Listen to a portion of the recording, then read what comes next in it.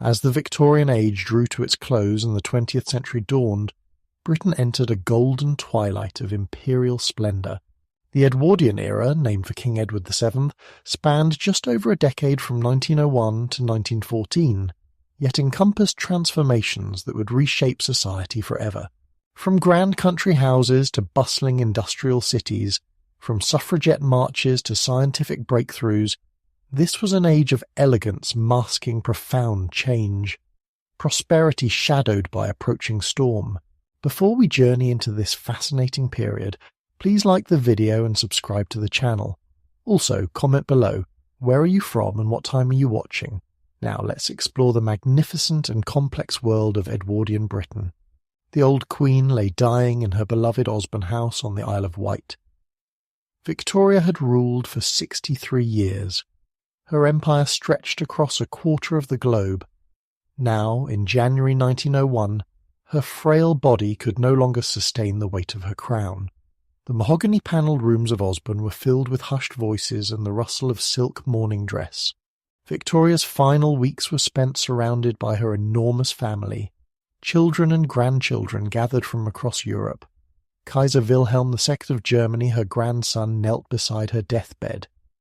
The irony was profound.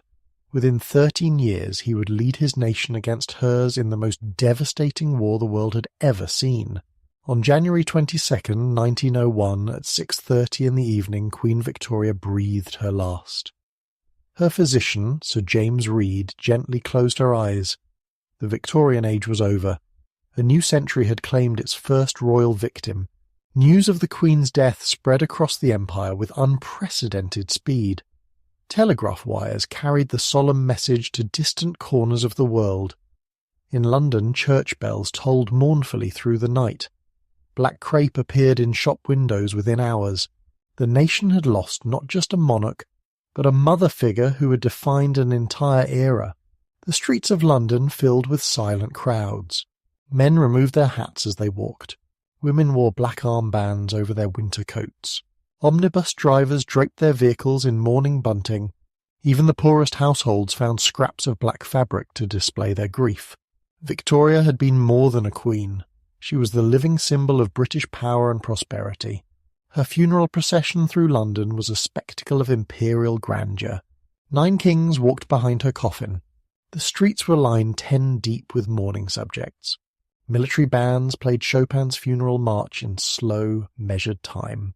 The gun carriage bearing Victoria's casket was pulled by 8 cream horses, their hooves muffled with felt to reduce noise on the cobblestones. Albert Edward, the Prince of Wales, now became King Edward VII at the age of 59. For nearly 4 decades he had waited in the wings while his formidable mother ruled. Victoria had never quite trusted her eldest son. She viewed him as frivolous and irresponsible. The press had dubbed him the Playboy Prince for his love of gambling, racing, and beautiful women. Edward's character was indeed complex and contradictory. He was a man of considerable intelligence who spoke French and German fluently. His knowledge of European politics was extensive, yet he was also famously fond of pleasure. Fine food, expensive cigars, and the company of actresses and society beauties. His marriage to Princess Alexandra of Denmark had been happy but not exclusive. His affairs were conducted with discretion but were widely known in society circles. The new king faced immediate challenges. The Boer War in South Africa was dragging on with mounting casualties and costs. Britain's international reputation had suffered from the conflict's harsh realities. Military reforms were desperately needed.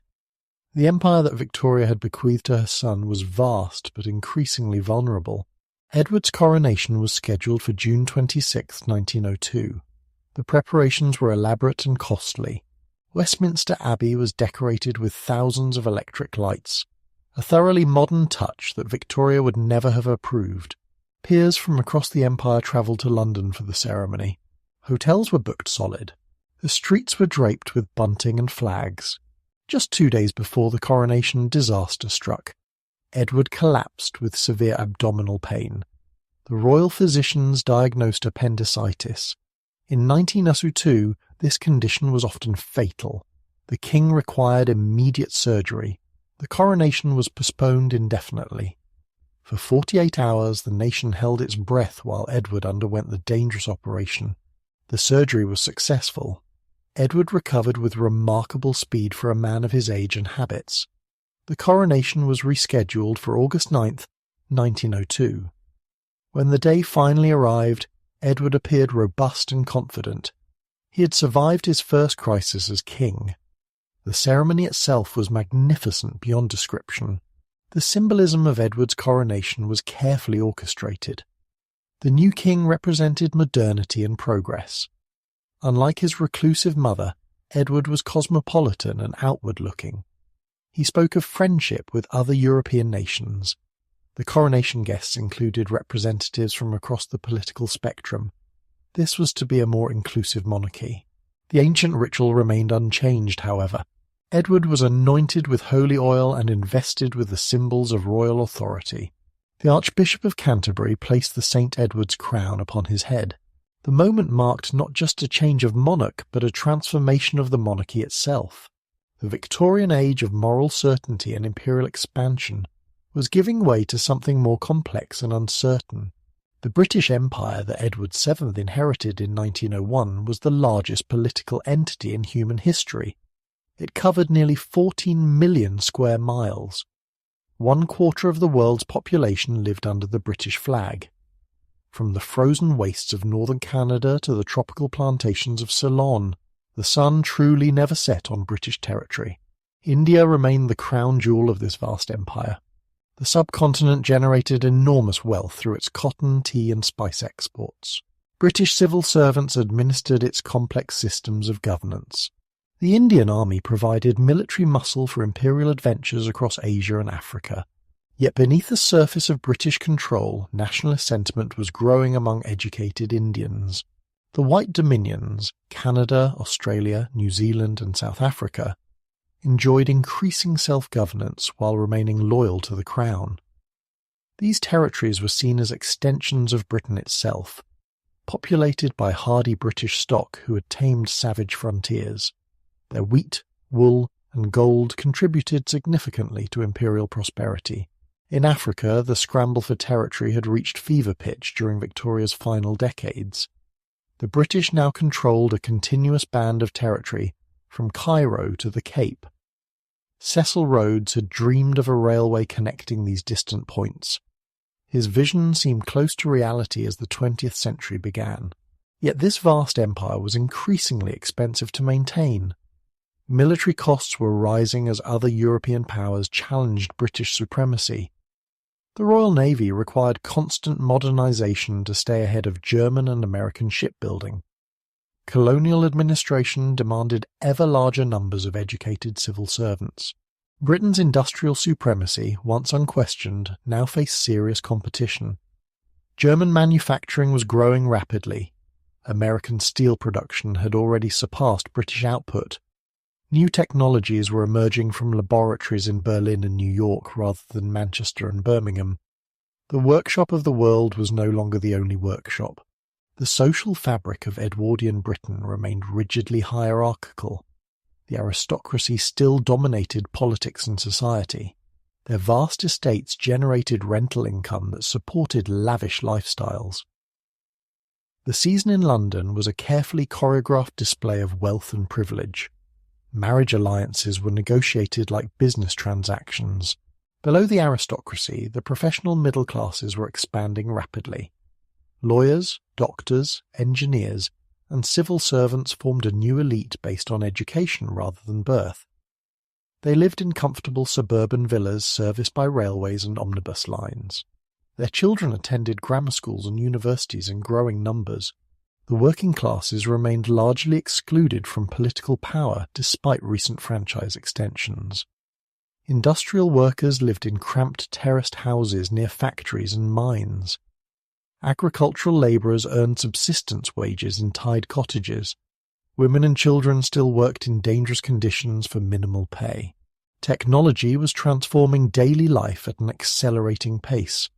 Electric lighting was beginning to replace gas in wealthy districts. Telephones connected business offices across the country. The first motorcars coughed along country lanes, startling horses and pedestrians. Wireless telegraphy promised to revolutionize long-distance communication. Photography was becoming accessible to ordinary families. Department stores offered an unprecedented variety of manufactured goods. Bicycles gave women new freedom of movement. Popular newspapers brought the world into British homes daily. The pace of change was both exhilarating and unsettling. International tensions simmered beneath the surface of diplomatic politeness. The balance of power that had maintained European peace since 1815 was shifting dangerously. Germany's rapid industrial growth and military expansion alarmed British policymakers. French desires for revenge against Germany complicated alliance systems. Russian expansion toward India and the Far East threatened British interests. The naval arms race was already beginning. Germany's decision to build a high-seas fleet directly challenged British naval supremacy. Admiral Tirpitz believed that Britain would eventually have to accommodate German ambitions rather than risk war. British naval planners saw German battleships as an existential threat to imperial communications. In the Far East, Japan's stunning victory over Russia in 1904-1905 would demonstrate that European powers were not invincible. The Boxer Rebellion in China had required international intervention to rescue foreign legations. The Ottoman Empire's gradual collapse was creating power vacuums that European nations rushed to fill. Edward VII immediately set about transforming the stuffy atmosphere of the Victorian court. The new king enjoyed society and entertainment in ways his mother never had. Marlborough House, his residence as Prince of Wales, had been famous for its brilliant parties and cosmopolitan guest lists. Now Buckingham Palace would follow suit. The court became noticeably more relaxed and accessible. Edward invited successful businessmen and financiers to royal events alongside traditional aristocrats. Merit began to compete with birth as a qualification for royal favour. The king's circle included Jewish financiers, American heiresses, and even the occasional artist or writer. Smoking was permitted in royal residences for the first time in decades. Edward was rarely seen without his characteristic cigar. Bridge replaced whist as the fashionable card game. The season extended later into the summer as the king's social calendar expanded. Entertaining became more elaborate and expensive. Edward's love of travel brought foreign influences into British court life. He spoke excellent French and German, unlike many of his subjects. His annual visits to continental spas and resorts were widely reported in the press. The king's cosmopolitan outlook began to influence fashionable society's attitudes toward foreigners. The 1902 Education Act represented the government's most significant domestic reform during Edward's early reign. Arthur Balfour's Conservative government recognised that Britain's industrial competitiveness required better educated workers. The Act established local education authorities with power to build and maintain secondary schools. For the first time, public funding would support education beyond the elementary level. Grammar schools received government subsidies to expand their facilities. Teacher training was improved and standardized. The curriculum was modernized to include science and technical subjects alongside classical languages. Religious controversy dogged the Education Act's implementation. Anglican and Catholic churches operated many existing schools. The Act's funding arrangements seemed to favour denominational education over secular alternatives. Nonconformist Protestants protested vigorously against paying rates to support what they saw as sectarian instruction. Despite these controversies, the Act's long-term impact was transformative. Educational opportunities expanded dramatically for working-class children. Libraries and evening classes proliferated in industrial towns. The foundations were laid for the meritocratic society that would emerge after 1918. Military reform became urgent following the British Army's poor performance in South Africa. The Boer War had exposed serious deficiencies in training, equipment, and leadership. Regular soldiers had struggled against guerrilla tactics employed by civilian farmers. Supply lines had collapsed repeatedly, leaving troops without adequate food and medical care. Richard Haldane, who became Secretary of State for War in 1905, undertook comprehensive military reorganisation. The old county regiments were restructured into a more efficient deployment system. Officer training was professionalised through expanded staff college programmes. The reserve forces were reorganised as the Territorial Army. The Committee of Imperial Defence was established to coordinate military planning across the empire. For the first time, senior military officers worked closely with civilian policymakers to develop long-term strategic plans. Intelligence gathering was improved through the creation of specialised departments. These military reforms would prove crucial when war came in 1914. The British expeditionary force that deployed to France was far better trained and equipped than the army that had struggled in South Africa. The Territorial Army provided essential reinforcement during the war's early months. Discussions of social welfare began to emerge during Edward's early reign, though substantial reforms would wait until after 1906. The Liberal Party was developing new ideas about the state's responsibility for citizen welfare. Reports by Charles Booth and Seebohm Rowntree had documented widespread poverty in London and York. The concept of old age pensions gained political traction. Germany had already implemented a state pension system with apparent success. New Zealand's social experiments were closely studied by British reformers. The idea that government should provide a safety net for its citizens was gradually gaining acceptance. These early discussions laid the groundwork for the liberal welfare reforms that would follow. Edward II's reign began with modest changes, but the foundations were being laid for more dramatic transformations. The new century demanded new approaches to old problems. The Edwardian era would prove to be a bridge between Victorian certainties and modern complexities. The king himself remained somewhat aloof from these policy debates. Edward preferred to focus on ceremonial duties and diplomatic relationships, yet his modernising influence on court life and social attitudes created space for reformist politicians to operate. The playboy prince had become a constitutional monarch who understood the need for gradual change. The great country houses of Edwardian England stood like monuments to a vanishing world. Chatsworth, Blenheim, Woburn Abbey. These vast estates stretched across manicured parklands designed by Capability Brown. Their stone facades gleamed in the morning sun. Ancient oak shaded gravel drives where motor cars now competed with horse-drawn carriages. Inside these palatial homes, the British aristocracy maintained lifestyles of unimaginable luxury. The Duke of Westminster's Eaton Hall employed over 300 servants. The household budget exceeded the annual income of most industrial towns. Electric lighting had been installed in the principal rooms, though many bedrooms still relied on candles and oil lamps. Central heating was beginning to appear in the most progressive houses, but most relied on coal fires tended by an army of housemaids. These country houses served as centres of political power and cultural influence. Cabinet ministers gathered for weekend consultations in oak-panelled libraries. Military commanders planned imperial campaigns over port and cigars. Marriage alliances were negotiated during afternoon tea in rose gardens. The informal networks that governed Britain operated through these elegant drawing rooms. The weekend house party had evolved into an elaborate social ritual. Friday afternoon, trains from London carried dozens of guests to remote estates. Ladies' maids and valets accompanied their employers with vast quantities of luggage. A single weekend required multiple changes of clothing. Tweeds for shooting, formal dress for dinner, sports clothes for morning activities. The men spent their days shooting pheasant and partridge across the estate's coverts. Gamekeepers had spent months breeding birds and preparing the grounds. Beaters drove the game toward waiting guns positioned at strategic points. A successful day's shooting might bag several hundred birds.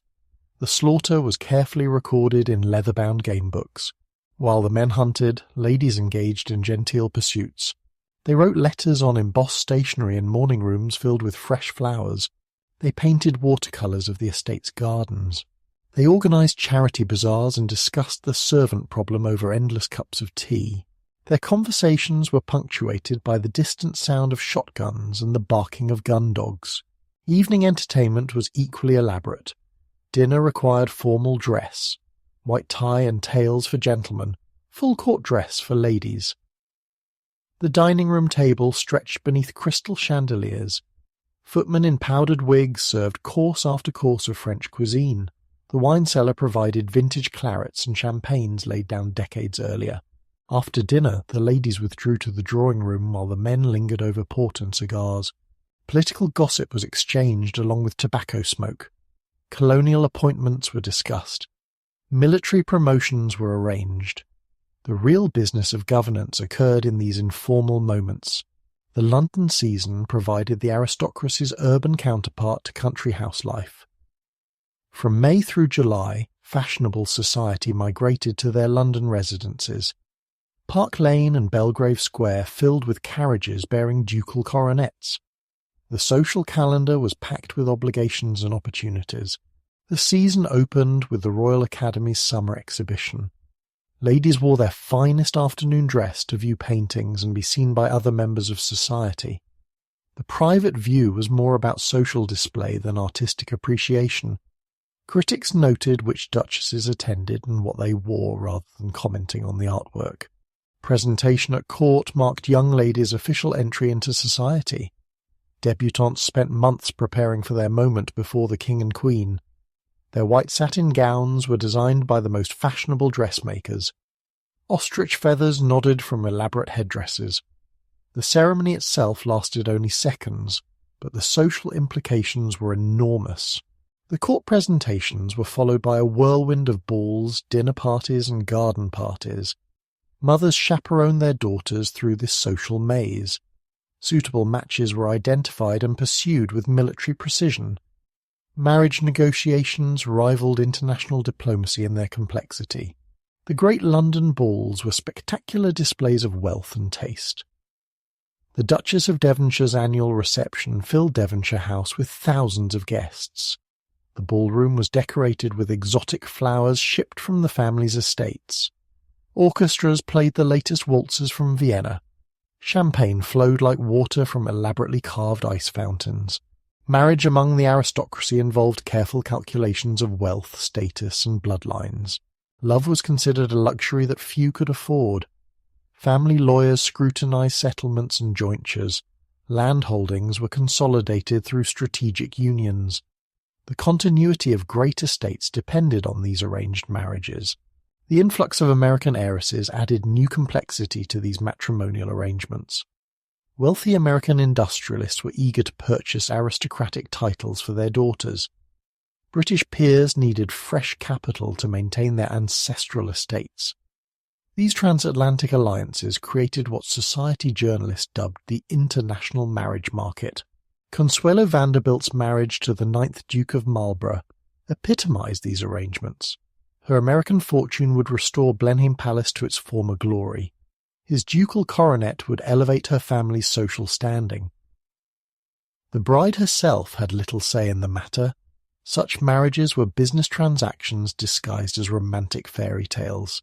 The servant hierarchy that supported aristocratic life was as complex as the social structure above stairs. The butler ruled over the male servants with absolute authority. His word was law in matters of wine, silver, and protocol. Head housekeepers commanded armies of maids, cooks, and kitchen staff.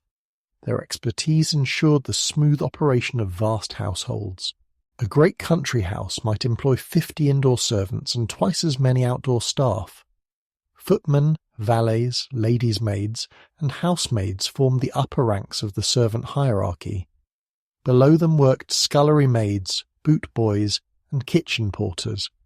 Each position had its own uniform, duties, and place in the rigid social order. The relationship between masters and servants was governed by unwritten codes of conduct. Good servants were invisible except when needed. They knew their employers' habits and preferences intimately. They anticipated needs before they were expressed. In return, they received job security, accommodation, and modest wages. This elaborate social system was beginning to show signs of strain. The costs of maintaining great establishments were rising faster than rental incomes. Death duties introduced by liberal governments threatened to break up ancient estates. Younger sons were increasingly forced to seek careers in business or the colonies. The aristocracy's monopoly on political power was also under challenge. The House of Lords remained dominated by hereditary peers, but its authority was questioned by radical politicians. The democratic tide that had swept across Europe was lapping at the foundations of aristocratic privilege, yet in Edward VII's early years the great country houses still functioned as centres of power and influence. The social season continued its ancient rhythms. Marriage alliances were still negotiated over tea and tennis. The aristocracy maintained their grip on the heights of British society, even as the ground shifted beneath their feet. The suburban streets of Edwardian England told the story of middle-class prosperity and aspiration. Rows of identical villas stretched along tree-lined avenues in places like Surbiton, Ealing and Hampstead Garden suburb. Each house boasted a small front garden, bay windows and a tiled front path. These were the homes of clerks, teachers, shop managers and junior civil servants who formed Britain's expanding middle class. The professional classes were multiplying rapidly as the economy became more complex and specialised. Lawyers, doctors, engineers and architects enjoyed unprecedented prosperity. Their expertise was essential to industrial expansion and imperial administration. University education had opened doors to careers that offered both respectability and financial reward. The suburban railway network made this middle-class expansion possible. Steam trains carried office workers from their villa homes to city centres each morning. The journey took 30 minutes from places that had been rural villages just decades earlier. Season tickets were expensive but within reach of professional salaries. The daily commute became a defining feature of middle-class life. Middle-class homes reflected their owners' values and aspirations. The front parlour was reserved for special occasions and important visitors. Heavy curtains and antimacassars protected furniture from dust and wear. Piano lessons were considered essential for daughters. Shelves of leather-bound books displayed the family's educational achievements. The dining room was the heart of middle-class domestic life. Family meals were formal affairs with proper table settings and courses. The housemaid announced dinner with a small bell. Children were expected to maintain perfect posture and table manners. Conversation topics were carefully monitored by parents who valued respectability above all else. Domestic arrangements required at least one live-in servant in respectable middle-class households. The general servant, or maid-of-all-work, cleaned, cooked, and answered the front door. Her presence allowed the mistress of the house to maintain her status as a lady. Managing servants became a mark of middle-class achievement. Department stores transformed middle-class shopping habits and consumption patterns. Harrods, Selfridges and Liberties offered unprecedented variety under one roof. Ready-made clothing competed with bespoke tailoring. Mass-produced furniture filled suburban dining rooms and bedrooms. Consumer goods became symbols of social status and personal taste. The rise of department stores coincided with changes in middle-class women's roles. Shopping became a legitimate social activity for respectable ladies. The stores provided safe public spaces where women could spend hours browsing. Tea rooms within the stores allowed extended shopping expeditions. Advertising began to target female consumers directly. Education became the primary marker of middle-class status and the pathway to social advancement. Grammar schools prepared sons for university and professional careers. Private schools for girls emphasized accomplishments like French, music, and watercolor painting. Educational achievement distinguished the middle classes from their social inferiors. The proliferation of examinations created new opportunities for talented individuals from modest backgrounds. The civil service recruited through competitive testing rather than patronage. Professional qualifications became essential for legal and medical practice. Merit began to compete with birth as a determinant of social position. Women's roles within the middle class were particularly complex and contradictory.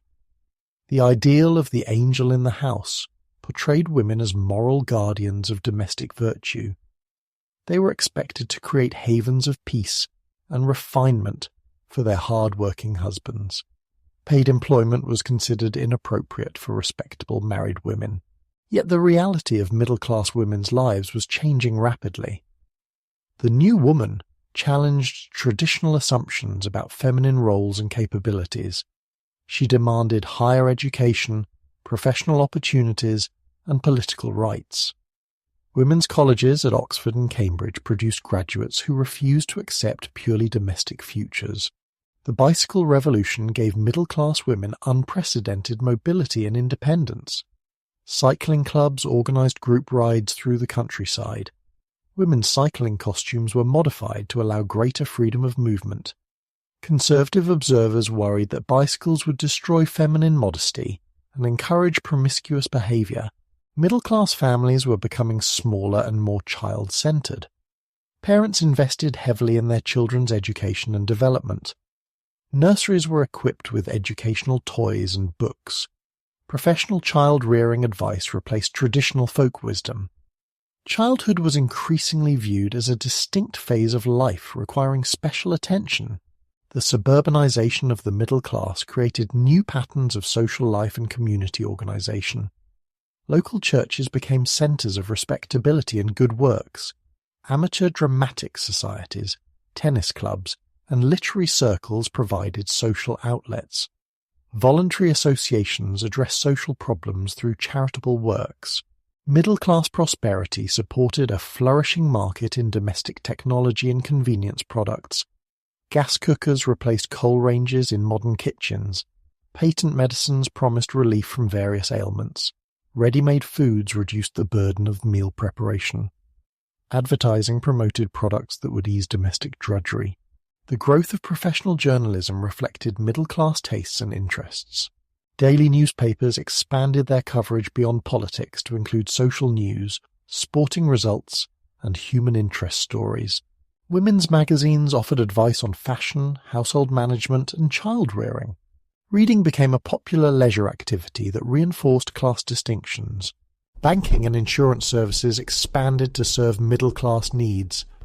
Building societies helped families purchase their suburban homes. Life insurance policies protected against financial disaster. Investment opportunities allowed surplus income to generate additional wealth. Financial planning became a middle-class preoccupation. The middle class was becoming increasingly conscious of its distinct identity and interests. Professional associations protected their members' economic positions. Suburban residents organized to resist industrial development in their neighborhoods. Middle-class voters supported political parties that promised to protect their property and privilege. Yet this expanding middle class remained politically moderate and socially conservative. They feared revolution from below while aspiring to recognition from above. Their prosperity depended on the stability of existing social and economic arrangements. The middle class became the backbone of Edwardian society's resistance to radical change. The industrial districts of Edwardian Britain presented a stark contrast to suburban middle-class comfort. Rows of smoke-blackened terraced houses stretched endlessly through manufacturing towns. Factory chimneys belched coal smoke into grey skies. The air itself seemed to carry the weight of industrial labour and working-class struggle. In Manchester's cotton mills, workers began their shifts at 6 in the morning.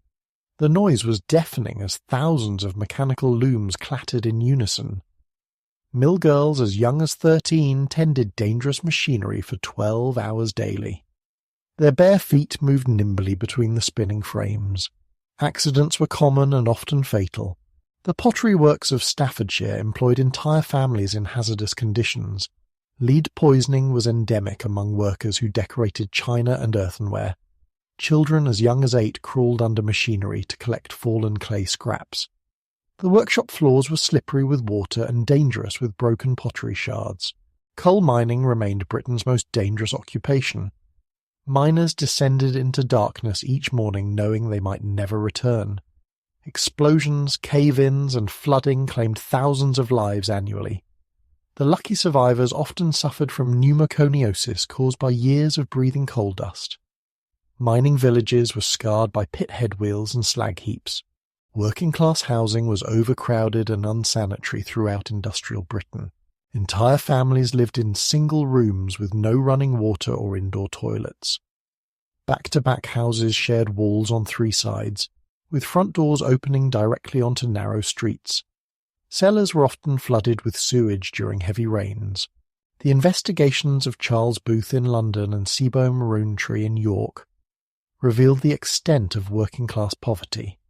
Booth's massive survey of East London found that 30% of the population lived below the poverty line. Rowntree's study of York showed similar levels of destitution in a typical provincial town. These poverty studies shocked middle-class readers, who had believed that hard work guaranteed decent living standards. The researchers documented families who could not afford adequate food despite full-time employment. Malnutrition was widespread among working-class children. The physical degradation of the urban poor threatened national efficiency and imperial strength. Working-class women faced the double burden of paid employment and domestic responsibilities. Factory girls worked long hours for minimal wages before returning home to care for younger siblings. Married women took in washing or sewing to supplement family incomes. Pregnancy and childbirth occurred without medical attention or time off work. The sweated trades exploited women workers with particular ruthlessness. Garment workers sewed shirts and dresses in overcrowded tenements for piece rates that barely covered basic necessities. Matchgirls worked with dangerous phosphorus that caused phossy jaw, a horrific bone disease. The white lead used in paint manufacturing poisoned women workers slowly but inevitably. Agricultural labourers faced different but equally harsh conditions. Farm workers lived in tied cottages that went with their employment. Wages were even lower than in industrial areas. The agricultural depression had reduced many farm families to near destitution. The mechanization of agriculture was displacing traditional farm workers. Steam ploughs and mechanical reapers reduced the need for seasonal labour. Young people migrated from countryside to cities in search of better opportunities. Rural communities were slowly emptying as agriculture required fewer hands. Trade unions grew rapidly during the Edwardian period as workers organised for better wages and conditions. The Miners' Federation of Great Britain became one of the largest and most powerful unions. Dock workers formed strong organisations despite the casual nature of their employment. Railway workers created a unified union that could paralyse transportation networks. The Great Dock Strike of 1889 had demonstrated the power of organised labour. The Matchgirls' Strike of 1888 showed that even the most exploited workers could fight back successfully. Union membership expanded from fewer than 2 million in 1900 to over 4 million by 1914.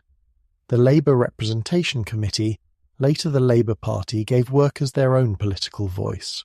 Strike waves swept through British industry as workers demanded their share of increasing prosperity. The Taff Vale decision of 1901 initially weakened union power by making them liable for employers' losses during strikes. The Trade Disputes Act of 1906 restored union rights and encouraged further militancy. Housing reform became a central issue in debates about working-class conditions. The Garden City movement promoted planned communities that would combine the benefits of town and country. Letchworth, founded in 1903, was the first garden city designed according to Ebenezer Howard's principles. Tree-lined streets, generous gardens, and modern amenities promised better lives for working families. Local authorities began building council housing to replace the worst slums. The London County Council's estate at Millbank provided decent accommodation for displaced slum dwellers. Similar projects in Glasgow, Liverpool and Manchester demonstrated that public housing could improve working-class living standards. Public health reforms targeted the diseases that ravaged working-class communities. Clean water supplies and effective sewage systems reduced cholera and typhoid outbreaks. Medical officers of health monitored sanitary conditions in industrial districts. School medical inspections revealed the extent of malnutrition and disease among working-class children. Educational opportunities for working-class children remained limited despite official reforms. Most children left school at age 12 to begin work. Evening classes and mechanics institutes provided some adult education opportunities. Public libraries offered free access to books and newspapers. Self-improvement through education remained a working-class aspiration rather than an expectation. The temperance movement blamed alcohol for many working-class problems. Publicans were portrayed as exploiters who profited from workers' misery. The United Kingdom Alliance campaigned for prohibition of alcoholic beverages. Working men's clubs provided alternatives to public houses, yet alcohol remained one of the few pleasures available to exhausted workers. Religious missions attempted to bring Christianity to the industrial poor. The Salvation Army operated soup kitchens and hostels for the homeless. Settlement houses brought university-educated volunteers to live among the poor. These efforts met with mixed success as working-class communities developed their own forms of mutual support. Friendly societies and cooperative stores provided working-class alternatives to capitalist exploitation. The Rochdale pioneers had established principles of cooperative trading that spread throughout industrial Britain. Burial clubs and sick benefit societies helped families cope with illness and death. These organizations demonstrated working-class capacity for self-organization and mutual aid. The working classes were not passive victims of industrial exploitation. They created their own institutions and cultures that provided dignity and solidarity. Working men's clubs, brass bands, and football teams built community connections that transcended workplace hierarchies. The music hall provided entertainment that reflected working-class experiences and values. The great houses of Edwardian Britain hummed with the activities of vast armies of domestic servants. Below stairs, a complex hierarchy mirrored and supported the social distinctions maintained above. The servants' hall at a great country house was a world unto itself, governed by rigid protocols and ancient customs that dictated every aspect of daily life. The butler reigned supreme over the male servants with an authority that rivaled minor royalty. His knowledge of wines, silver, and protocol was encyclopedic. He alone possessed the keys to the wine cellar and the silver strong-room. His evening dress was impeccably tailored, though never quite as fine as his employer's.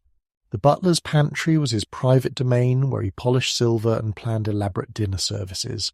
Mrs. Morrison, the head housekeeper at Longleat, controlled a staff of 23 women servants. Her black silk dress and chatelaine of keys marked her elevated status. She interviewed potential housemaids, allocated duties, and maintained the linen supplies. Her sitting room was furnished with comfortable chairs and a writing desk where she kept detailed household accounts.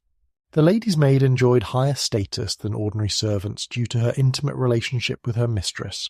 She dressed her employer's hair, selected jewellery, and maintained elaborate wardrobes. Her skills in sewing, mending, and minor medical care made her indispensable. Ladies' maids often travelled with their employers, seeing more of the world than they could ever have imagined. Housemaids rose at 5 a.m. to clean grates and light fires before the family awakened. They scrubbed floors on their hands and knees, dusted furniture with beeswax polish, and changed bed linens daily. Their black cotton dresses and white aprons were practical uniforms designed for hard physical labour. Housemaids were invisible during family hours, scurrying up back staircases when they heard approaching footsteps. The kitchen was ruled by the cook, a formidable figure whose temper was legendary throughout the servants' hall. She planned menus, supervised kitchen maids, and created elaborate meals for both family and staff. Her domain included larders, pantries, and sculleries, where vegetables were prepared and dishes washed. The kitchen range required constant attention to maintain proper temperatures for roasting and baking. Kitchen maids and scullery maids occupied the lowest ranks of the servant hierarchy. They peeled vegetables, scrubbed pots, and cleaned the kitchen floors. Their hands were permanently stained and roughened by harsh soap and dirty water. They slept in cramped attic rooms and were rarely permitted above the kitchen level of the house. Footmen served at table, answered the front door, and accompanied the family on formal occasions. Their livery was colourful and elaborate, designed to impress visitors and reflect their employers' wealth. They powdered their hair for grand dinners and wore white gloves when serving food. Footmen were chosen for their height and appearance as much as their competence.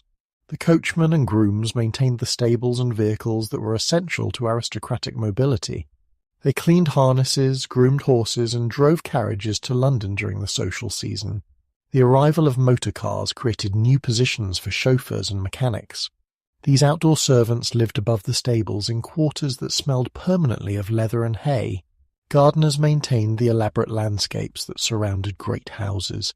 Head gardeners supervised teams of undergardeners who tended flower beds, vegetable gardens, and greenhouses. The walled kitchen garden produced fruit and vegetables for the house throughout the year. Greenhouses filled with exotic orchids and tropical plants satisfied Victorian and Edwardian fascination with botanical specimens.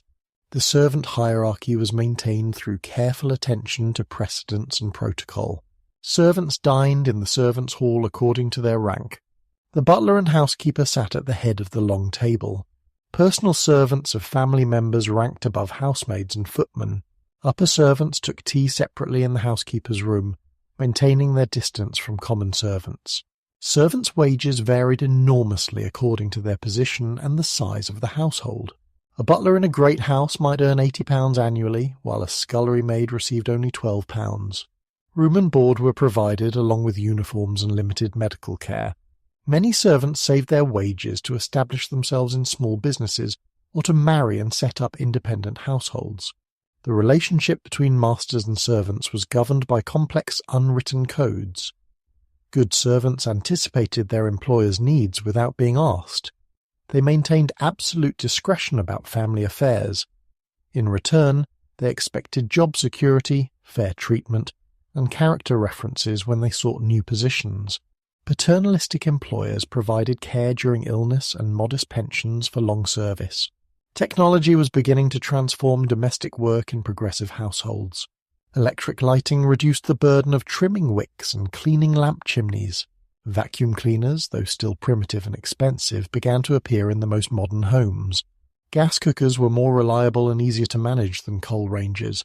Hot water systems reduced the labour of carrying water upstairs. The servant problem became a constant concern for middle-class families who could afford only 1 or 2 domestic workers.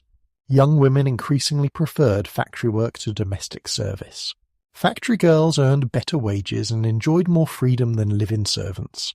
Department stores and offices provided alternative employment for educated working-class women. Domestic service was losing its appeal for several reasons. Servants worked longer hours than factory workers with no guarantee of time off. They lived under constant supervision with little privacy or independence. The social stigma attached to service was growing as democratic ideas spread through society. Young women wanted careers, not lifelong subordination to middle-class families. Urban working women found new opportunities in the expanding service economy. Shop girls in department stores earned modest wages but enjoyed higher status than domestic servants. Typists and telephone operators required basic education and offered prospects for advancement. Factory work, despite its hardships, provided companionship and collective solidarity that domestic service could not match. The typewriter revolution created thousands of jobs for educated women in offices throughout Britain. Typewriter girls became a familiar sight on omnibuses travelling to commercial districts each morning. Their neat costumes and business-like demeanour symbolised women's entry into the professional world. Office work was clean, respectable, and offered regular hours. Tea shops and restaurants employed thousands of waitresses as dining out became more popular. These nippy waitresses in their black dresses and white aprons served customers quickly and efficiently. The work was hard, but offered tips that supplemented basic wages. Restaurant work provided social interaction and variety that domestic service lacked. Laundries employed thousands of women in hot, steamy conditions that were notoriously unhealthy. Washing clothes by hand in boiling water and harsh chemicals damaged workers' health permanently. Yet laundry work paid better than most alternatives available to working-class women. Commercial laundries were replacing home laundresses as middle-class families sought convenience. The gradual mechanization of household work would eventually reduce the demand for domestic servants. Electric appliances, gas heating, and improved plumbing would make smaller households manageable without live-in help.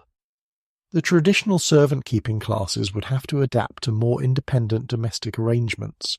Lord Salisbury dominated British politics as the 19th century ended and the 20th began. His massive frame and flowing beard made him instantly recognisable. He had served as Prime Minister 3 times and was now in his final term. Salisbury represented the old conservative tradition of cautious governance and imperial responsibility. His aristocratic manner and intellectual authority commanded respect even from political opponents. Salisbury's approach to politics was fundamentally sceptical of democratic enthusiasms.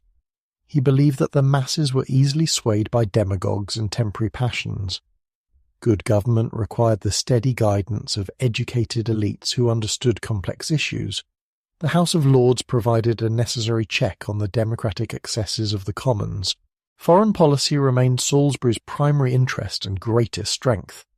He had avoided European entanglements while maintaining British imperial interests worldwide. His policy of splendid isolation kept Britain free from continental alliance systems. The empire had expanded under his leadership without major wars or international crises. The Second Boer War, however, exposed weaknesses in Salisbury's approach. The conflict had dragged on far longer than expected. Military incompetence had embarrassed British prestige internationally. The costs were enormous and the benefits questionable. Opposition politicians attacked the government's handling of the war with increasing effectiveness. Salisbury's health was declining as age and responsibility took their toll. He found the demands of modern politics increasingly burdensome. Mass democracy required skills and temperament that did not come naturally to Victorian aristocrats. The Prime Minister began to delegate more authority to younger colleagues. Arthur Balfour, Salisbury's nephew and designated successor, possessed a brilliant philosophical mind but lacked his uncle's political instincts. He was an accomplished musician and writer whose interests extended far beyond party politics. Conservative MPs respected his intellect while questioning his commitment to their cause. Balfour seemed more interested in abstract ideas than practical governance. The Conservative Party was beginning to fragment over fundamental questions of economic policy. Free trade had been conservative orthodoxy since Robert Peel's conversion in the 1840s. Joseph Chamberlain's campaign for tariff reform challenged this consensus. He argued that protective tariffs would strengthen imperial bonds while generating revenue for social reforms. Chamberlain had entered politics as a radical liberal in Birmingham. His energy and organisational skills had made him one of the most effective politicians of his generation. He had split the Liberal Party over Irish Home Rule and joined the Conservative government as a Liberal Unionist. Now he was splitting the Conservative Party over trade policy. The tariff reform campaign began with Chamberlain's speech in Birmingham in May 1903. He argued that Britain's industrial supremacy was threatened by German and American competition. Protective tariffs would help British manufacturers compete in foreign markets. Imperial preference would strengthen economic ties with the dominions and colonies.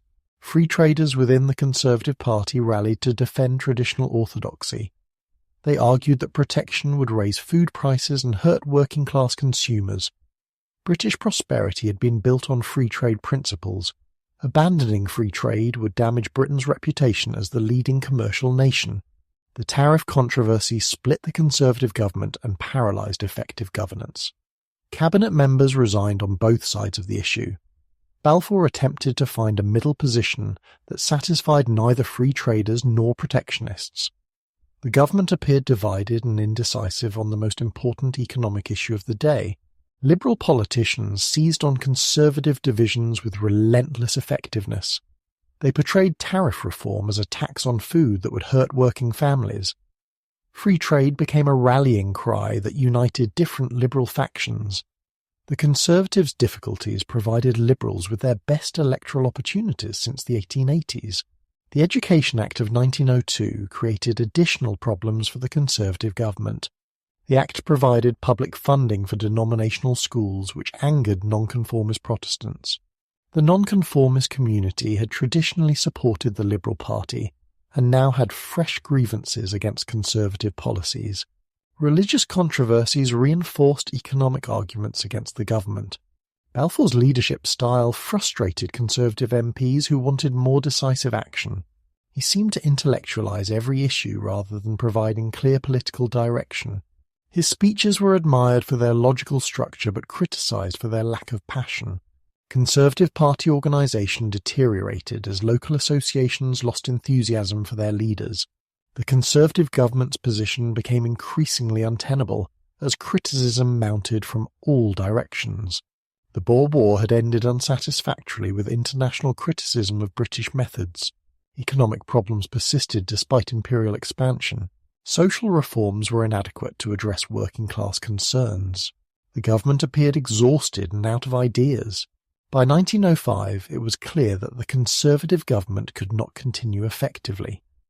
Balfour's attempts to hold his party together had failed. The tariff controversy had created irreconcilable divisions.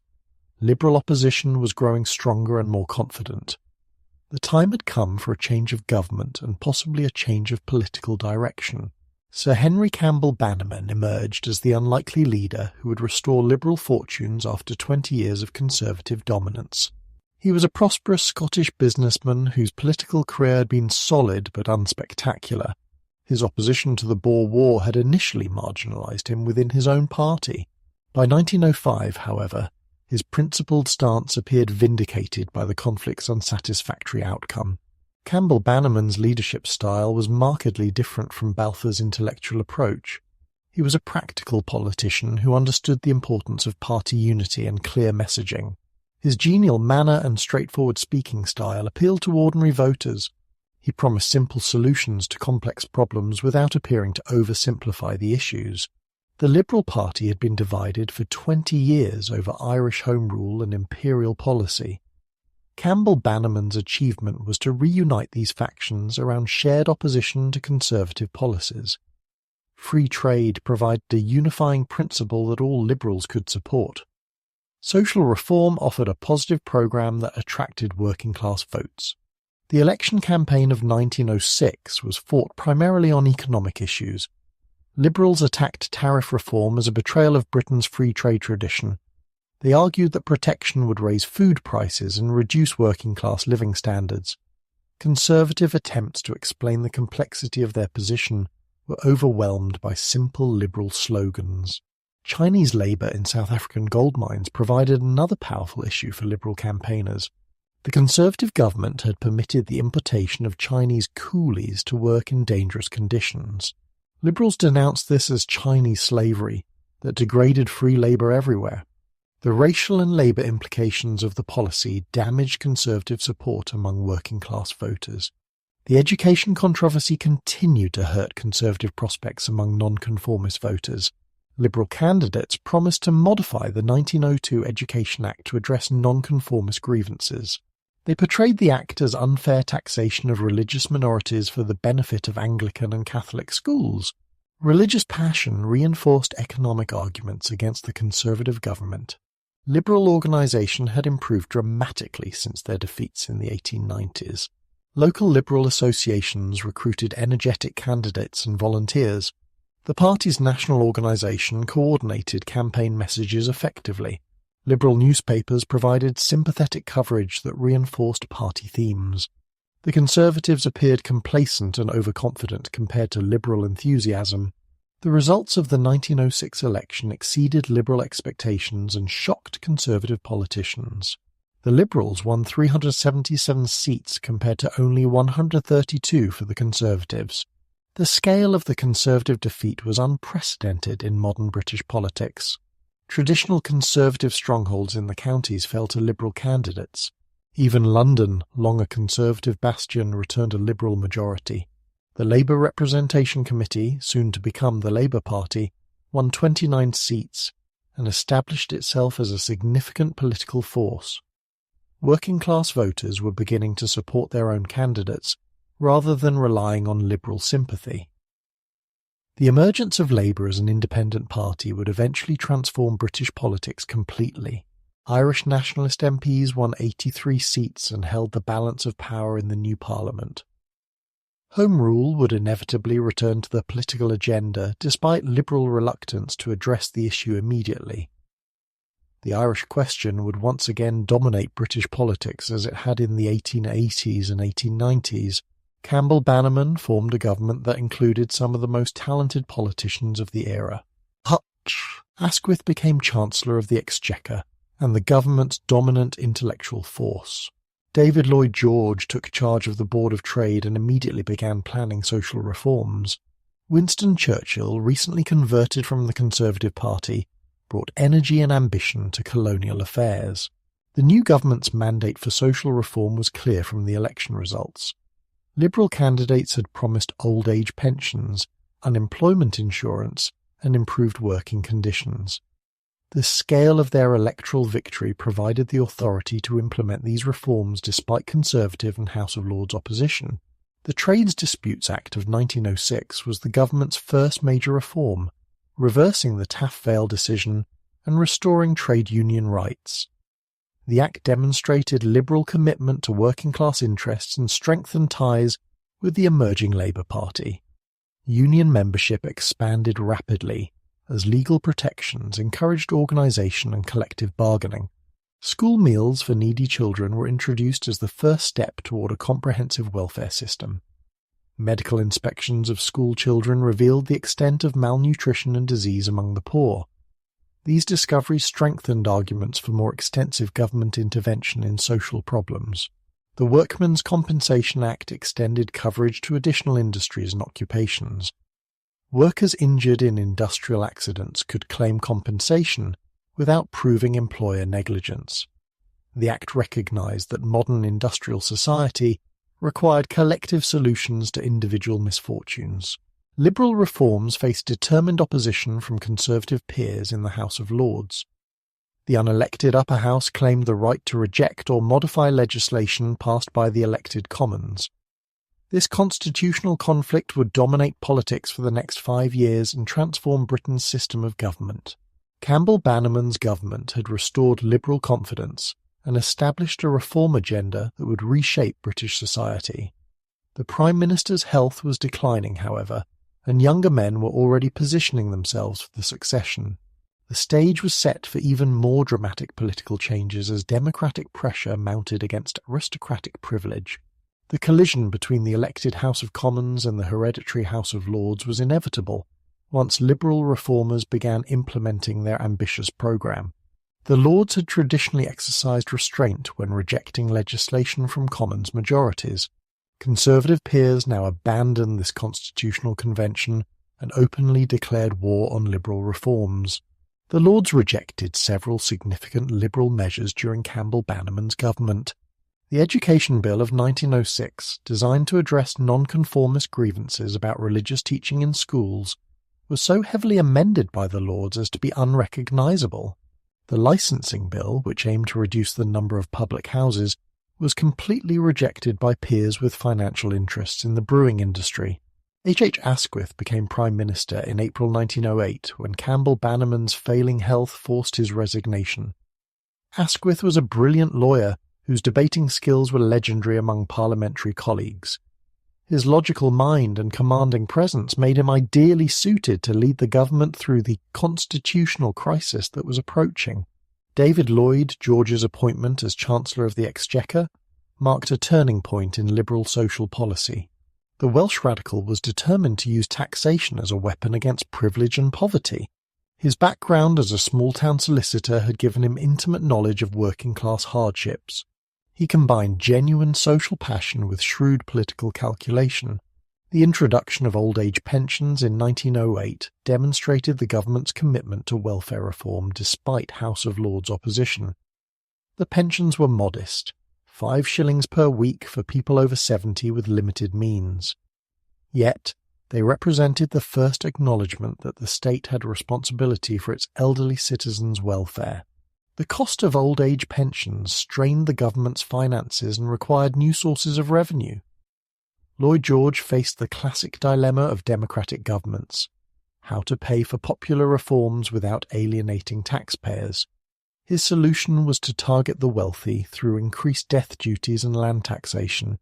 The 1909 People's Budget was Lloyd George's masterstroke of political theatre and fiscal innovation. He presented it as a deliberate attack on privilege and unearned wealth. The budget increased income tax rates for the wealthy, imposed new taxes on land values, and introduced inheritance taxes that would fund social reforms. Lloyd George's budget speech was a rhetorical triumph that transformed dry fiscal measures into a moral crusade. He contrasted the luxury of the wealthy with the poverty of working families. The budget would fund not just old-age pensions, but also naval expansion and unemployment insurance. It was presented as a choice between guns and butter, between aristocratic privilege and democratic progress.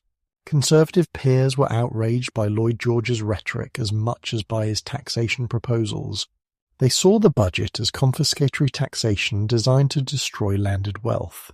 The Chancellor's speeches attacking dukes and idle rich were denounced as demagogic appeals to class hatred. The constitutional proprieties of financial legislation were being violated by political warfare. The House of Lords faced a terrible dilemma over the people's budget. Constitutional tradition held that the Lords should not reject money bills passed by the Commons.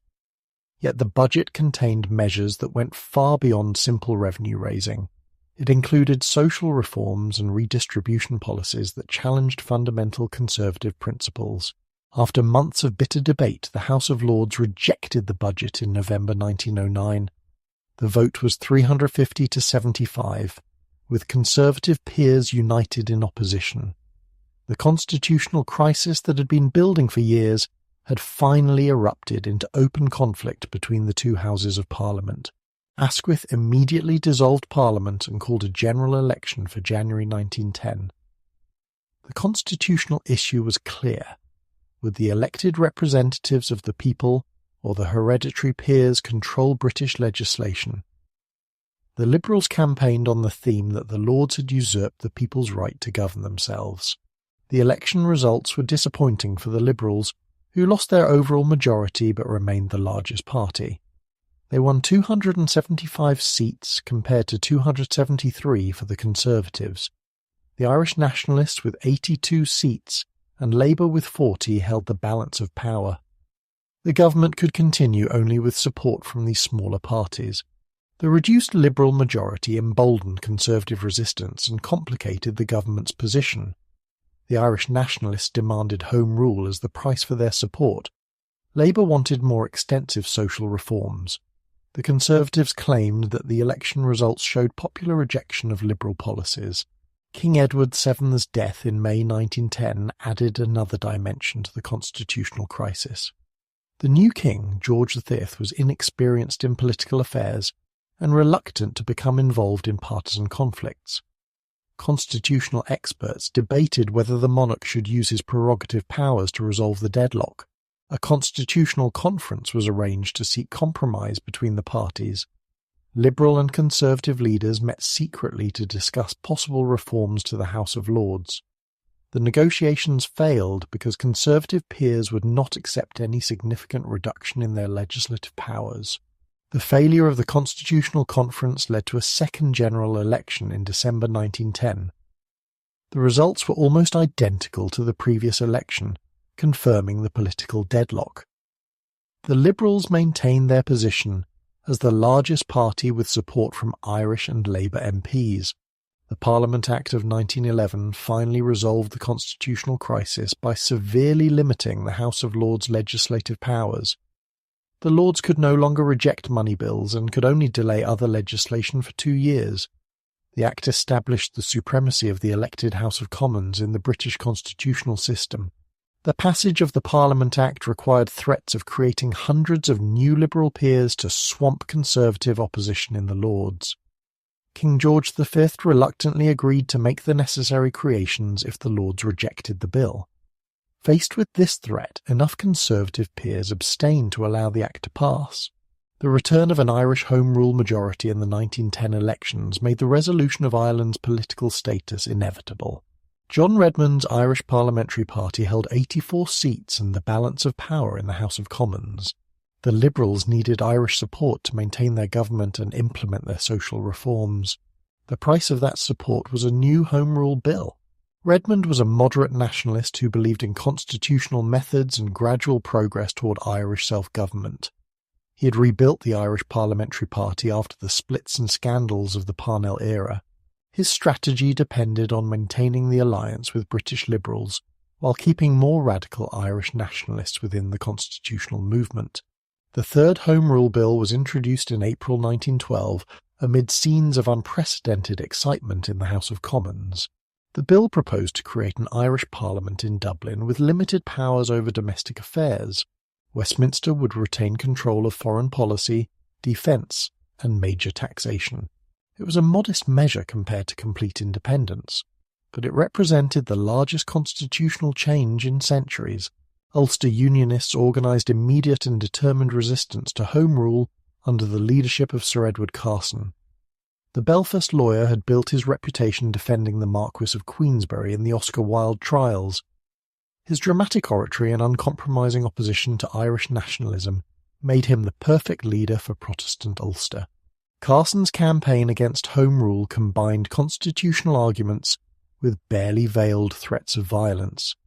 He argued that Ulster's Protestant majority should not be forced into a Dublin Parliament dominated by Catholic nationalists. The economic prosperity of Belfast and eastern Ulster would be destroyed by Irish Home Rule policies. The Ulster Volunteer Force was organised in 1912 as a private army to resist Home Rule by force if necessary.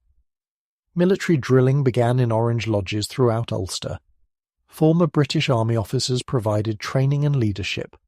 The volunteers obtained arms through smuggling operations that the government seemed unable to prevent. The Conservative Party openly encouraged Ulster resistance to Home Rule, abandoning its traditional support for law and order. Bonar Law, the new Conservative leader, declared that there were things stronger than parliamentary majorities. Conservative MPs attended rallies in Ulster and pledged support for armed resistance to Liberal policies. The Curragh incident of March 1914 demonstrated the extent of Ulster resistance and the unreliability of the army in enforcing government policy. Officers at the Curragh military base near Dublin threatened to resign rather than march against Ulster Unionists. The government was forced to reassure the officers that they would not be required to coerce Ulster. Arms smuggling reached dramatic proportions as both sides prepared for potential civil war. The Ulster Volunteers landed 25,000 rifles and 3 million rounds of ammunition at Larne in April 1914. The Irish Volunteers, formed to support Home Rule, attempted similar gun-running operations. Private armies were arming themselves throughout Ireland. The Buckingham Palace Conference in July 1914 was a last desperate attempt to find a peaceful solution to the Irish crisis. King George VIII brought together leaders of all parties to discuss possible compromises. The conference failed because neither side would accept partition of Ireland or exclusion of any Ulster counties from Home Rule. British politics had reached a dangerous impasse by the summer of 1914. The government could not enforce its policies in Ulster. The opposition party was encouraging armed resistance to parliamentary legislation. Private armies were preparing for civil war in Ireland. The constitutional system appeared to be breaking down under the strain of the Irish question.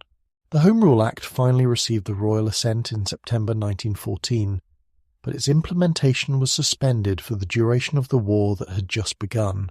Ireland's political future remained unresolved as the country entered the Great War as part of the United Kingdom. The crisis that had brought Britain to the brink of civil war was temporarily frozen by the greater crisis of European war. The failure to resolve the Irish question peacefully would have tragic consequences during and after the Great War. The Easter Rising of 1916, the partition of Ireland in 1920, and the Irish Civil War of 1922-1923 all flowed from the unresolved tensions of the Edwardian period. The constitutional crisis had revealed the limitations of parliamentary democracy when confronted by irreconcilable national and religious divisions. While politicians debated constitutional crises and Irish Home Rule, a quieter but equally profound revolution was transforming women's lives across Britain. The restrictive Victorian ideal of feminine domesticity was giving way to new possibilities and aspirations. Young women in Edwardian Britain were claiming rights and freedoms that their mothers could never have imagined. The new woman became a symbol of changing times and contested values. She rode bicycles, attended university lectures, and demanded professional careers. Her clothes were more practical than ornamental. Her conversation included politics and social issues rather than just domestic concerns. Conservative observers viewed her with suspicion and alarm. Educational opportunities for women had expanded dramatically since the 1870s. Girton College and Newnham College at Cambridge University admitted women students, though they could not yet receive degrees. Oxford followed with Lady Margaret Hall and Somerville College. These institutions proved that women could master the most demanding academic subjects. Women's colleges produced graduates who refused to accept purely domestic futures. They became teachers, social workers, and writers. Some entered medicine despite fierce opposition from male professionals. The legal profession remained closed to women, but they found ways to work as clerks and legal researchers. The teaching profession was transformed by the influx of educated women.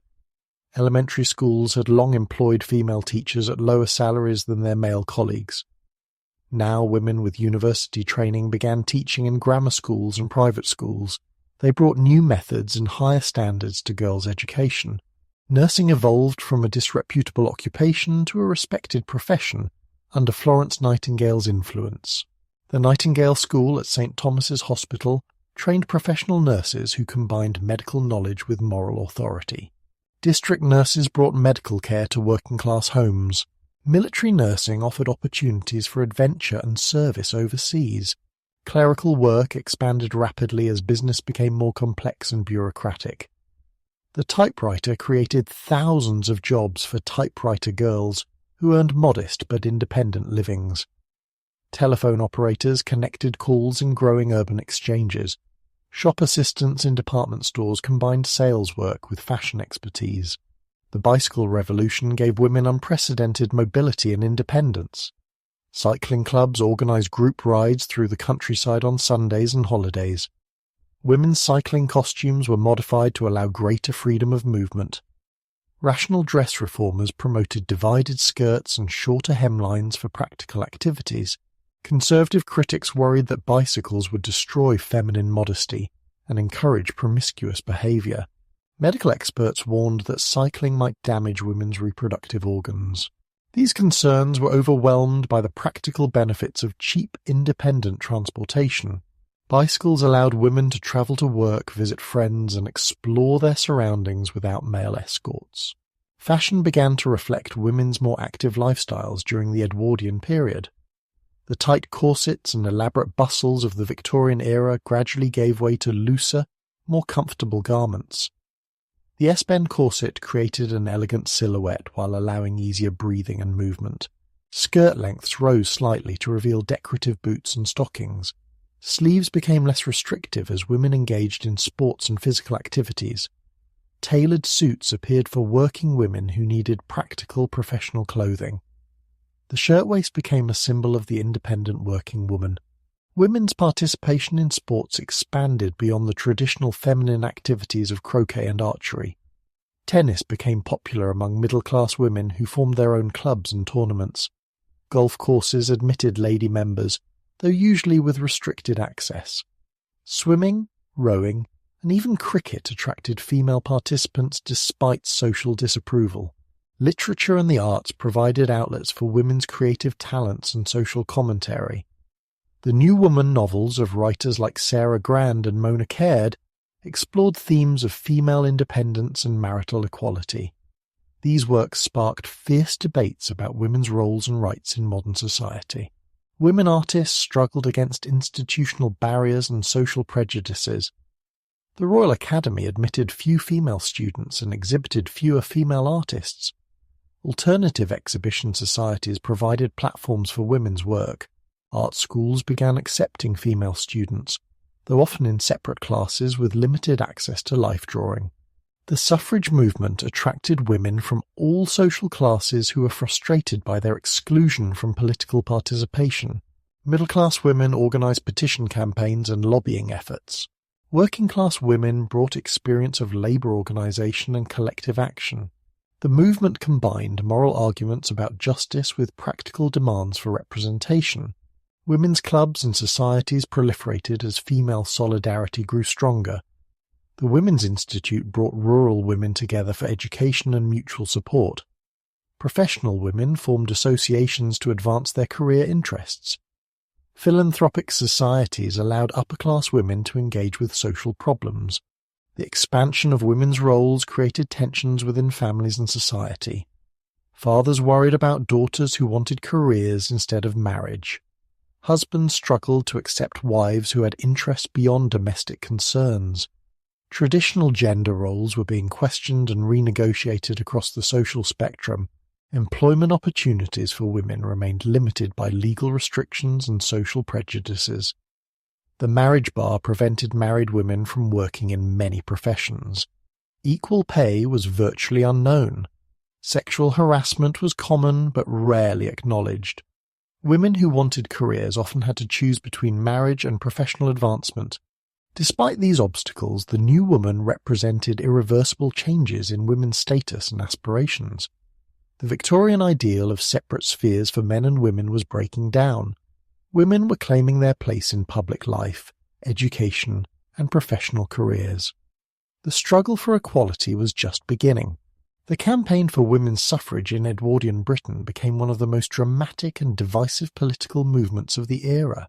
Two distinct approaches emerged within the women's suffrage movement, each reflecting different philosophies about political change and the role of militancy in democratic societies. Millicent Fawcett represented the constitutional approach through her leadership of the National Union of Women's Suffrage Societies. She was the widow of a radical Liberal MP and had been involved in women's rights campaigns since the 1870s. Fawcett believed that persistent lobbying, rational argument, and demonstration of women's fitness for political participation would eventually convince male politicians to grant the vote. The Nueces organised petition campaigns, parliamentary lobbying, and public meetings throughout Britain. Local societies held drawing-room meetings where respectable ladies discussed political issues over tea and cakes. Speakers addressed audiences about women's contributions to society and their need for political representation. The approach was dignified, patient, and deliberately non-threatening. Fawcett's constitutional strategy had achieved some modest successes by 1903. Women could vote in local government elections and serve as poor law guardians and school board members. The precedent of female political participation had been established. Several MPs from both parties expressed sympathy for women's suffrage. Progress was frustratingly slow, however, and many women grew impatient with constitutional methods. Parliament repeatedly ignored women's suffrage bills or talked them to death in committee. Male politicians made encouraging speeches but took no concrete action. The cause seemed to be stagnating despite decades of careful, respectable campaigning. Emmeline Pankhurst founded the Women's Social and Political Union in Manchester in 1903 to pursue more aggressive tactics. She was the widow of a radical lawyer who had supported women's rights. Her three daughters, Christabel, Sylvia, and Adela, all became prominent suffrage campaigners. The Pankhurst family embodied the generational conflict over suffrage tactics. The WSPU adopted the motto "Deeds Not Words" to contrast their approach with the constitutional suffragists' patient lobbying. They organised dramatic public demonstrations, interrupted political meetings, and deliberately courted arrest to publicise their cause. The suffragettes, as they became known, believed that militancy would force politicians to take women's demands seriously. The suffragette campaign escalated gradually from peaceful protest to increasingly militant action. Early tactics included unfurling banners in the Ladies' Gallery of the House of Commons and chaining themselves to the railings of government buildings. These actions generated newspaper coverage and public attention in ways that constitutional campaigning never had. The first suffragette arrests occurred in 1905 when Christabel Pankhurst and Annie Kenney interrupted a Liberal Party meeting in Manchester. They were imprisoned for refusing to pay fines for disturbing the peace.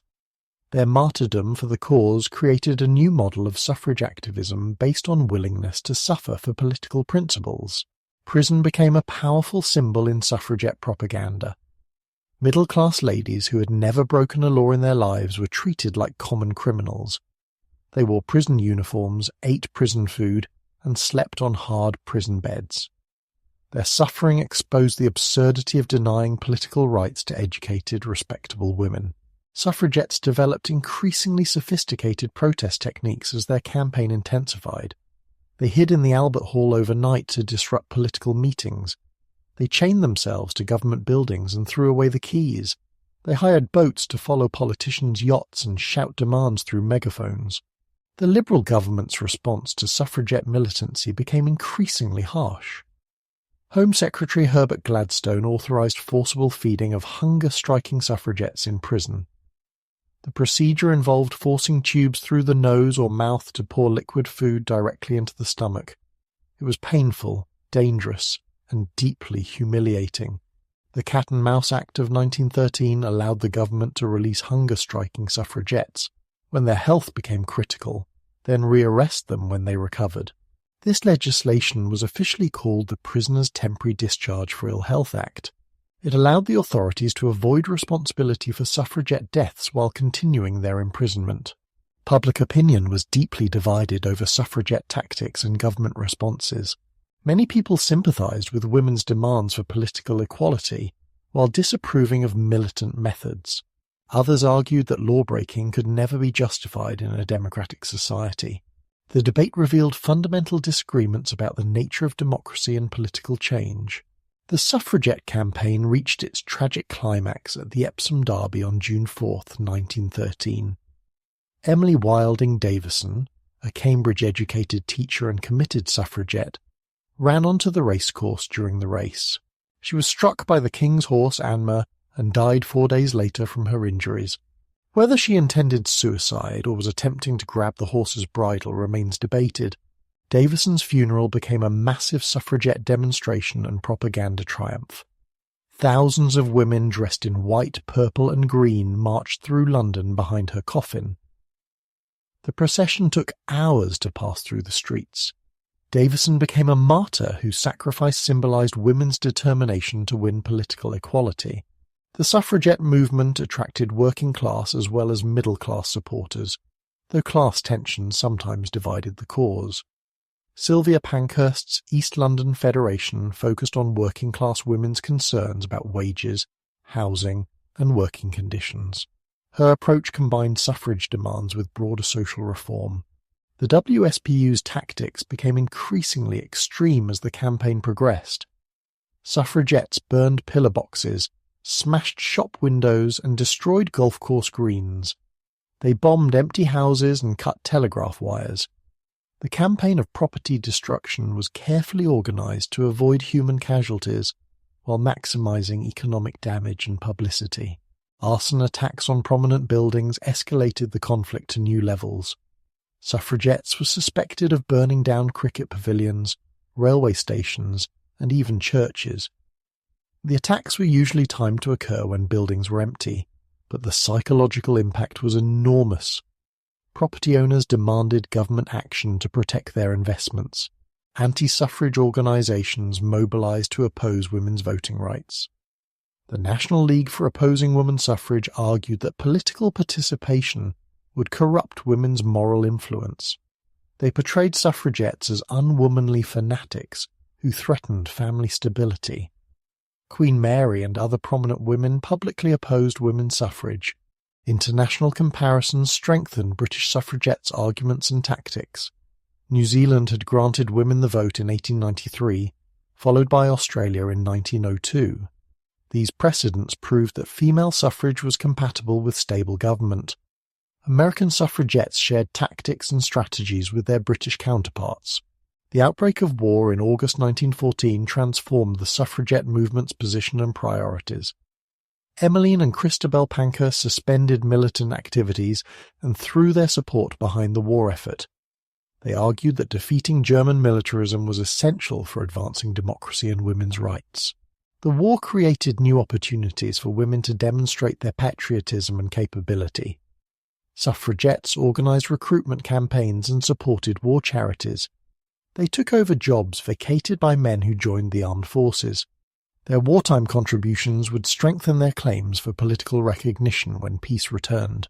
The struggle for women's equality played out differently across the rigid class divisions of Edwardian society. Upper-class ladies, middle-class housewives, and working-class factory girls faced distinct challenges and opportunities. Yet common experiences of legal subordination and social restriction created bonds of sisterhood that transcended class boundaries. Upper-class women possessed wealth and social influence but lacked legal and political rights. They could not vote, hold public office, or control their own property after marriage. Their husbands had legal authority over their children and finances. Despite their privileged position, aristocratic ladies were essentially powerless within the political system. Philanthropic work provided upper-class women with acceptable outlets for their energy and social conscience. Lady Bountiful visiting the poor was a familiar figure in Victorian and Edwardian Britain. These charitable activities allowed wealthy women to exercise authority and influence, while remaining within prescribed feminine roles. The settlement house movement brought upper-class women into direct contact with urban poverty. Lady volunteers lived in poor neighbourhoods to provide education, medical care and social services. Toynbee Hall in London's East End pioneered this approach to social work. Similar settlements operated in Manchester, Liverpool and other industrial cities. Hospital visiting committees allowed upper-class ladies to oversee medical care and sanitary conditions.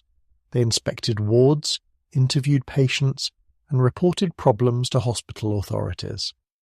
This work required administrative skills and moral authority that prepared some women for broader public roles. Temperance campaigns attracted upper-class women who believed alcohol was destroying working-class families. The Women's Christian Temperance Union organised petition drives and public meetings against the drink trade. These activities provided experience in public speaking, organisation, and political lobbying. Middle-class women faced the most complex and contradictory expectations about their proper roles. They were supposed to be angels in the house, who created havens of moral purity for their hard-working husbands. Yet they also needed practical skills to manage households, supervise servants, and educate children. The cult of domesticity elevated housekeeping to a science requiring specialized knowledge and training. Domestic economy courses taught middle-class girls about nutrition, hygiene, and household management. Magazines like Good Housekeeping provided advice on everything from menu planning to interior decoration. Middle-class mothers were responsible for their children's moral and intellectual development. They supervised nursemaids, chose schools, and guided their offspring's character formation. This responsibility was both empowering and confining, as it justified women's exclusion from public life while demanding considerable skill and judgment. The redundant woman problem concerned middle-class families with unmarried daughters who needed to support themselves. Teaching, nursing, and shopkeeping provided respectable employment for single women. Marriage remained the preferred option, but economic necessity was forcing families to accept their daughters' careers. Middle-class women's organisations proliferated during the Edwardian period as educated ladies sought outlets for their abilities. The Women's Institute brought rural women together for education and mutual support. Mothers' unions addressed child welfare issues. Literary societies and book clubs provided intellectual stimulation. The Primrose League allowed conservative women to participate in political activities while maintaining their feminine respectability. Members organised social events, distributed propaganda, and canvassed voters on behalf of conservative candidates. Political work was acceptable if it supported traditional values and party loyalties. Working-class women faced the double burden of paid employment and domestic responsibilities. They worked long hours in factories, mills and workshops before returning home to cook, clean and care for children. Their husbands' wages were often insufficient to support families, making women's earnings essential for survival. The textile industries employed hundreds of thousands of women in dangerous and unhealthy conditions. Mill girls operated power looms in deafening noise and oppressive heat. Cotton dust filled the air, causing respiratory diseases. Accidents were frequent as tired workers struggled to keep pace with fast-moving machinery. The sweated trades exploited women workers with particular ruthlessness. Garment workers sewed shirts and dresses in overcrowded tenements for piece rates that barely covered rent and food. The work was seasonal and irregular, leaving families in destitution during slack periods. Government investigations revealed shocking conditions but achieved few improvements. The Matchgirls' strike of 1888 had demonstrated working-class women's capacity for collective action. The Bryant and May matchmakers struck against dangerous working conditions and unfair fines. Their victory encouraged women workers in other industries to organise for better treatment. Women's trade unions grew slowly due to employer hostility and male union prejudice. The Women's Trade Union League, founded by middle-class reformers, supported female workers' organisation efforts. Union membership provided some protection against employer exploitation and workplace abuse. Domestic service remained the largest source of female employment, though its appeal was declining. Young women increasingly preferred factory work to the isolation and subordination of live-in service. The servant problem reflected working-class women's growing expectations and alternative opportunities. Working-class women participated in political movements that addressed their immediate concerns about wages, housing, and working conditions. They joined socialist organisations, attended labour meetings, and supported strike actions. Their political activity grew from practical necessity rather than abstract theories about equality. The cooperative movement provided working-class women with opportunities for economic participation and community leadership. Cooperative stores returned profits to members as dividends. Women's cooperative guilds organised educational activities and social reforms. The movement demonstrated alternative models of economic organisation. International perspectives on women's rights influenced British campaigners and provided evidence for their arguments. The Seneca Falls Convention of 1848 had launched the American women's rights movement. Elizabeth Cady Stanton and Susan B. Anthony became international symbols of feminist activism. New Zealand's grant of women's suffrage in 1893 proved that female political participation was compatible with stable government. Australian states followed with women's voting rights. These colonial precedents strengthened British suffragettes' arguments and provided models for implementation. The Finnish Parliament elected 19 women deputies in 1907, demonstrating that women could serve effectively as legislators. Norwegian women gained municipal voting rights in 1901 and full suffrage in 1913. These Scandinavian examples showed that women's political participation was advancing throughout Europe. German and French feminists maintained correspondence with British suffragettes, sharing tactics and strategies. International women's conferences discussed common problems and coordinated campaigns. The women's rights movement was becoming a global phenomenon that transcended national boundaries. The variety of women's experiences across class lines enriched the suffrage movement, while sometimes creating tensions. Working-class women wanted immediate improvements in wages and working conditions. Middle-class women focused on legal reforms and educational opportunities. Upper-class women emphasized their moral authority and social responsibilities. These different priorities sometimes conflicted, but they also demonstrated the breadth of women's concerns and capabilities. The suffrage movement succeeded in uniting women across class divisions around shared experiences of legal and political subordination. Their collective struggle for equality would transform British society in ways that extended far beyond the right to vote. The vast subcontinent of India stretched from the snow-capped peaks of the Himalayas to the tropical shores of Ceylon. 300 million people lived under British rule across this enormous territory. The jewel in Queen Victoria's crown generated immense wealth, while absorbing British administrative talent, military resources, and cultural energies on an unprecedented scale. Lord Curzon arrived in Calcutta as Viceroy in 1899 with ambitious plans to modernise and rationalise British rule in India. He was a brilliant aristocrat whose Oxford education and world travels had prepared him for the complexities of imperial governance. His energy and attention to detail were legendary among civil servants who struggled to keep pace with his reforms. The Indian civil service represented the pinnacle of British administrative achievement.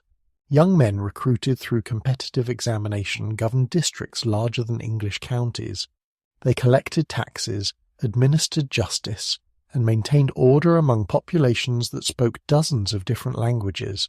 The ICS was an elite corps whose members enjoyed enormous prestige and responsibility. British officials lived in cantonments separated from Indian cities by race and culture. The European quarters featured broad avenues, spacious bungalows, and exclusive clubs where Indians were not welcome. Servants attended to every domestic need, while gardeners maintained elaborate flower gardens in the tropical heat. The social life of the Raj revolved around tennis parties, amateur theatricals, and formal dinners. The Indian Army provided military security for the subcontinent and imperial adventures throughout Asia. British officers commanded Indian regiments recruited from specific regions and castes. The army was carefully balanced to prevent any single group from becoming too powerful. Gurkhas from Nepal, Sikhs from Punjab, and Marathas from Western India served alongside each other under British command. Curzon's administrative reforms modernised India's educational system, railway network, and archaeological services. He established new universities, extended telegraph lines, and catalogued ancient monuments.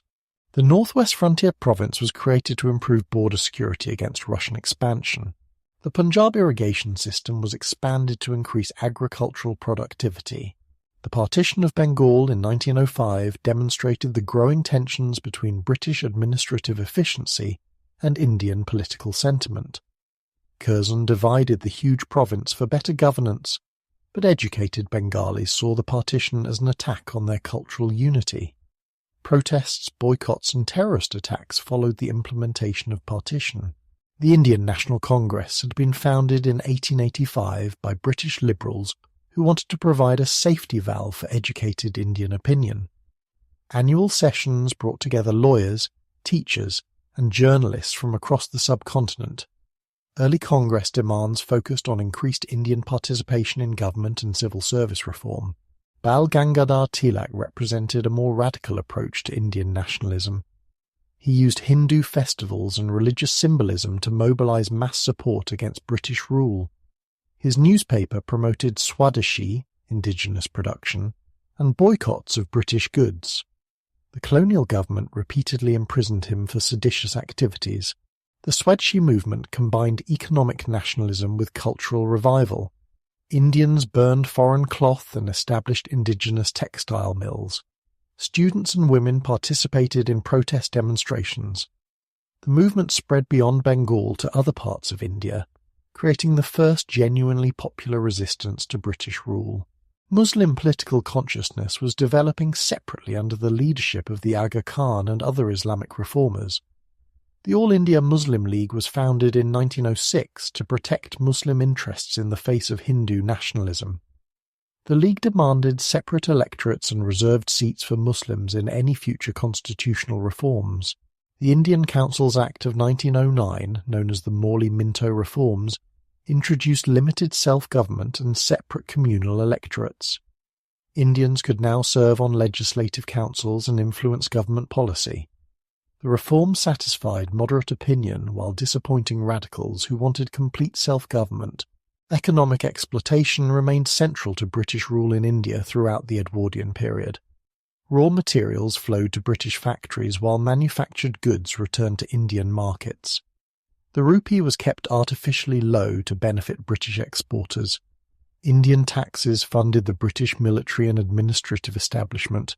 The construction of railways and irrigation systems benefited British investors as much as Indian farmers. British companies received guaranteed returns on railway investments funded by Indian taxpayers. The railway network facilitated the export of raw materials while creating markets for British manufactured goods. Cultural exchange between British and Indians was limited by racial prejudices and social barriers. Few British officials learned Indian languages beyond basic administrative vocabulary. Indian customs were often viewed with contempt or curiosity rather than understanding. The colonial establishment remained largely isolated from the societies they governed. British attitudes toward India combined paternalistic benevolence with racial superiority. Officials spoke of their civilizing mission while maintaining rigid segregation. They built schools and hospitals while excluding Indians from policy decisions. The contradiction between democratic ideals at home and authoritarian rule in India was rarely acknowledged. Indian intellectuals studied in British universities and absorbed liberal political ideas that challenged imperial rule.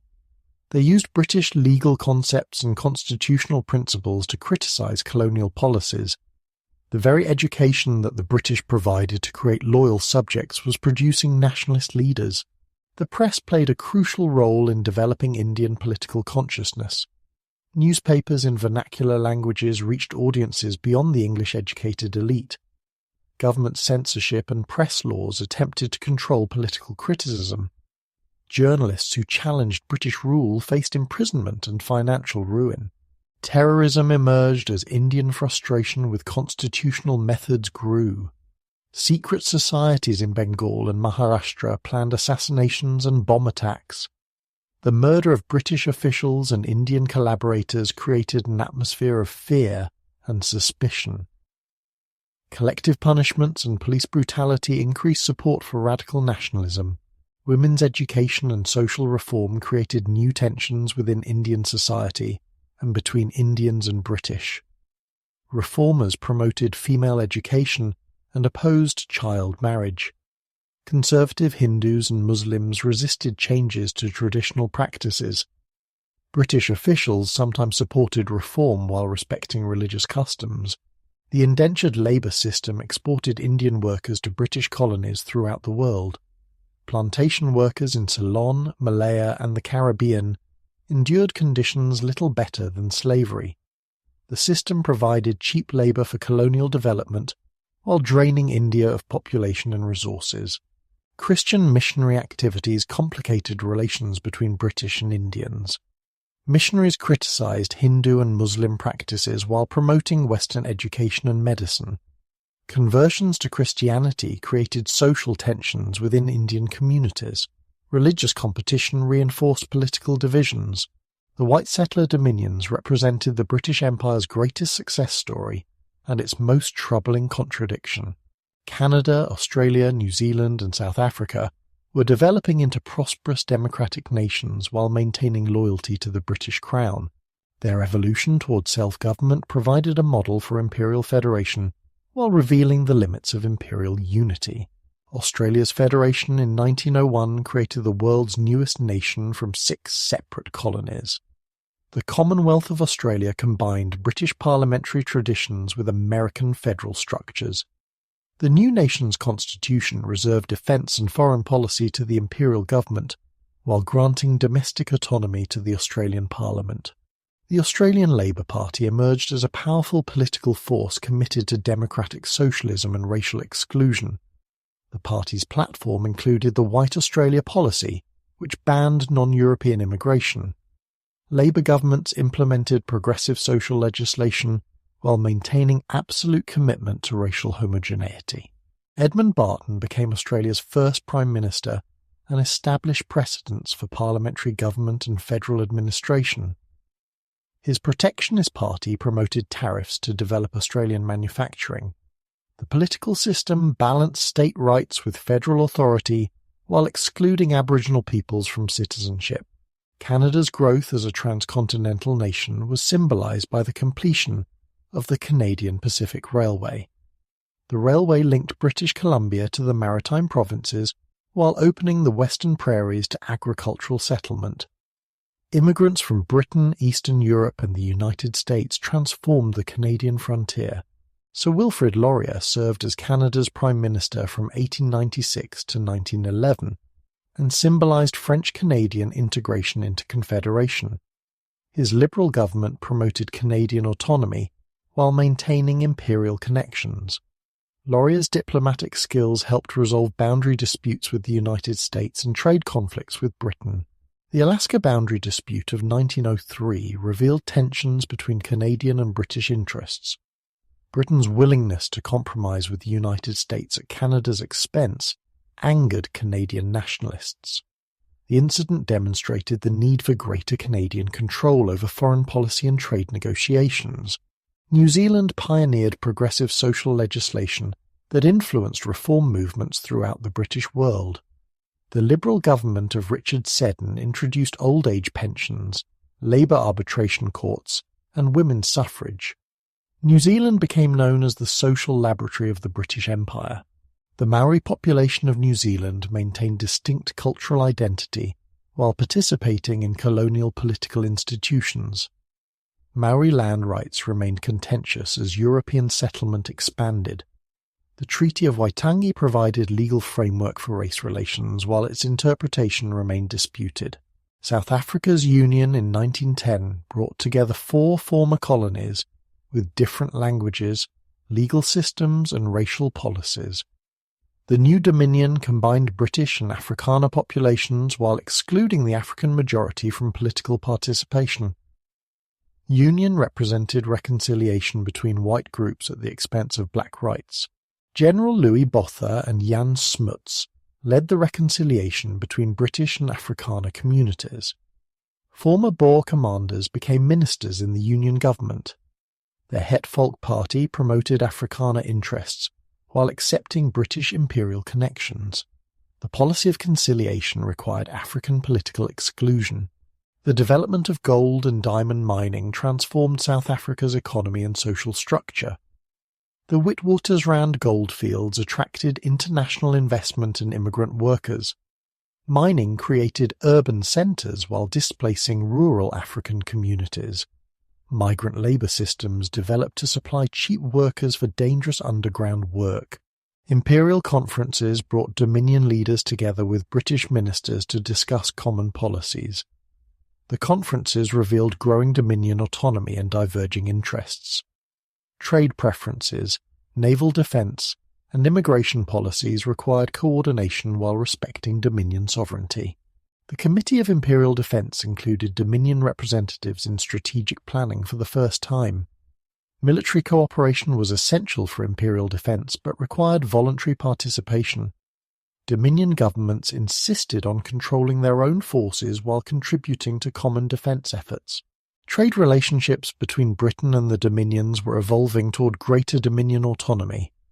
Tariff policies reflected domestic political pressures rather than imperial preferences. The Dominions negotiated trade agreements with foreign countries despite British preferences for imperial unity.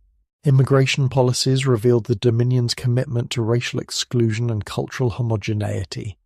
The White Australia policy, Chinese Immigration Act in Canada, and similar legislation elsewhere excluded Asian immigrants. These policies conflicted with imperial unity and international trade relationships. Constitutional evolution proceeded gradually as dominions assumed greater responsibility for their own affairs. The appointment of native-born governors-general symbolised growing autonomy. Dominion parliaments gained control over their own constitutional amendments. Imperial legislation required Dominion consent for domestic application.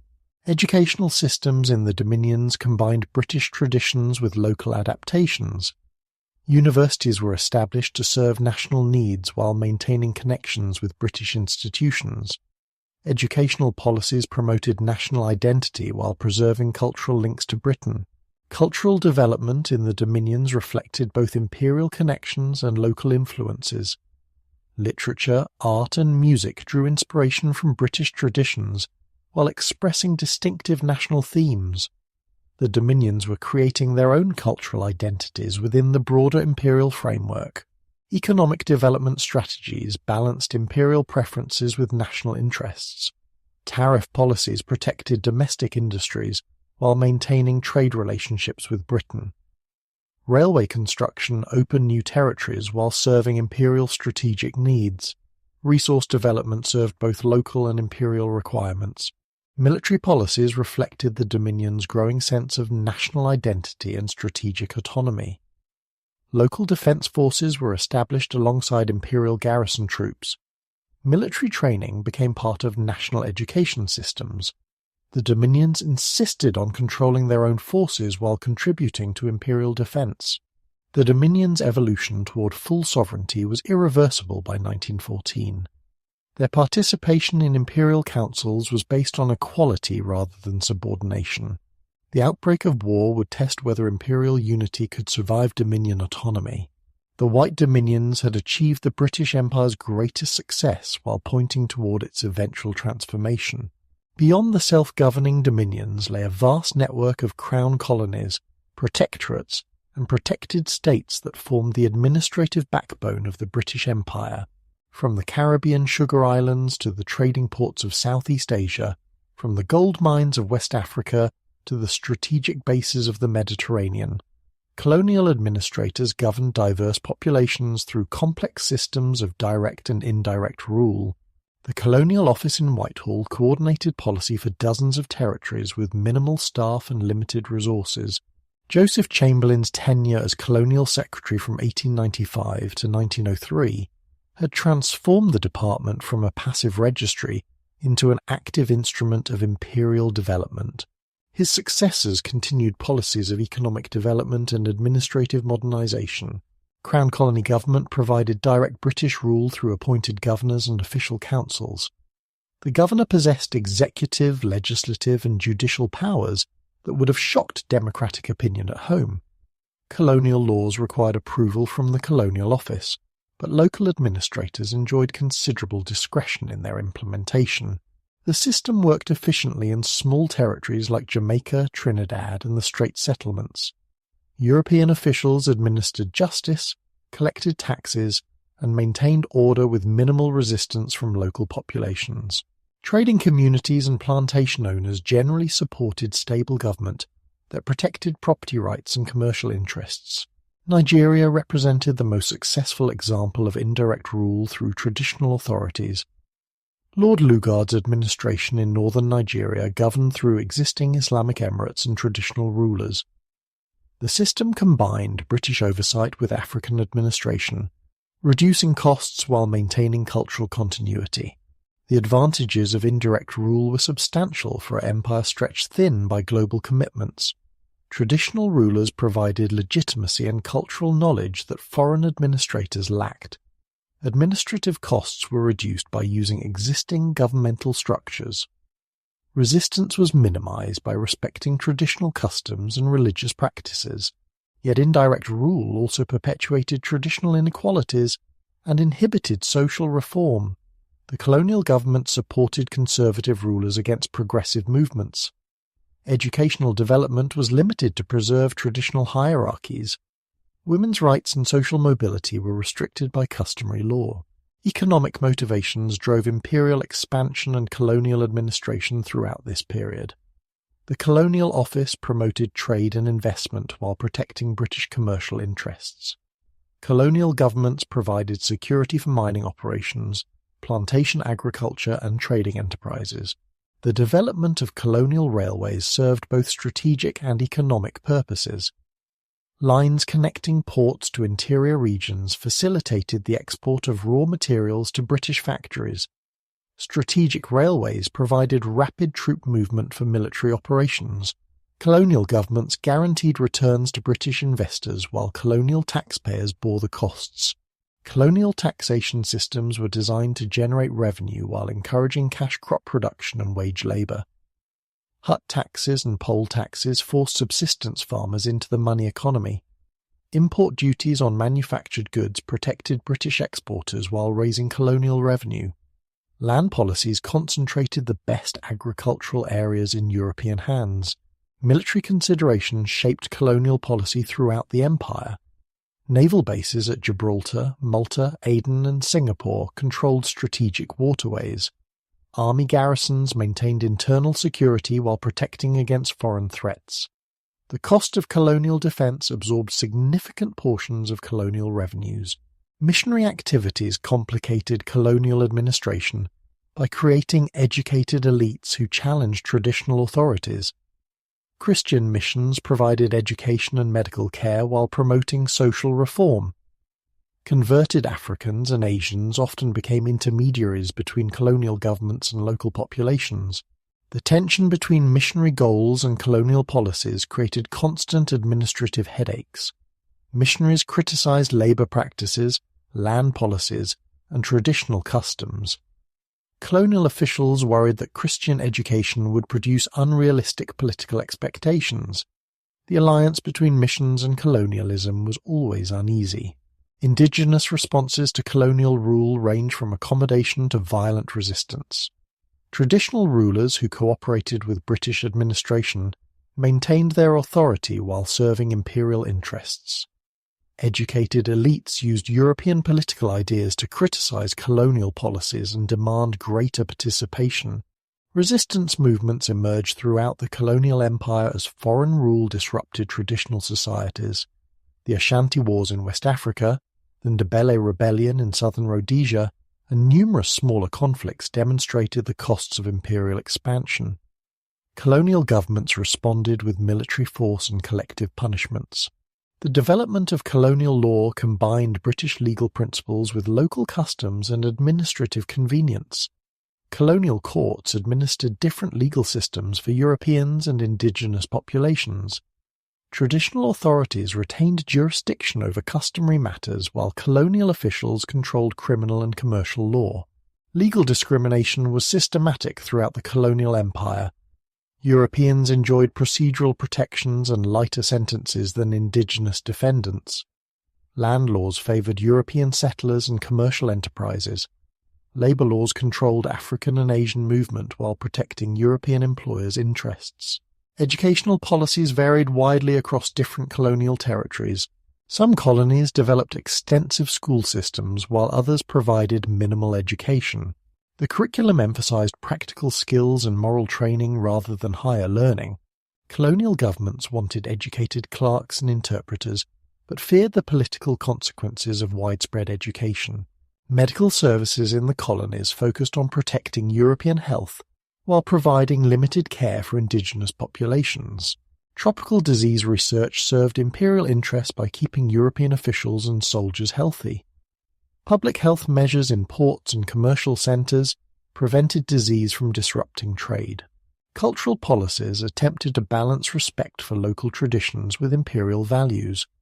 Colonial officials were trained to understand local customs and languages, yet British values and institutions were promoted as superior to indigenous alternatives. The civilizing mission justified imperial rule while denying the value of African and Asian cultures.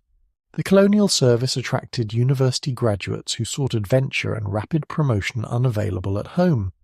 Young men posted to tropical colonies enjoyed authority and status that would take decades to achieve in Britain. The service provided excellent training in administration, languages, and cross-cultural relations, yet colonial service exacted heavy personal costs in health, family relationships, and social isolation. Tropical diseases, alcoholism, and nervous breakdowns were common among colonial officials. Extended separation from family and friends took emotional tolls.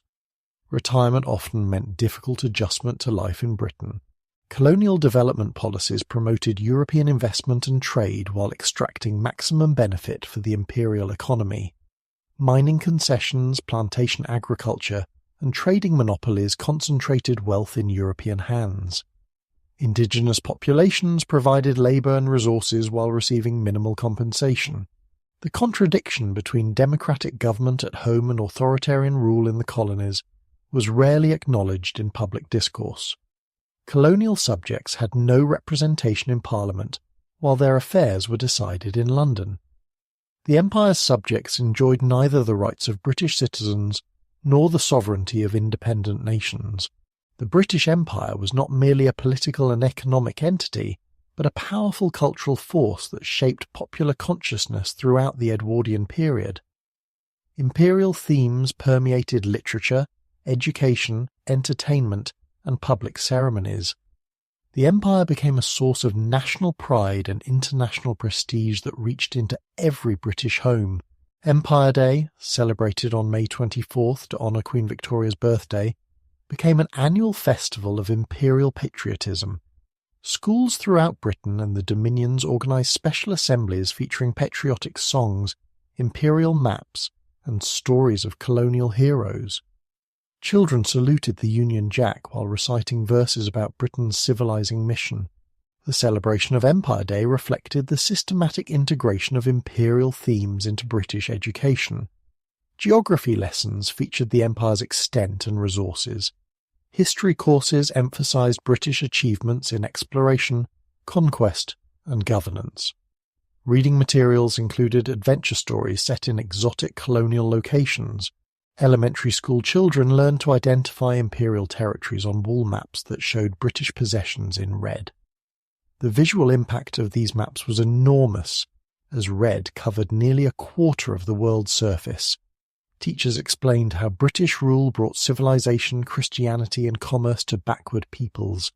Popular literature celebrated imperial adventures and colonial heroes throughout this period. Rudyard Kipling's stories and poems portrayed British officials as selfless servants of empire who sacrificed personal interest for imperial duty. His characters embodied ideals of courage, honour and racial superiority that defined imperial ideology. G.A. Henty's adventure novels for boys featured young Englishmen participating in imperial campaigns from India to Africa. These books combined historical education with exciting narratives that made imperial service seem heroic and romantic. Similar literature for girls emphasized the role of British women in civilizing colonial societies. The Boy Scout movement, founded by Robert Baden-Powell in 1907, combined outdoor education with imperial training. Scouting activities prepared boys for frontier life and military service. The movement's handbook included chapters on tracking, camping, and survival skills useful in colonial settings. Scout troops throughout Britain adopted names from imperial heroes and colonial territories. Boys wore uniforms modelled on frontier clothing and learned skills associated with imperial service. The movement spread rapidly to the dominions and colonies, creating networks of imperial loyalty and shared values. Music halls provided popular entertainment that celebrated imperial themes while reinforcing racial stereotypes. Songs like Soldiers of the Queen and The Absent-Minded Beggar promoted military service and colonial adventure. Performers dressed as imperial soldiers or colonial characters drew enthusiastic audience responses. The music hall stage presented simplified versions of colonial relationships that confirmed British superiority while amusing urban audiences. Comic sketches featured bumbling colonial officials, loyal native servants, and romantic colonial adventures. These performances shaped popular understanding of imperial relationships. Colonial and Indian exhibitions brought the empire home to British audiences in spectacular displays of imperial wealth and power. The 1886 Colonial and Indian Exhibition in London attracted over 5 million visitors who marvelled at displays of tropical products, native crafts and imperial achievements. These exhibitions featured reconstructed colonial villages populated by indigenous peoples brought from across the empire. Visitors could observe primitive lifestyles while purchasing colonial products in exhibition shops. The displays demonstrated British mastery over nature and foreign peoples while providing commercial opportunities. Imperial exhibitions became regular features of British cultural life during this period. Glasgow, Liverpool, Manchester and other cities hosted their own colonial exhibitions. Local museums developed imperial collections that educated the public about colonial territories and resources. The monarchy played a crucial role in imperial symbolism and popular culture. Royal tours of the dominions and colonies demonstrated imperial unity while providing spectacular public entertainment. The King Emperor's presence in distant territories symbolized the personal bonds that held the empire together. Coronation ceremonies emphasized the imperial dimensions of royal authority. Representatives from throughout the empire participated in these celebrations. Colonial regiments marched in ceremonial parades. Imperial honours and titles were distributed to colonial officials and local rulers. Royal portraits and imperial symbols appeared throughout the empire in government buildings, schools and public spaces. The Union Jack flew over colonial capitals while British ceremonies marked imperial occasions. These symbols created visual unity across vast distances and diverse populations. Sporting events reinforced imperial connections and competitive relationships between different parts of the empire. Cricket matches between England and Australia generated enormous public interest. Rugby, tennis, and other sports created networks of imperial competition and cooperation. The Olympic Games and other international competitions provided opportunities for imperial representatives to demonstrate British superiority in peaceful contests. Colonial athletes competed under British colours while maintaining their territorial identities. Sporting success became a source of imperial pride. Stamp collecting became a popular hobby that educated the public about imperial geography and history. Colonial stamps featured imperial symbols, local scenes, and British monarchs. Collectors learned about distant territories while celebrating imperial achievements through their hobby. Postal services connected the empire through regular steamship schedules and overland routes. Letters and newspapers carried imperial news throughout the system. Improved communications strengthened imperial bonds while spreading British cultural influence. The imperial press provided extensive coverage of colonial affairs and imperial ceremonies. London newspapers maintained correspondence throughout the empire. Colonial newspapers reprinted British news and editorial opinions. The press created a sense of imperial community that transcended geographical separation. Photographic technology allowed British audiences to see imperial territories and peoples for the first time. Colonial photographs appeared in magazines, books, and exhibitions. These images shaped popular perceptions of colonial life while reinforcing racial and cultural stereotypes. Advertising increasingly used imperial themes to promote consumer products. Tea, tobacco, and other colonial products were marketed with references to their exotic origins. Imperial imagery suggested quality, authenticity, and British superiority in global markets. Tourist travel to imperial destinations became possible for wealthy Britons during this period. Steamship companies promoted tours of the Mediterranean, India, and other colonial territories. Travel accounts and guidebooks described imperial sites while reinforcing cultural assumptions about foreign peoples. The popular culture of imperialism created a common framework of reference for British people, regardless of their direct experience with the empire. Imperial themes provided shared symbols, values, and narratives that unified diverse social groups.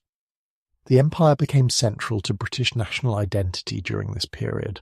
Yet this popular imperialism also created unrealistic expectations about imperial relationships and colonial realities. Simplified narratives of imperial heroism obscured the complexities and contradictions of colonial rule.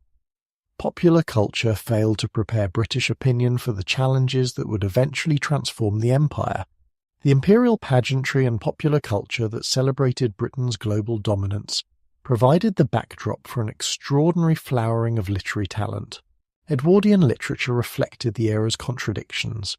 Imperial confidence mixed with growing anxiety, social progress shadowed by persistent inequality, traditional values challenged by modern ideas. Writers captured these tensions in works that would define British culture for generations. Joseph Conrad brought a unique perspective to English literature as a Polish expatriate who had witnessed imperialism from the inside. His experiences as a merchant seaman in the Congo and Southeast Asia informed novels that questioned the moral foundations of imperial rule. Heart of Darkness, published in 1902, revealed the brutality lurking beneath the civilizing mission's noble rhetoric.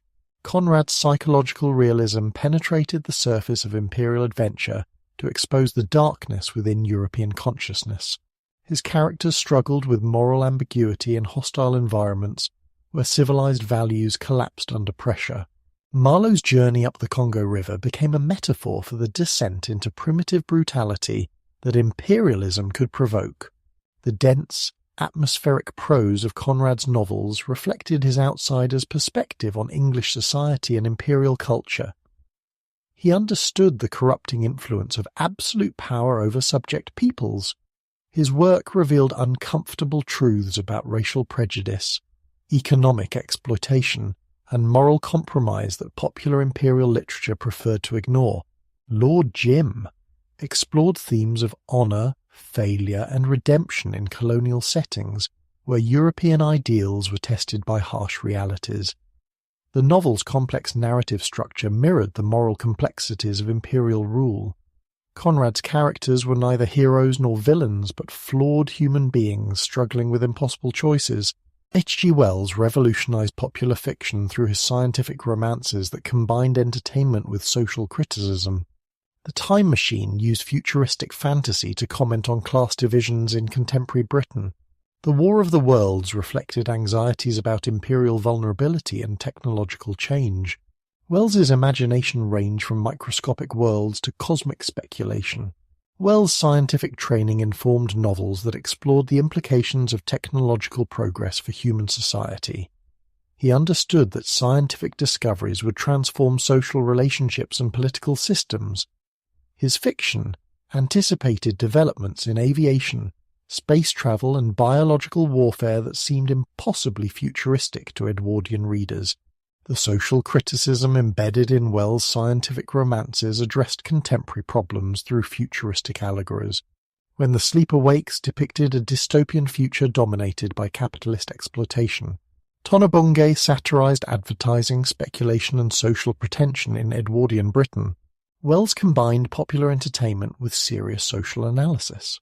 George Bernard Shaw dominated Edwardian theatre with plays that challenged conventional morality and social institutions. His wit and paradoxical arguments made serious social criticism palatable to middle-class audiences. Shaw used comedy to expose the absurdities of capitalism, militarism, and sexual hypocrisy. Major Barbara questioned the morality of capitalism and philanthropy, while exploring religious and ethical themes. The play's debates about poverty, social responsibility, and moral compromise reflected contemporary discussions about social reform.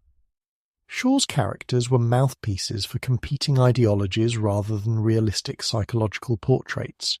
Pygmalion addressed class distinctions and women's independence through the story of Eliza Doolittle's transformation. The play criticised both aristocratic prejudice and middle-class pretension while celebrating individual achievement. Shaw's feminist sympathies emerged through Eliza's refusal to accept subordinate status after her education. Shaw's prefaces to his plays were often longer than the dramatic works themselves. These essays expounded his views on economics, politics, and social reform.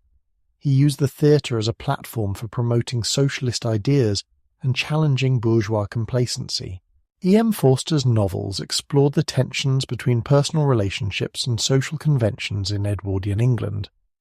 His characters struggled against restrictive moral codes that prevented authentic human connection.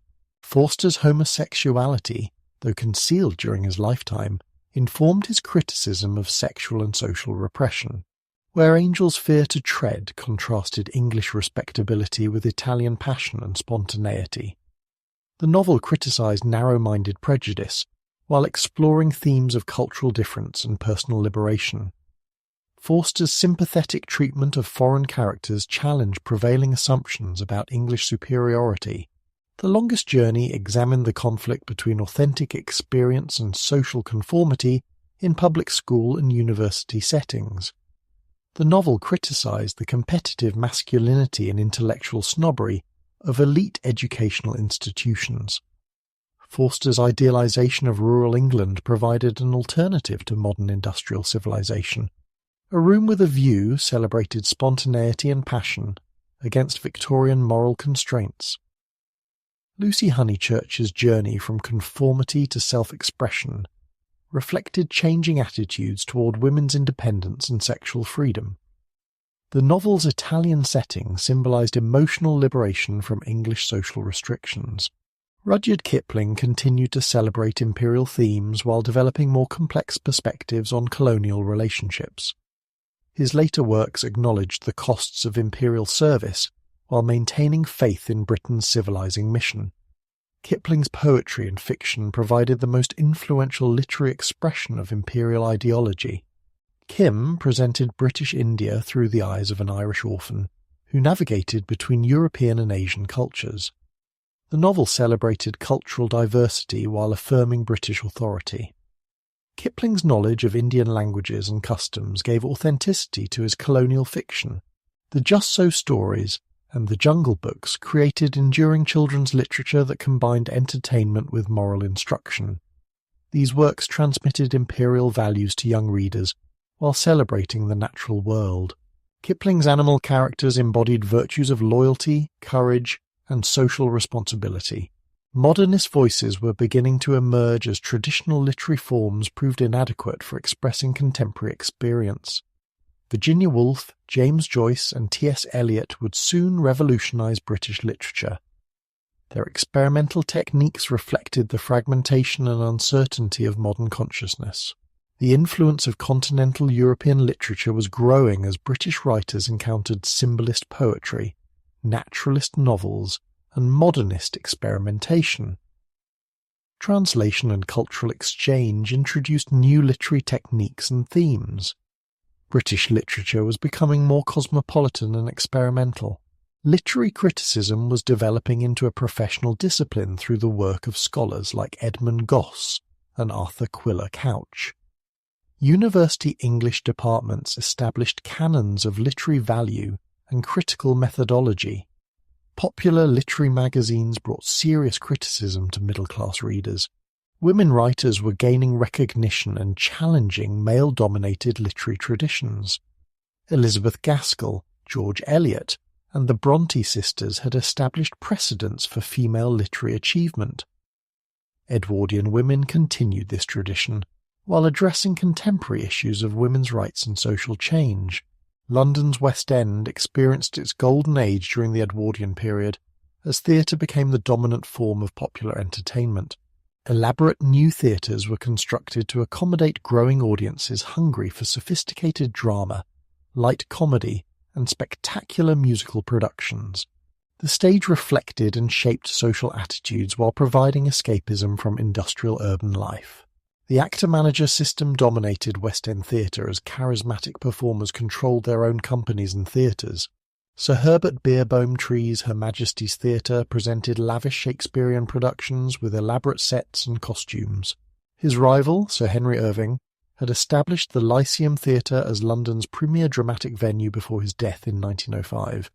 Theatrical productions became increasingly spectacular as electric lighting and mechanical stage effects allowed unprecedented visual displays.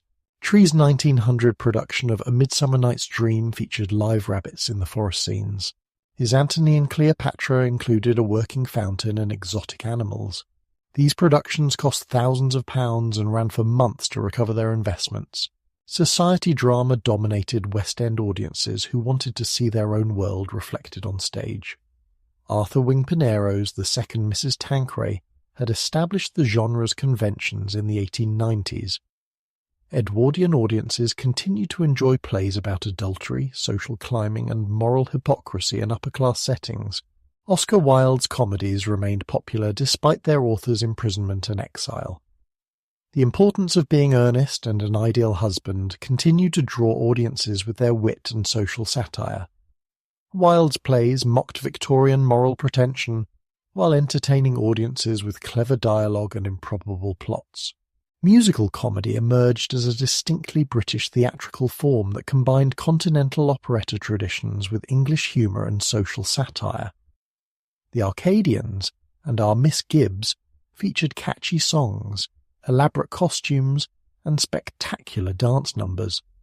These productions launched the careers of popular singers and dancers. The Gaiety Theatre specialised in musical comedies that featured beautiful chorus girls and popular songs. George Edwards' productions made stars of performers like Gertie Miller and Lily Elsie. The Gaiety Girls became symbols of fashionable femininity and modern entertainment. Gilbert and Sullivan's comic operas continued to attract audiences throughout the Edwardian period despite Sullivan's death in 1900. The Mikado, The Pirates of Penzance, and HMS Pinafore were revived regularly by the D'Oyly Carte Opera Company. Their combination of social satire, memorable melodies, and topical humour remained popular with middle-class audiences. New Gilbert and Sullivan productions were impossible after Sullivan's death, but their established works continued to influence British musical theatre. The partnership's satirical approach to social institutions and political issues provided models for later composers and librettists. Music halls provided popular entertainment for working-class audiences throughout Britain's industrial cities. The London Palladium, Canterbury Music Hall, and hundreds of smaller venues featured variety acts, popular songs, and comedy sketches. Music hall performances celebrated working-class culture while providing escapism from industrial drudgery. Marie Lloyd dominated music hall entertainment with songs like My Old Man Said Follow the Van, that captured the experiences of London's working poor. Her performance style combined sexual suggestiveness with social commentary. Music hall stars became popular celebrities whose private lives fascinated newspaper readers. The songs and sketches of music hall entertainment reinforced social attitudes while providing outlets for criticism and rebellion. Performers mocked authority figures, social pretensions, and moral hypocrisy. Yet they also promoted patriotic values, imperial pride, and conservative social attitudes. Seaside entertainment expanded as railway excursions brought working-class families to coastal resorts. Blackpool, Brighton, and Margate developed elaborate entertainment complexes featuring music halls, dance halls, and amusement parks. The seaside holiday became an established part of working-class culture. Pier entertainment evolved to serve holiday crowds with variety shows, concert parties, and popular music. The end of pier show became a distinctive form of British entertainment that combined music hall traditions with holiday atmosphere. These performances provided work for travelling entertainers and summer employment for theatrical performers. Early cinema appeared in Britain during the 1890s and grew rapidly during the Edwardian period. The first purpose-built cinemas opened around 1905, transforming moving pictures from fairground novelties into regular entertainment. By 1914, there were thousands of cinemas throughout Britain showing films to millions of viewers weekly.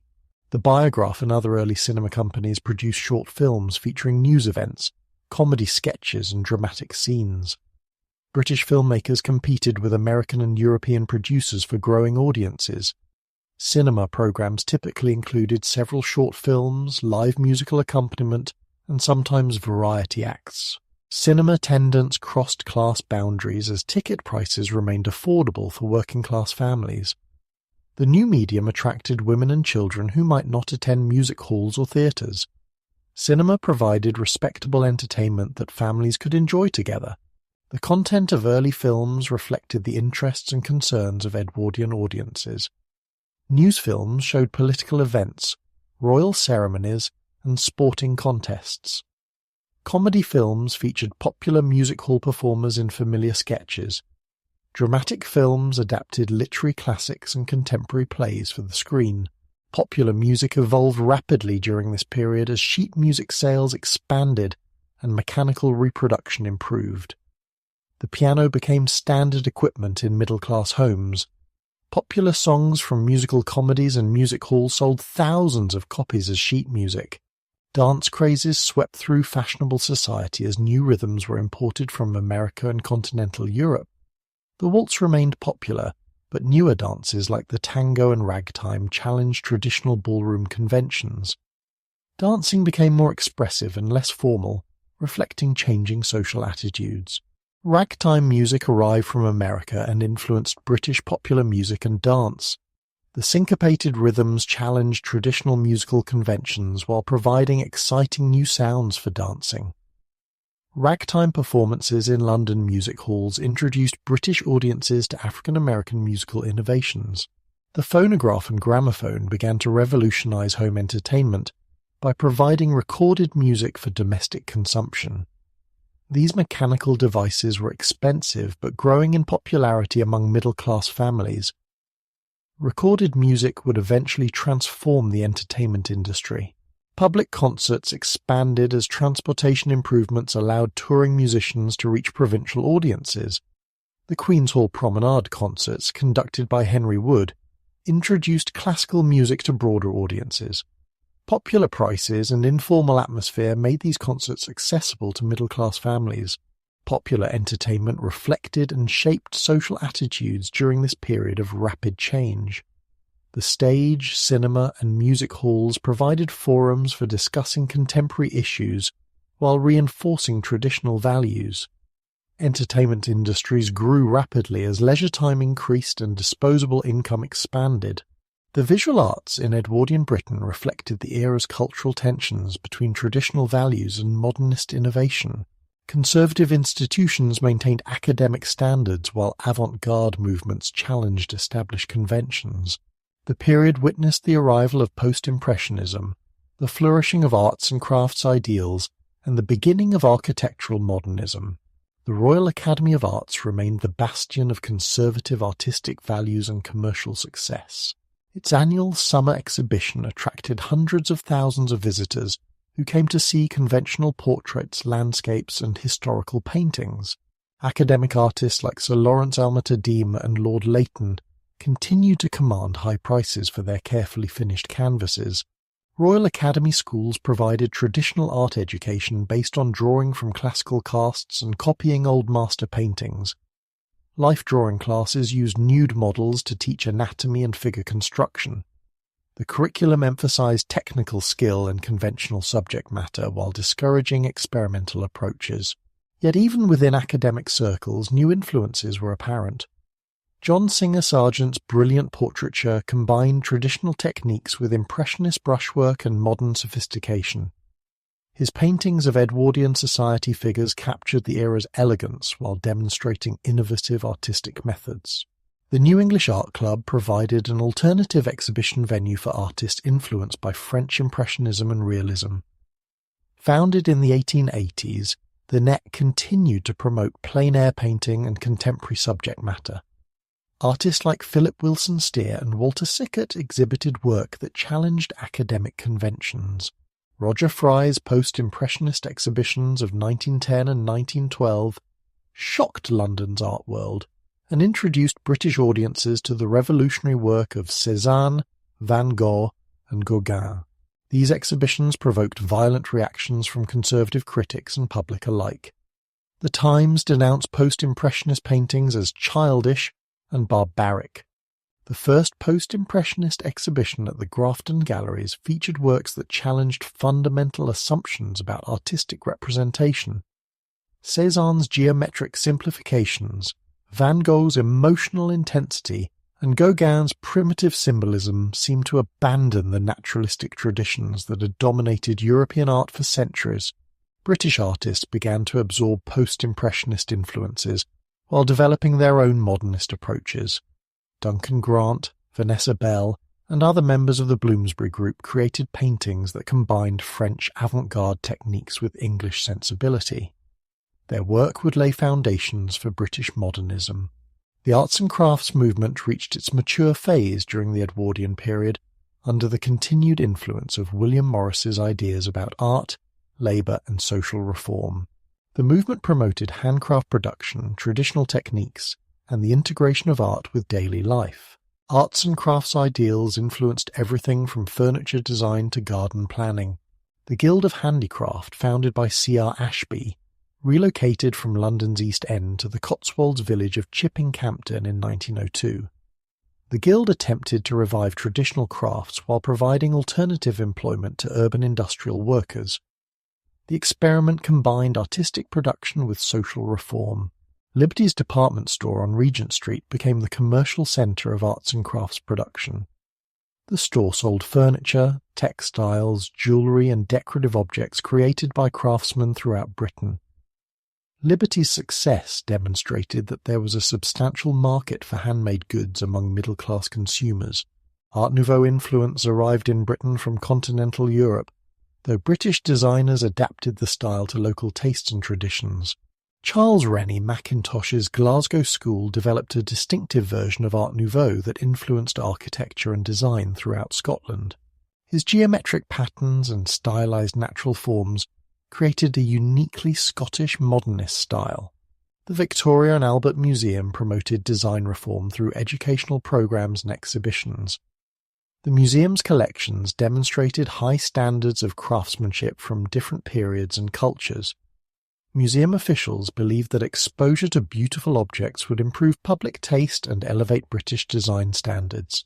Architecture during the Edwardian period combined historical revivalism with early modernist innovation.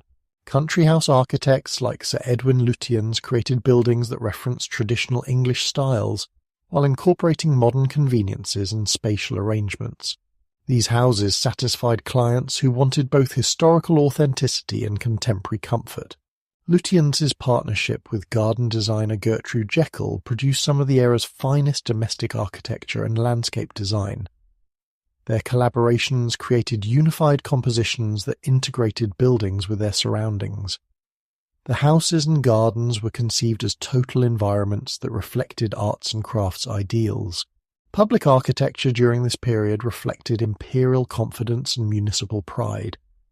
Government buildings, museums, and libraries were designed in grand historical styles that emphasized permanence and authority. The use of Portland stone and classical details created a distinctive official architectural style. The London County Council's housing projects represented early attempts at modernist social architecture. The council's estates at Millbank and Boundary Street provided decent accommodation for working-class families displaced by slum clearance. These projects established precedents for public housing design. Commercial architecture began to reflect American influences as steel frame construction enabled taller buildings. Department stores and office buildings incorporated modern structural systems while maintaining historical facade treatments. The tension between structural innovation and stylistic conservatism characterized much Edwardian commercial architecture.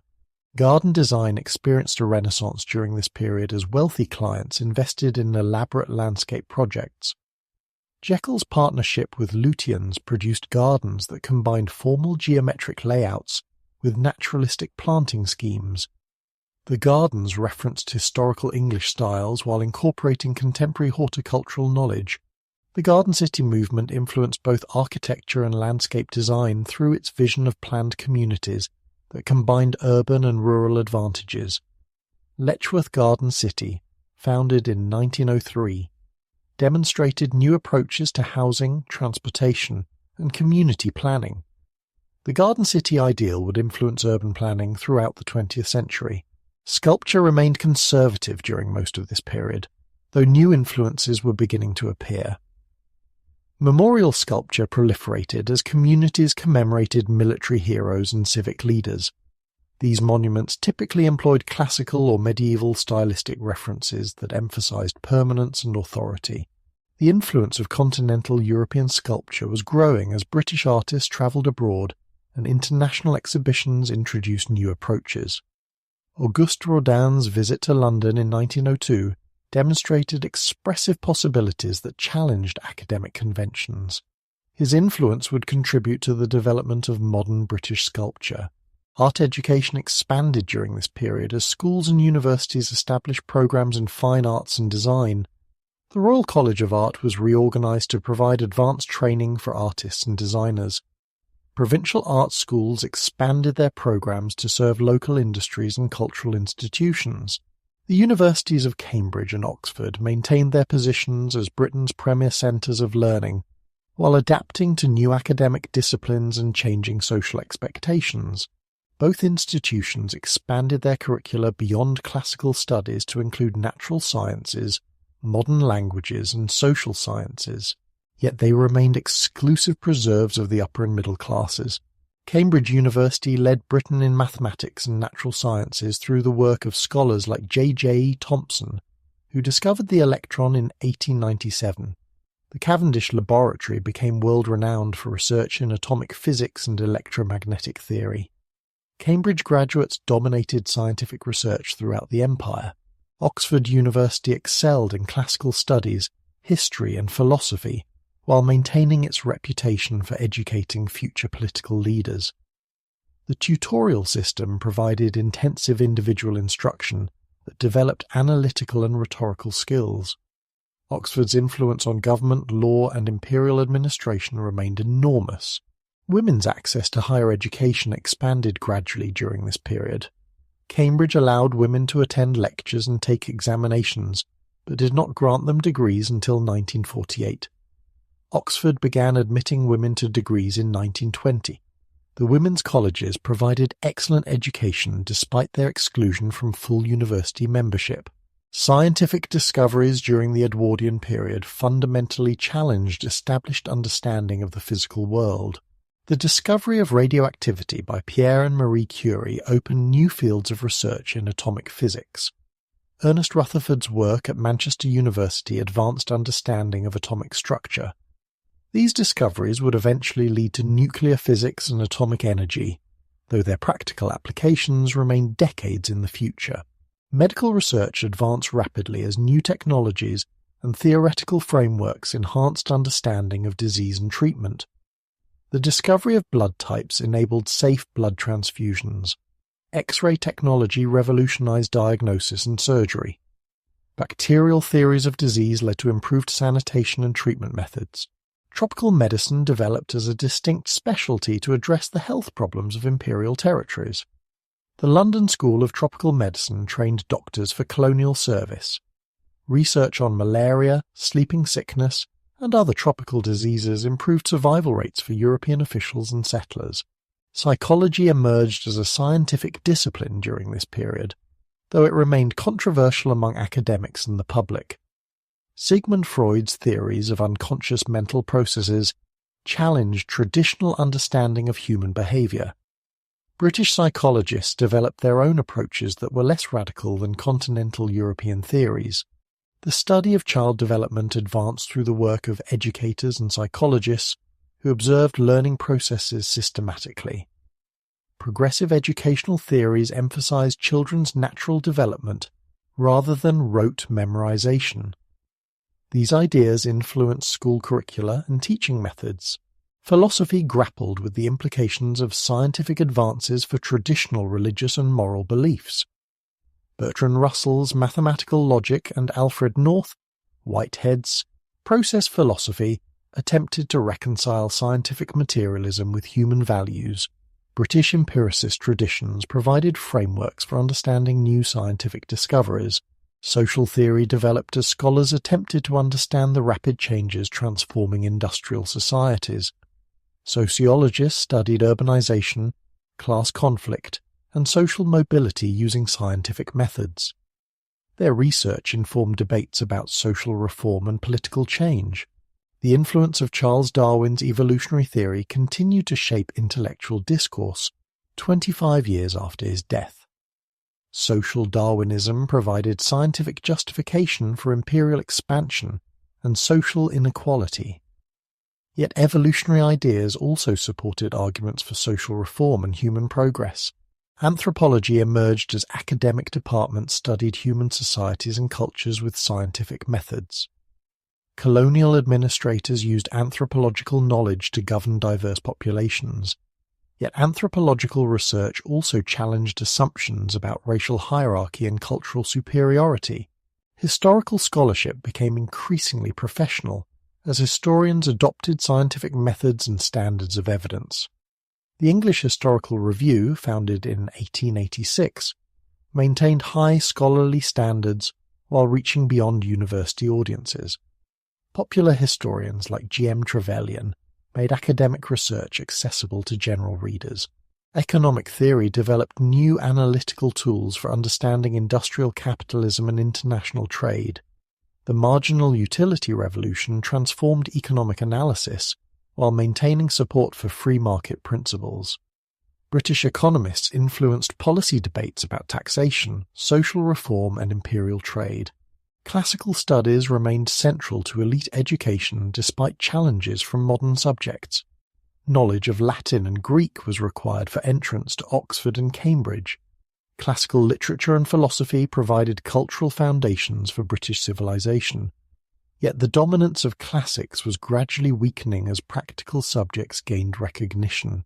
Modern language studies expanded as international communication and travel increased the demand for linguistic skills. French and German were taught in secondary schools and universities. Imperial languages like Hindi and Arabic were studied by colonial administrators. Linguistic scholarship contributed to understanding of human culture and communication. The Royal Society of London maintained its position as Britain's premier scientific institution while adapting to new disciplines and international collaboration. The Society's publications disseminated research results, while its meetings provided forums for scientific discussion. Fellowship in the Royal Society remained the highest honour for British scientists. Public understanding of science improved through popular lectures, exhibitions and publications. The Royal Institution's Friday evening discourses brought scientific research to fashionable London audiences. Popular science magazines made complex ideas accessible to educated readers. Scientific education was gradually improving in schools and universities. Technical education expanded to meet the needs of modern industry and imperial administration. Engineering schools provided training for railway construction, mining operations and manufacturing processes. Technical colleges in industrial centres offered practical education for skilled workers and foremen. The relationship between science and religion remained contentious, as evolutionary theory and biblical criticism challenged traditional faith. Some theologians attempted to reconcile scientific discoveries with religious belief. Others maintained strict separation between scientific and religious domains of knowledge. International scientific cooperation expanded through conferences, publications, and research collaborations. British scientists participated in global networks of scholarly communication. Scientific discoveries were rapidly shared across national boundaries through professional journals and societies.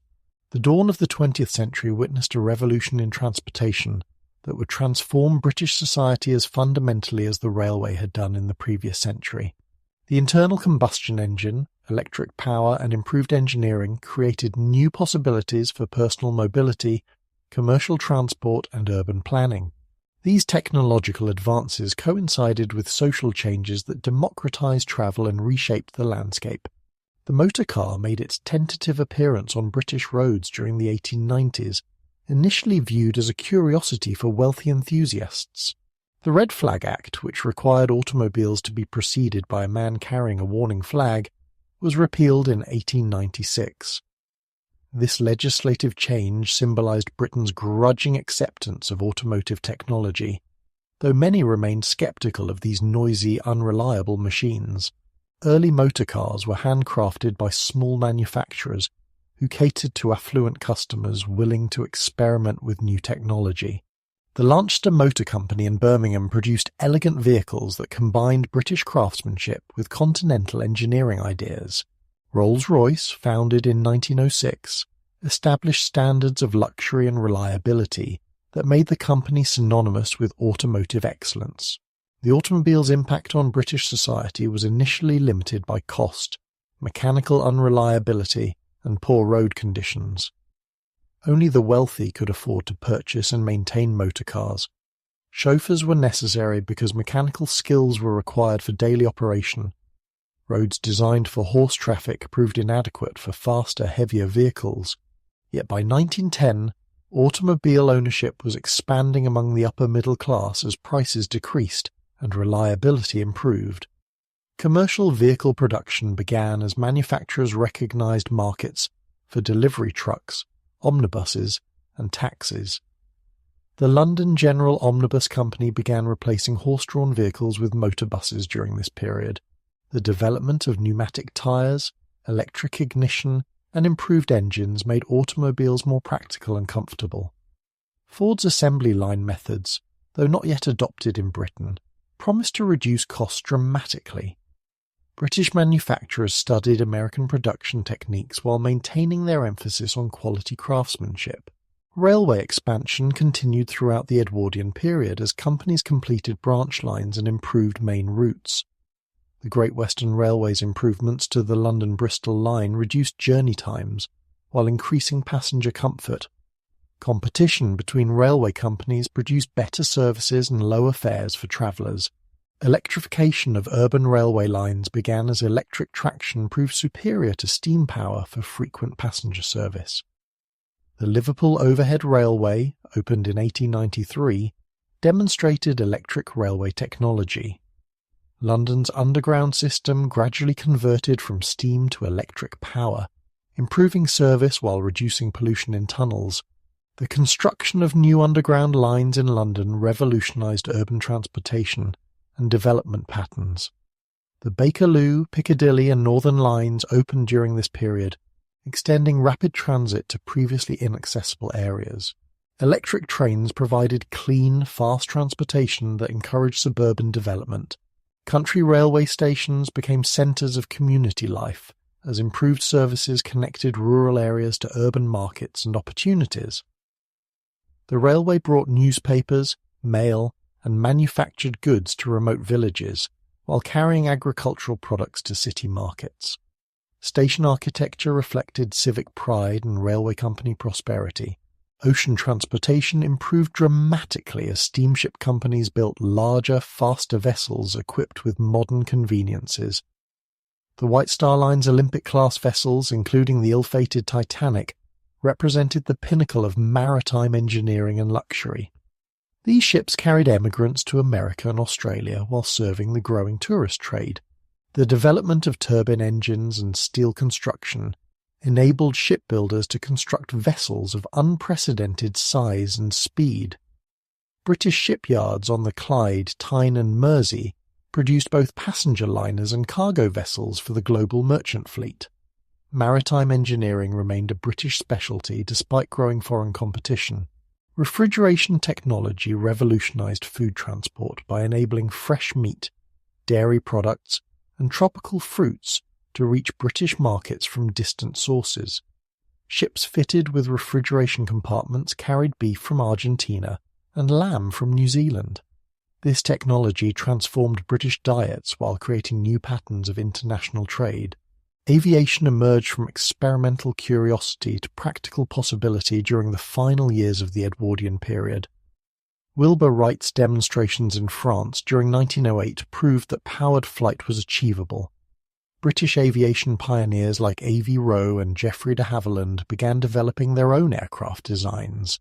The first cross-channel flight by Louis Blériot in 1909 demonstrated aviation's potential for international transportation while highlighting Britain's reduced insularity.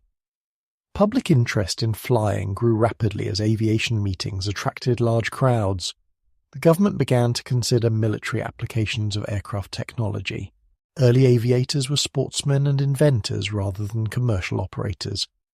Flying remained dangerous and expensive, limiting participation to wealthy enthusiasts. Yet aviation's rapid development suggested that air transport might eventually compete with railways and steamships for passengers and mail. Urban transport systems evolved to serve growing metropolitan populations with efficient, affordable services. Electric tramways replaced horse-drawn vehicles in cities throughout Britain. The London County Council's tramway network provided cheap transportation that enabled working-class families to live farther from their employment. Omnibus services expanded as motor vehicles proved more flexible than fixed-route tramways. The London General Omnibus Company's red buses became symbols of the capital's efficient public transport. Provincial cities developed their own bus services to complement tramway networks. Bicycle transportation reached its peak during this period as improved designs and lower prices made cycling accessible to working-class families. The safety bicycle, with equal-sized wheels and pneumatic tyres, provided reliable personal transportation at affordable cost. Cycling clubs organised social activities while promoting road improvements. The transportation revolution was transforming patterns of work, residence, and leisure throughout British society. Commuter suburbs expanded as railway services enabled middle-class families to escape urban congestion while maintaining city employment. Weekend excursions to seaside resorts became popular as railway companies offered special fares for leisure travellers. Goods transportation was becoming faster and more efficient as motor trucks and improved railway services reduced delivery times. Commercial travellers could cover larger territories while maintaining personal contact with customers. The integration of different transport modes through coordinated scheduling and shared facilities improved overall system efficiency. The revolution in transportation was paralleled by equally dramatic advances in communication technology that connected Britain to the wider world with unprecedented speed and scope. Telegraph networks expanded across the empire, while new inventions like the telephone and wireless telegraphy promised to transform both business operations and personal relationships. The submarine telegraph cable network reached its mature form during this period as improved insulation and amplification enabled reliable long-distance communication. The All-Red route provided telegraph connections between Britain and its dominions entirely through British-controlled cables. Messages could travel from London to Sydney in hours rather than the weeks required for mail steamers. Telegraph communication transformed business operations as merchants could coordinate international transactions, monitor market prices, and respond quickly to changing conditions. The London commodity exchanges received continuous price information from around the world. This information enabled more efficient resource allocation while creating new forms of financial speculation. Newspaper reporting was revolutionized as correspondents could file stories from distant locations within hours of events occurring. The Boer War was the first conflict covered extensively by telegraph, bringing battlefield news to British breakfast tables with unprecedented immediacy. Foreign correspondents became important figures in shaping public opinion about international affairs. The telephone expanded gradually from business applications to domestic use as urban networks grew and equipment improved. Business offices installed telephone systems to coordinate operations across multiple locations. Professional services like doctors and lawyers used telephones to maintain contact with clients and colleagues. Domestic telephone use remained limited by cost and technological constraints. Middle-class homes began installing telephones for convenience and social status. The telephone exchange became a source of employment for young women who worked as operators connecting calls manually. Telephone conversations required special etiquette and speaking techniques. Long-distance telephone service developed slowly as technical problems with signal amplification were gradually solved. Trunk lines connected major cities while local networks served urban areas. The integration of telephone and telegraph systems created comprehensive communication networks that served both personal and business needs. Wireless telegraphy emerged as a revolutionary technology that could transmit messages without physical connections. Guglielmo Marconi's demonstrations of wireless communication attracted international attention and substantial investment. The Marconi Company established stations throughout the empire to provide ship-to-shore and international wireless services. Hey, welcome to Natural Reader's AI voice generator, our only application built to assist creators and companies alike with commercial license voiceover audio. Maritime communication was transformed as ships equipped with wireless could maintain contact with shore stations and other vessels. The development of SOS as a universal distress signal reflected wireless technology's importance for maritime safety. Passenger ships provided wireless message services for travelers who could afford the luxury of instantaneous communication. Military applications of wireless technology were recognized immediately as armies, and navies could maintain communication without vulnerable cable connections. Naval warfare would be transformed as fleets could coordinate movements and share intelligence over vast distances. The strategic implications of wireless communication were profound. The popular press experienced explosive growth as literacy rates increased, printing technology improved, and railway distribution networks enabled mass circulation. Daily newspapers like the Daily Mail and Daily Express developed new formats that combined news reporting with entertainment and advertising. These papers reached audiences that had never previously bought newspapers regularly. Sensationalist journalism emerged as newspapers competed for readers through dramatic headlines, human interest stories, and aggressive political campaigns. The new journalism emphasized readability and popular appeal over traditional literary style. Circulation wars between competing newspapers produced innovations in reporting, illustration, and marketing. Photography was revolutionizing journalism as half-tone printing enabled newspapers to reproduce photographs alongside text.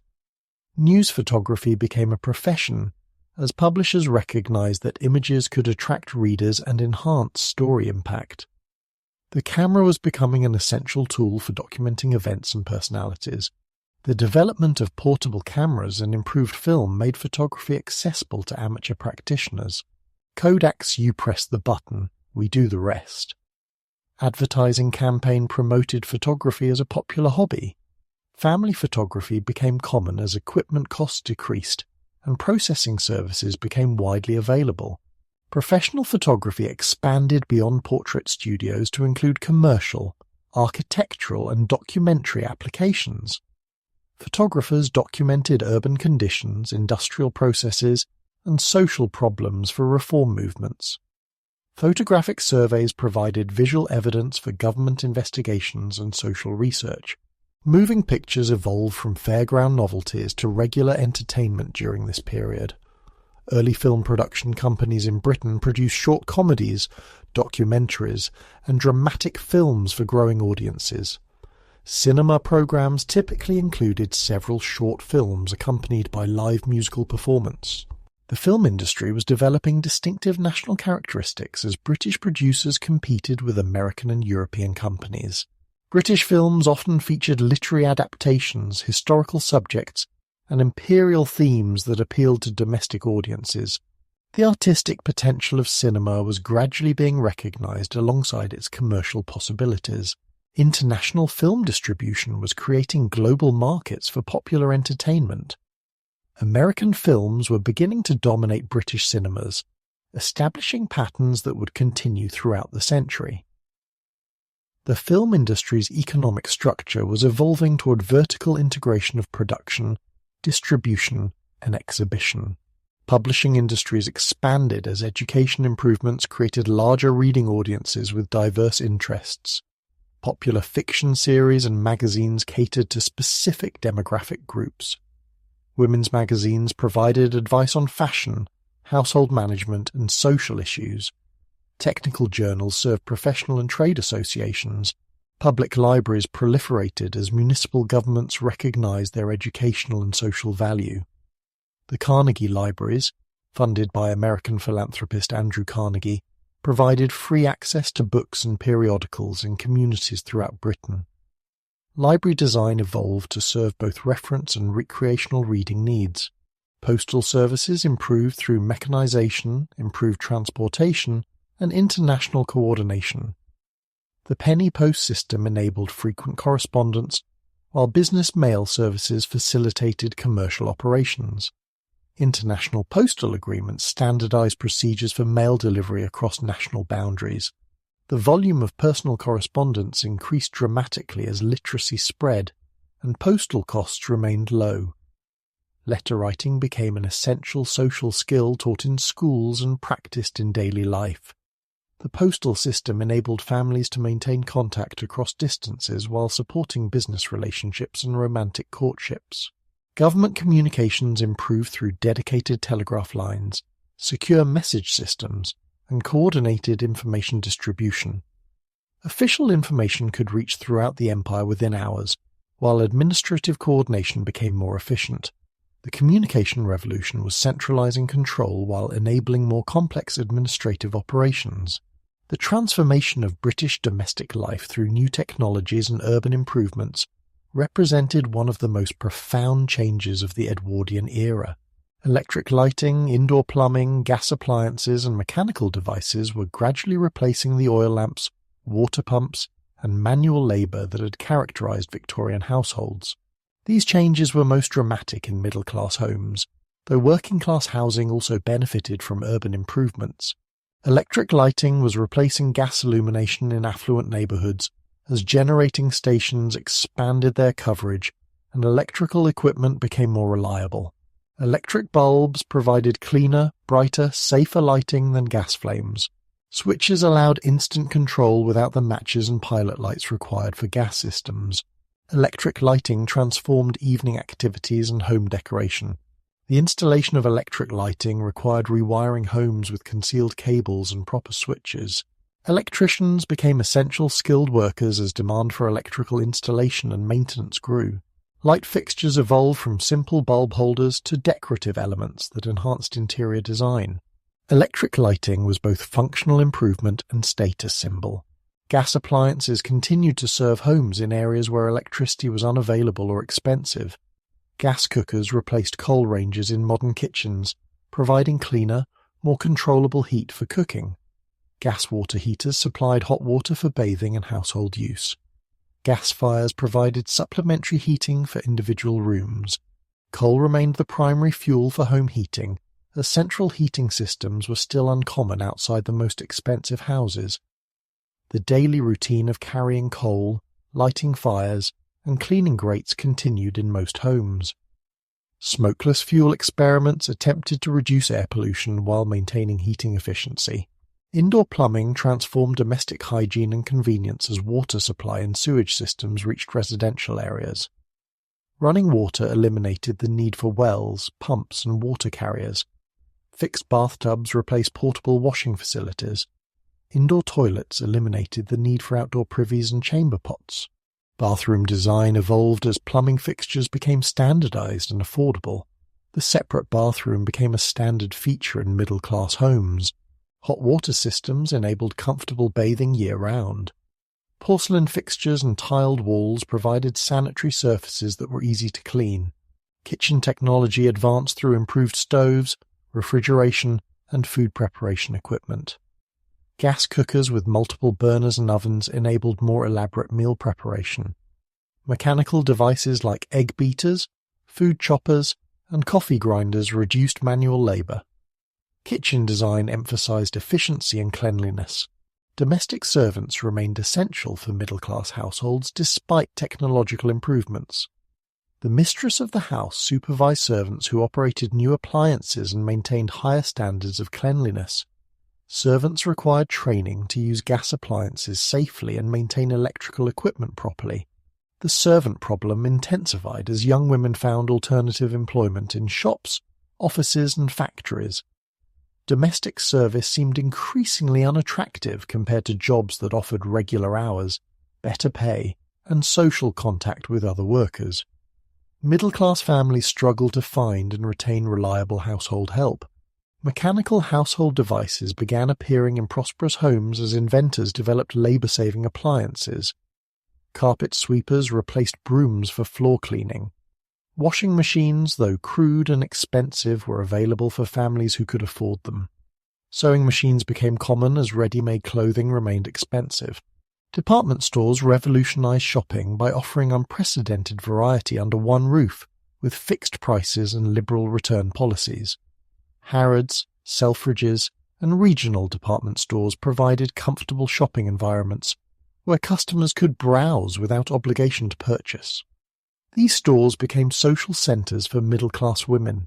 Consumer goods proliferated as manufacturing efficiency reduced costs and improved quality.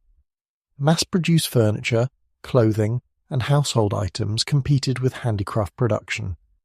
Brand names and advertising promoted specific products while creating consumer demand for manufactured goods. Ready-made clothing became increasingly acceptable as manufacturing quality improved and styles became more fashionable. Working-class families could afford machine-made garments that imitated expensive hand-tailored clothing. Department stores employed skilled seamstresses to alter ready-made garments for proper fit. Urban planning was beginning to address the problems of rapid industrial growth through organized efforts to improve living conditions. The Garden City movement promoted planned communities that combined urban conveniences with rural amenities. Municipal authorities began regulating building standards and providing public services. Letchworth Garden City, founded in 1903, demonstrated new approaches to urban development based on Ebenezer Howard's theories. The planned community featured tree-lined streets, generous gardens, modern utilities, and integrated industrial and residential areas. Garden City principles influenced suburban development throughout Britain. Public health improvements transformed urban life as municipal authorities invested in clean water supplies, sewage treatment, and waste removal. Epidemic diseases that had ravaged Victorian cities became rare as sanitation improved. Public health departments monitored food safety, housing conditions, and environmental health. Street lighting improved urban safety and extended evening activities as gas lamps gave way to electric illumination. Well-lit streets reduced crime and accidents while enabling more nighttime social activities. Commercial districts stayed open later to serve customers who could shop comfortably in the evening. Urban transportation systems enabled residential development beyond walking distance of employment centres. Suburban growth was facilitated by reliable, affordable public transport. Middle-class families could afford larger houses with gardens while maintaining access to urban employment and services. Housing standards improved through building regulations that required minimum space, ventilation, and sanitation facilities. Back-to-back housing was prohibited in new construction. Municipal authorities began enforcing standards for existing housing, while condemning the worst slums. Public parks and recreational facilities provided relief from urban congestion while serving community social needs.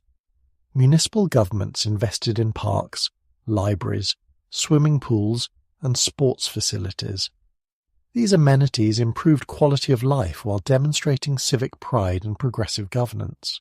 Environmental problems intensified as industrial production and urban population grew without adequate pollution controls. Air quality deteriorated from coal smoke and industrial emissions. Water pollution from sewage and industrial waste threatened public health. Noise pollution from traffic and machinery became constant urban features. The contrast between modern urban amenities and persistent social problems created tensions that would influence political developments. Improved technology and living standards for the middle class coexisted with continued poverty and deprivation for many working-class families.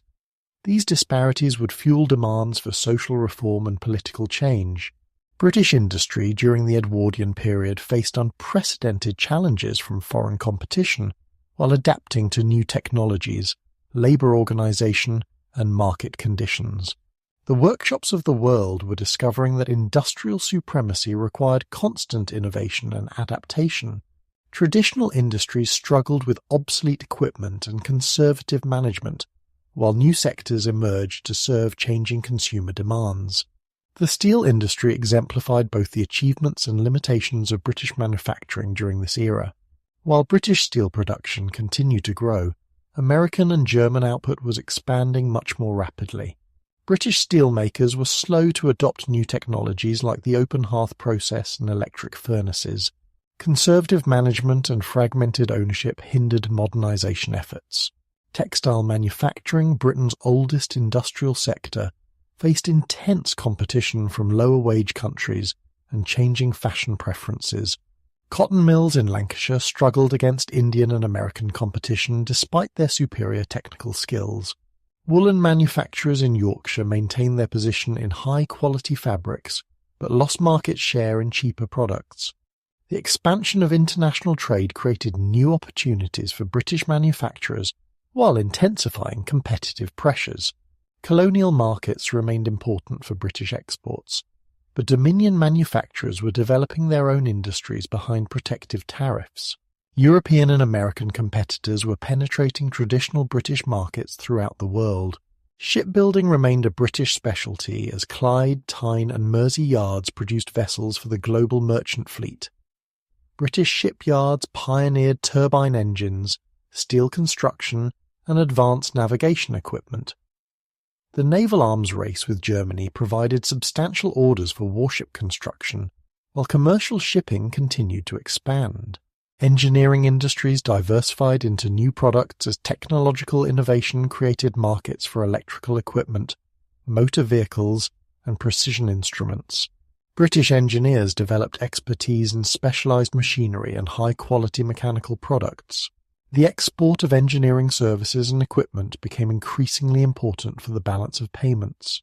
Chemical industries expanded rapidly as new processes and products served pharmaceutical, agricultural and manufacturing needs.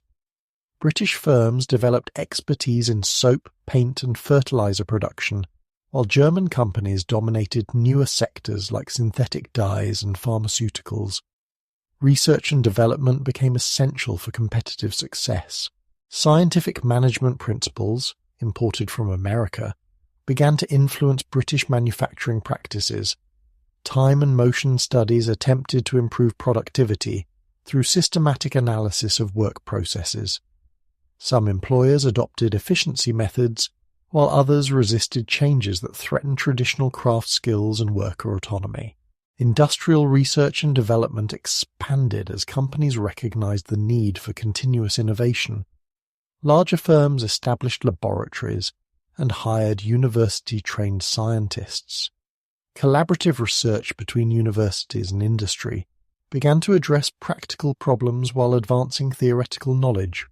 The quality of British manufacturing remained high, despite competitive pressures from mass production methods.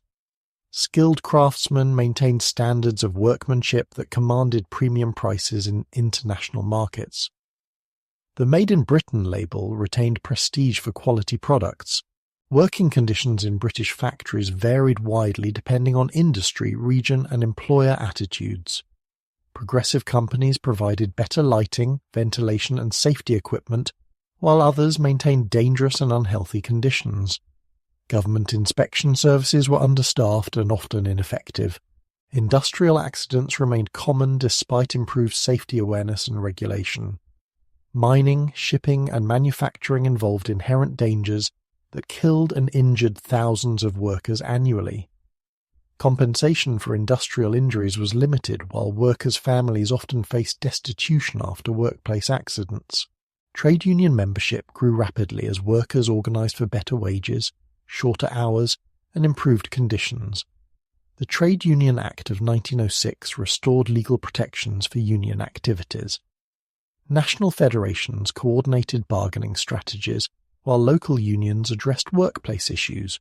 Collective bargaining became established practice in many industries as employers recognized union legitimacy.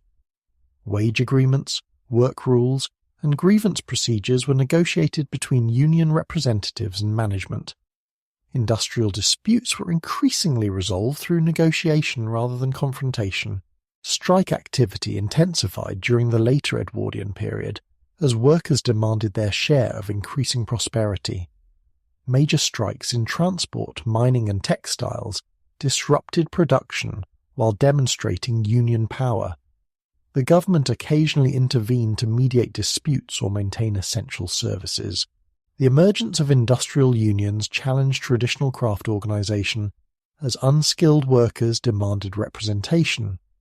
General unions recruited workers across industry boundaries while providing mutual support during disputes. The Labour Party provided political representation for organised workers. Women's industrial employment expanded into new sectors while remaining concentrated in traditional areas like textiles and clothing. Factory girls worked long hours for low wages while facing sexual harassment and dangerous conditions. Women's trade unions grew slowly due to employer hostility and male union prejudice. Child labour persisted despite compulsory education laws and factory regulations. Half-time systems allowed children to combine school attendance with industrial work. Enforcement of child labour laws was inconsistent, while economic necessity forced poor families to rely on children's wages. Immigration from Europe and Ireland provided labour for expanding industries while creating social tensions in working-class communities. Immigrant workers often accepted lower wages and poorer conditions than established workers. Ethnic and religious differences complicated labour organisation and community relations. Internal migration from rural to urban areas continued as agricultural employment declined. Young people left farming communities for industrial opportunities in cities.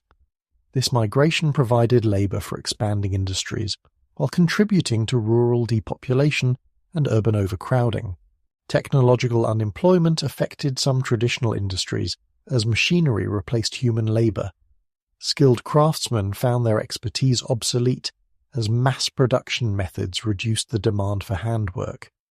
Retraining programs were virtually non-existent while displaced workers faced economic hardship. Industrial productivity improvements were slower in Britain than in Germany or America due to conservative management and worker resistance to change. British industry remained profitable, but was losing competitive advantage in key sectors. The gap between British and foreign productivity would have serious consequences for economic development. The integration of industrial and financial systems created new patterns of corporate organisation and control. Joint stock companies replaced family ownership in many industries. Professional managers began to supplant owner-operators, while financial markets provided capital for industrial expansion. Regional specialization continued as different areas concentrated on specific industries and products. The Black Country produced iron and steel, while Lancashire dominated cotton textiles. This specialization created efficient production clusters, but also vulnerability to industry-specific downturns. The relationship between industry and education was beginning to change as technical skills became more important. Trade schools and technical colleges expanded to serve industrial needs. University engineering departments grew while producing graduates for industrial careers. Government regulation of industry increased gradually as public concern about working conditions, consumer safety, and environmental protection grew. Factory inspection, safety regulations, and quality standards were implemented despite business opposition. The role of government in economic affairs was slowly expanding. While British industry adapted to technological change and social reformers built the foundations of the welfare state, the international system that had maintained European peace for nearly a century was quietly transforming into two opposing camps. The complex web of alliances, ententes, and diplomatic arrangements that emerged during the Edwardian period would ultimately lead Europe into the catastrophic war that ended the era's golden afternoon. The Franco-Russian alliance, formalised in 1894, had initially seemed a distant concern to British policymakers. France's desire for revenge against Germany combined with Russia's need for French investment capital to create a formidable partnership. Britain watched nervously as French gold financed Russian railway construction across Siberia toward the Far East, where British interests in China and India might be threatened. Russian expansion in Central Asia had been Britain's primary strategic concern throughout the Victorian era. The great game of imperial competition between Britain and Russia across Afghanistan and Persia had shaped military planning and diplomatic strategy for decades. Russian railways advancing toward India represented an existential threat to the crown jewel of the British Empire. French colonial expansion in Africa and Southeast Asia had created additional friction with British imperial interests. The Fashoda incident of 1898 had brought Britain and France to the brink of war over competing claims in the Sudan. French naval development in the Mediterranean threatened British control of the sea route to India through the Suez Canal. Yet by 1902, both Britain and France were reassessing their strategic positions in light of Germany's growing power and aggressive diplomacy. Kaiser Wilhelm II's erratic foreign policy had alarmed both London and Paris. German naval expansion directly challenged British maritime supremacy, while German industrial growth threatened French security on the continent. The Entente Cordiale, signed in April 1904, resolved outstanding colonial disputes while creating the foundation for closer cooperation between Britain and France. The agreement recognized British control of Egypt in exchange for French dominance in Morocco. Fishing rights off Newfoundland and territorial disputes in West Africa were settled amicably. Lord Lansdowne, the Foreign Secretary, presented the Entente as a simple colonial agreement rather than a military alliance. Parliament was assured that Britain retained complete freedom of action in European affairs. Yet the psychological impact of the agreement was enormous, ending centuries of Anglo-French rivalry and creating new possibilities for cooperation. King Edward VII played a personal role in improving Anglo-French relations through his state visit to Paris in 1903. The King's fluent French and genuine affection for French culture helped overcome popular hostility in both countries. His charm offensive paved the way for the diplomatic negotiations that followed. The Entente Cordiale did not commit Britain to military support for France, but it created moral obligations and strategic interests that would prove difficult to abandon. Military conversations began unofficially between British and French staff officers. Intelligence cooperation expanded as the two countries shared information about German military developments. German reaction to the Entente Cordiale was predictably hostile. The Kaiser and his advisers saw the agreement as evidence of British efforts to encircle Germany with hostile alliances. German diplomats worked to disrupt Anglo-French cooperation while demonstrating German power through provocative actions. The First Moroccan Crisis of 1905–1906 tested the strength of the new Anglo-French partnership. Germany challenged French influence in Morocco by supporting the Sultan's independence. The crisis escalated when Germany demanded an international conference to discuss Morocco's future, implicitly rejecting the Entente Cordiale's provisions. Britain supported France diplomatically during the Moroccan crisis, demonstrating that the Entente had real substance.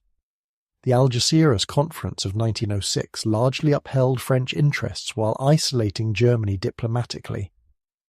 Only Austria-Hungary supported German positions, revealing the weakness of German diplomacy. Anglo-Russian tensions over Central Asian expansion had created decades of mutual suspicion and strategic competition. The Russo-Japanese War of 1904-1905 demonstrated Russian military weakness while reducing the threat to British India.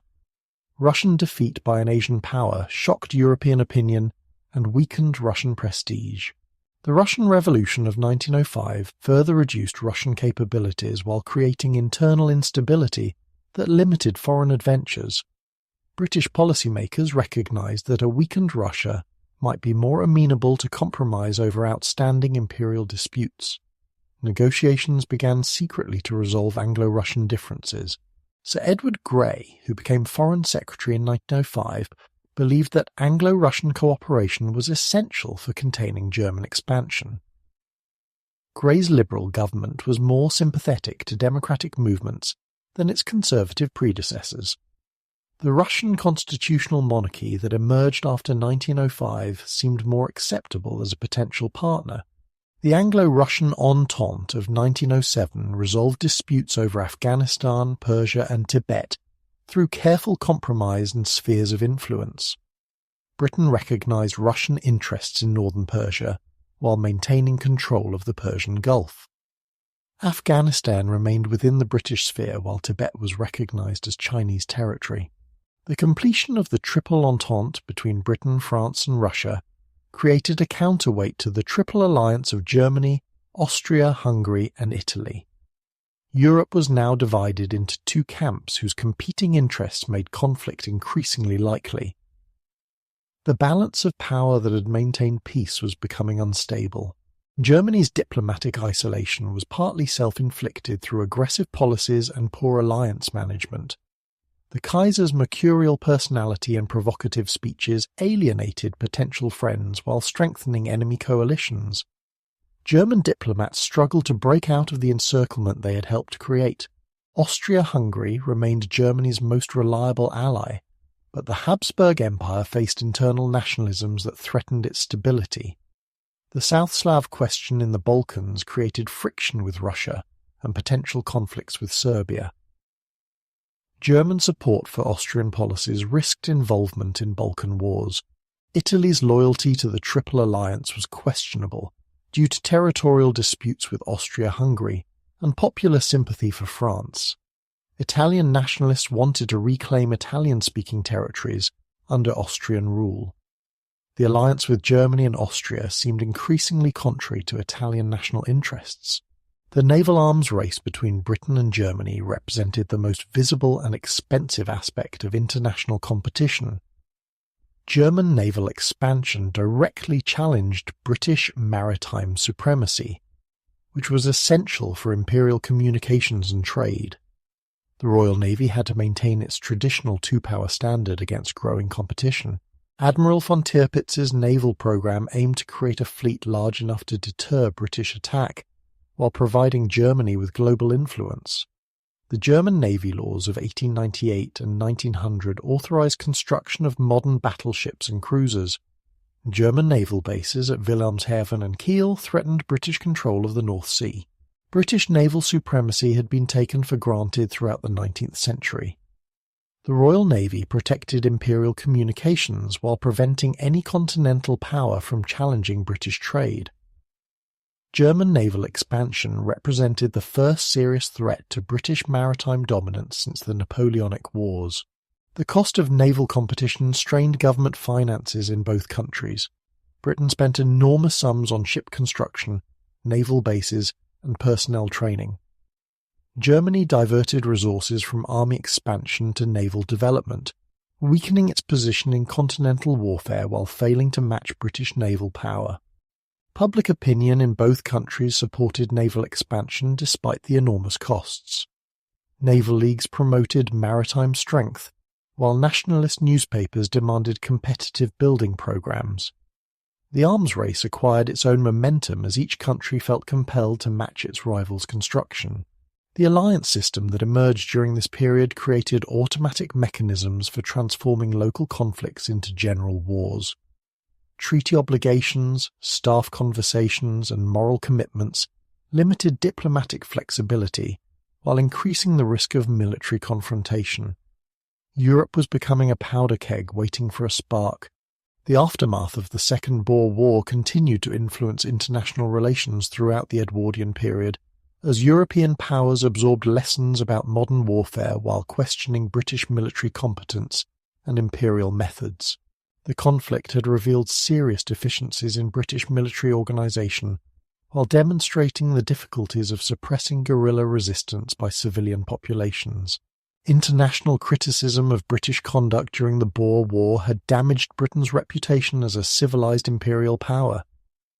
The concentration camps where Boer civilians died in large numbers became symbols of British brutality. German and French newspapers portrayed Britain as a hypocritical power that preached civilization while practicing barbarism. The cost of the Boer War in blood and treasure had been enormous for relatively modest territorial gains. Nearly 500,000 British and Imperial troops had been required to defeat fewer than 100,000 Boer fighters. The war had cost over $200 million and resulted in 22,000 British military deaths, mostly from disease rather than enemy action. Military reforms following the Boer War attempted to address the deficiencies exposed by the conflict. Richard Haldane's army reorganisation created the territorial force while improving regular army training and equipment. The Committee of Imperial Defence was established to coordinate military planning across the empire. German observers had studied British military performance closely, while drawing lessons for their own military development. The importance of modern communications, supply systems, and medical services was clearly demonstrated. The German General Staff incorporated these lessons into their planning for future European conflicts. The First Moroccan Crisis of 1905 to 1906 represented Germany's first serious challenge to the new Anglo-French Entente. Kaiser Wilhelm II's dramatic landing at Tangier in March 1905 was designed to demonstrate German power while testing French resolve. The crisis revealed the extent to which European stability depended on great power cooperation. French plans to establish a protectorate over Morocco conflicted with the international agreements that guaranteed Moroccan independence. Germany demanded an international conference to discuss Morocco's future, while supporting the Sultan's resistance to French pressure. The crisis threatened to escalate into a general European war. The Algeciras Conference of 1906 largely supported French interests while giving Germany token concessions. Britain backed France diplomatically, while Russia provided moral support despite its weakness following defeat by Japan. Germany's diplomatic isolation was clearly demonstrated by the conference results. The Second Moroccan Crisis of 1911 again tested European alliances while bringing Germany and France to the brink of war. The German gunboat Panther's arrival at Agadir was intended to force French concessions in Central Africa. Lloyd George's Mansion House speech warned Germany that Britain would support France in any conflict. The Agadir crisis was resolved through colonial compensation that gave Germany territorial concessions in Central Africa while confirming French dominance in Morocco. Yet the crisis had demonstrated how easily European tensions could escalate into military confrontation. Public opinion in both countries had supported aggressive policies. The decline of the Ottoman Empire created power vacuums throughout the Balkans and Middle East that great powers struggled to control. The Eastern question of Ottoman survival had dominated European diplomacy for decades. Rising Balkan nationalisms complicated great power competition while threatening regional stability. Austria-Hungary's annexation of Bosnia-Herzegovina in 1908 violated international agreements while provoking Russian anger and Serbian nationalism. The Habsburg Empire's expansion into the Balkans conflicted with Russian interests and South Slav aspirations. The annexation crisis was resolved diplomatically but left lasting resentments. The Balkan Wars of 1912-1913 demonstrated the region's instability, while threatening to involve the great powers in local conflicts. Serbia's territorial gains alarmed Austria-Hungary while strengthening South Slav nationalism. Russian support for Serbia created tensions with Germany and Austria that would prove fatal in 1914. Italy's colonial ambitions in North Africa brought it into conflict with the Ottoman Empire while complicating European alliance systems. The Italo-Turkish War of 1911-1912 established Italian control over Libya, but weakened the Ottoman Empire further. Italian success encouraged Balkan states to attack Ottoman territories in Europe. French expansion in North and West Africa continued throughout this period as colonial administrators extended French control over vast territories. The completion of French West Africa and French Equatorial Africa created continuous French territory across the continent. Colonial rivalry with Britain was gradually replaced by cooperation against German expansion. British consolidation of control over Egypt and Sudan proceeded despite international complications and domestic Egyptian nationalism. The Denshawi incident of 1906 revealed growing Egyptian hostility to British rule. Nationalist movements were developing throughout the Middle East as Ottoman authority weakened.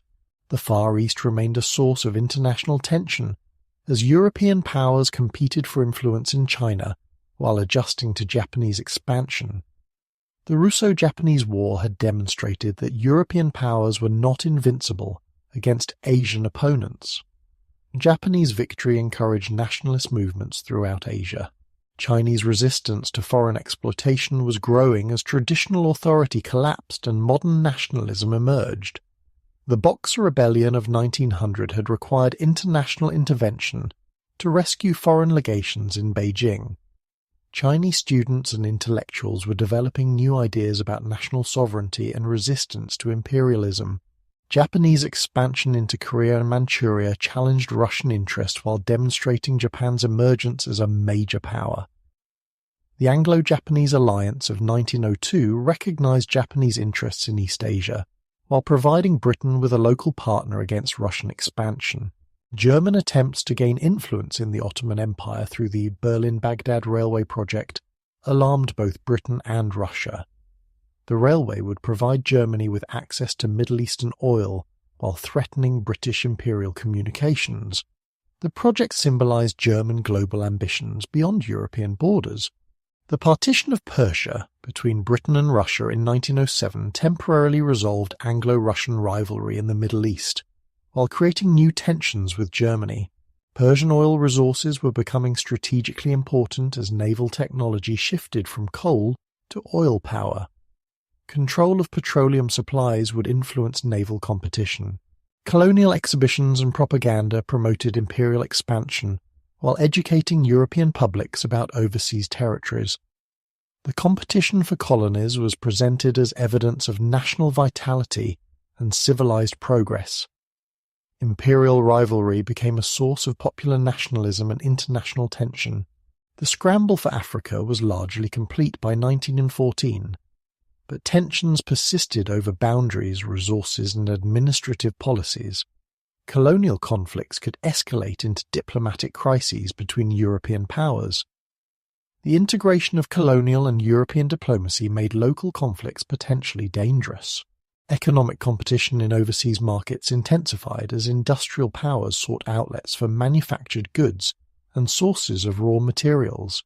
Trade rivalries reinforced political tensions while creating interest groups that supported aggressive foreign policies. Imperial expansion was both cause and consequence of international competition. The revolutionary battleship HMS Dreadnought, launched in February 1906, transformed naval warfare while intensifying the Anglo-German arms race that would dominate international relations until 1914. This single vessel rendered all existing battleships obsolete while establishing new standards for naval power that every maritime nation felt compelled to match. Admiral Sir John Fisher, First Sea Lord from 1904 to 1910, conceived the Dreadnought as part of his comprehensive reform of the Royal Navy. Fisher believed that technological innovation could maintain British naval supremacy more efficiently than simply building larger numbers of conventional warships. The Dreadnought's revolutionary design concentrated firepower in 10 12-inch guns, while achieving unprecedented speed through steam turbine propulsion. The ship's construction was completed in record time, barely a year from laying down to completion. This achievement demonstrated British naval engineering capabilities, while shocking foreign observers who had assumed such rapid construction was impossible. The dreadnought's launch marked the beginning of a new era in naval competition. Germany's response to the dreadnought was immediate and determined. Admiral von Tirpitz recognised that the new British battleship had eliminated Germany's disadvantage in older vessels. German shipyards could now compete on equal terms by building their own dreadnought-type battleships. The Nassau-class battleships, authorised in 1907, incorporated lessons learned from British design. The technical specifications of dreadnought battleships became matters of national prestige and strategic calculation. Gun calibre, armour thickness and speed were debated in naval circles and popular press. Each new class of battleships incorporated improvements that required responses from competitors. The pace of naval innovation accelerated dramatically. British naval policy faced unprecedented challenges as the two-power standard became increasingly expensive to maintain. The traditional policy of maintaining a navy equal to the next two largest navies was threatened by multiple competitors building modern vessels. Parliament struggled to fund the enormous costs of naval expansion while maintaining other government services. The 1909 naval scare demonstrated how deeply naval competition had penetrated British public consciousness. Rumours that Germany was secretly accelerating battleship construction led to panic demands for immediate British building increases. The popular cry, "We want 8 and we won't wait," forced the government to authorise additional dreadnoughts, despite the enormous cost. German naval construction proceeded steadily according to the Second Navy Law, while German propaganda emphasised the fleet's defensive purposes. Tirpitz argued that Germany needed naval protection for its growing overseas trade and colonial empire. Yet British observers recognised that the German fleet's concentration in the North Sea posed a direct threat to British home waters. The financial burden of naval competition strained both British and German government budgets. Battleship construction required enormous investments in shipyards, steel production, and specialised equipment. Personnel training and maintenance added continuing costs that absorbed increasing proportions of government expenditure. Fisher's reforms extended beyond ship design to encompass the entire structure of naval administration and strategy. The redistribution of naval forces concentrated the fleet in home waters while reducing overseas commitments. Obsolete vessels were scrapped or relegated to training duties while the newest ships were concentrated against the German threat. The development of naval bases and supporting infrastructure required massive investments in docks, coaling facilities, and repair shops.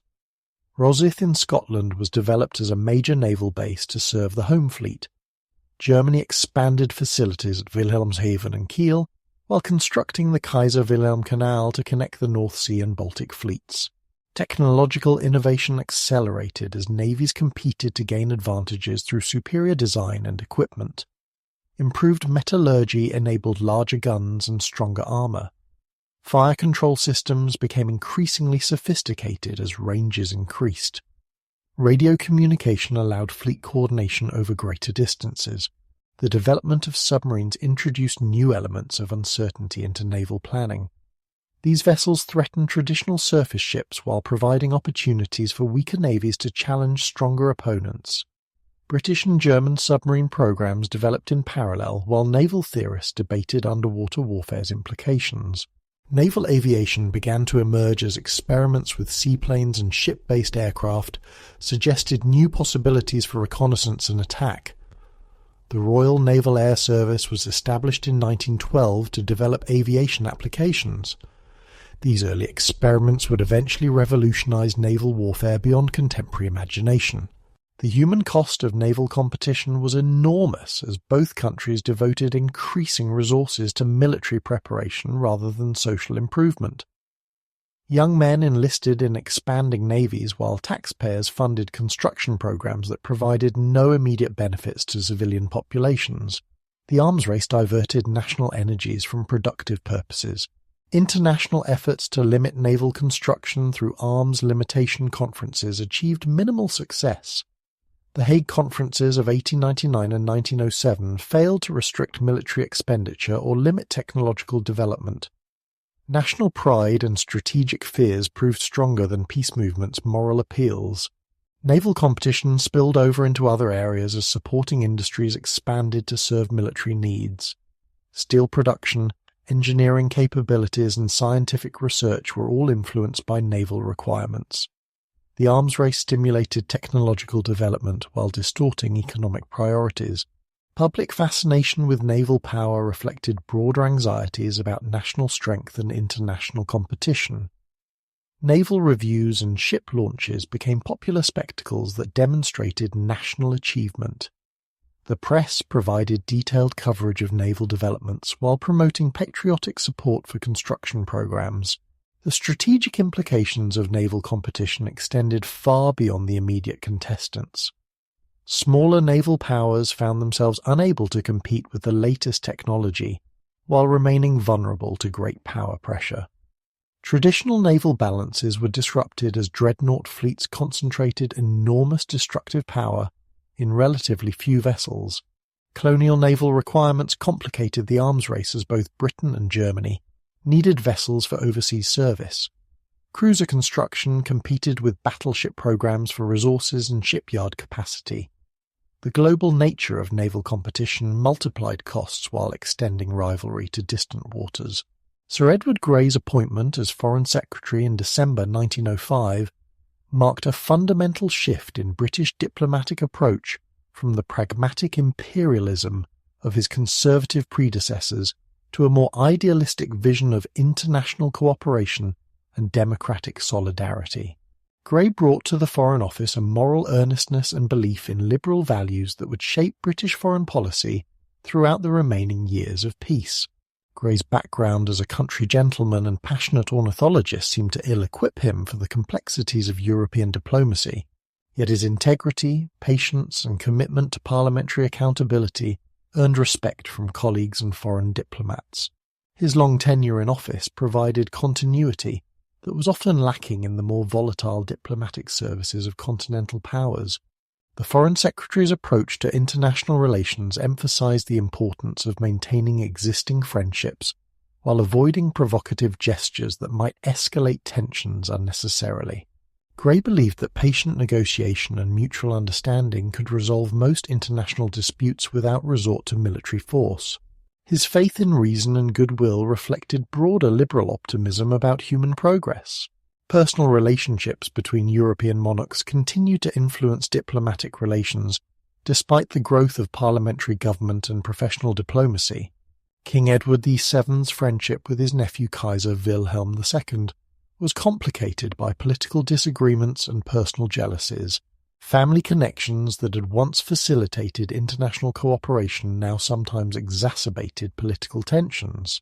The Kaiser's erratic personality and tendency toward dramatic gestures created constant difficulties for German diplomats who struggled to maintain consistent policies. Wilhelm II's public statements often contradicted official German positions, while his private correspondence with other monarchs revealed state secrets. The Kaiser's unpredictability made rational diplomatic calculation increasingly difficult. King Edward's death in May 1910 removed a skilled practitioner of personal diplomacy, while his successor, George VI, lacked experience in international affairs. The new king conscientiously fulfilled ceremonial duties while leaving policy decisions to his ministers. The monarchical element in diplomacy was declining as democratic pressures increased.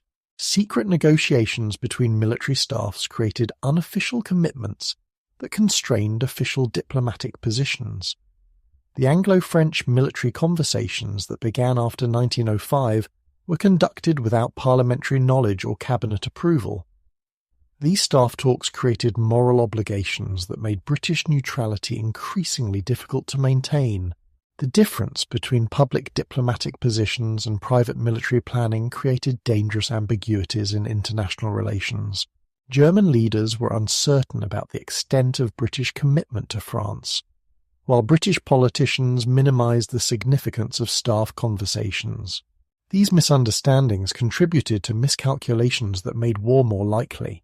Press coverage of international affairs had expanded dramatically as popular newspapers competed for readers through sensational foreign news reporting. Diplomatic crises were presented as national contests that required popular support for government policies.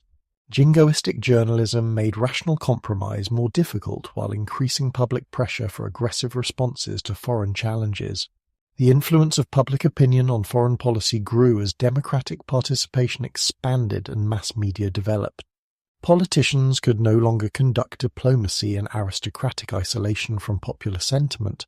Nationalist movements and patriotic organizations pressured governments to adopt aggressive policies that served popular prejudices rather than rational national interests.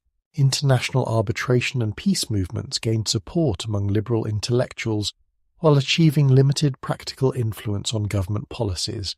The Hague Conferences had established machinery for peaceful dispute resolution, but major powers reserved the right to reject arbitration in cases involving vital interests.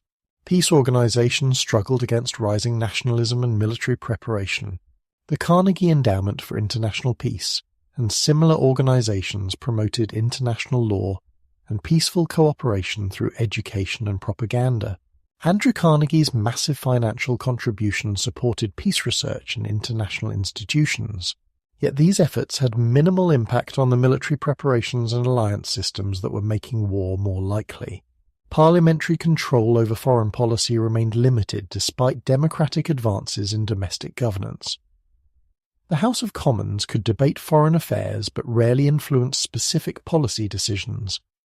Foreign Office officials conducted negotiations with minimal oversight while presenting Parliament with accomplished facts requiring retroactive approval.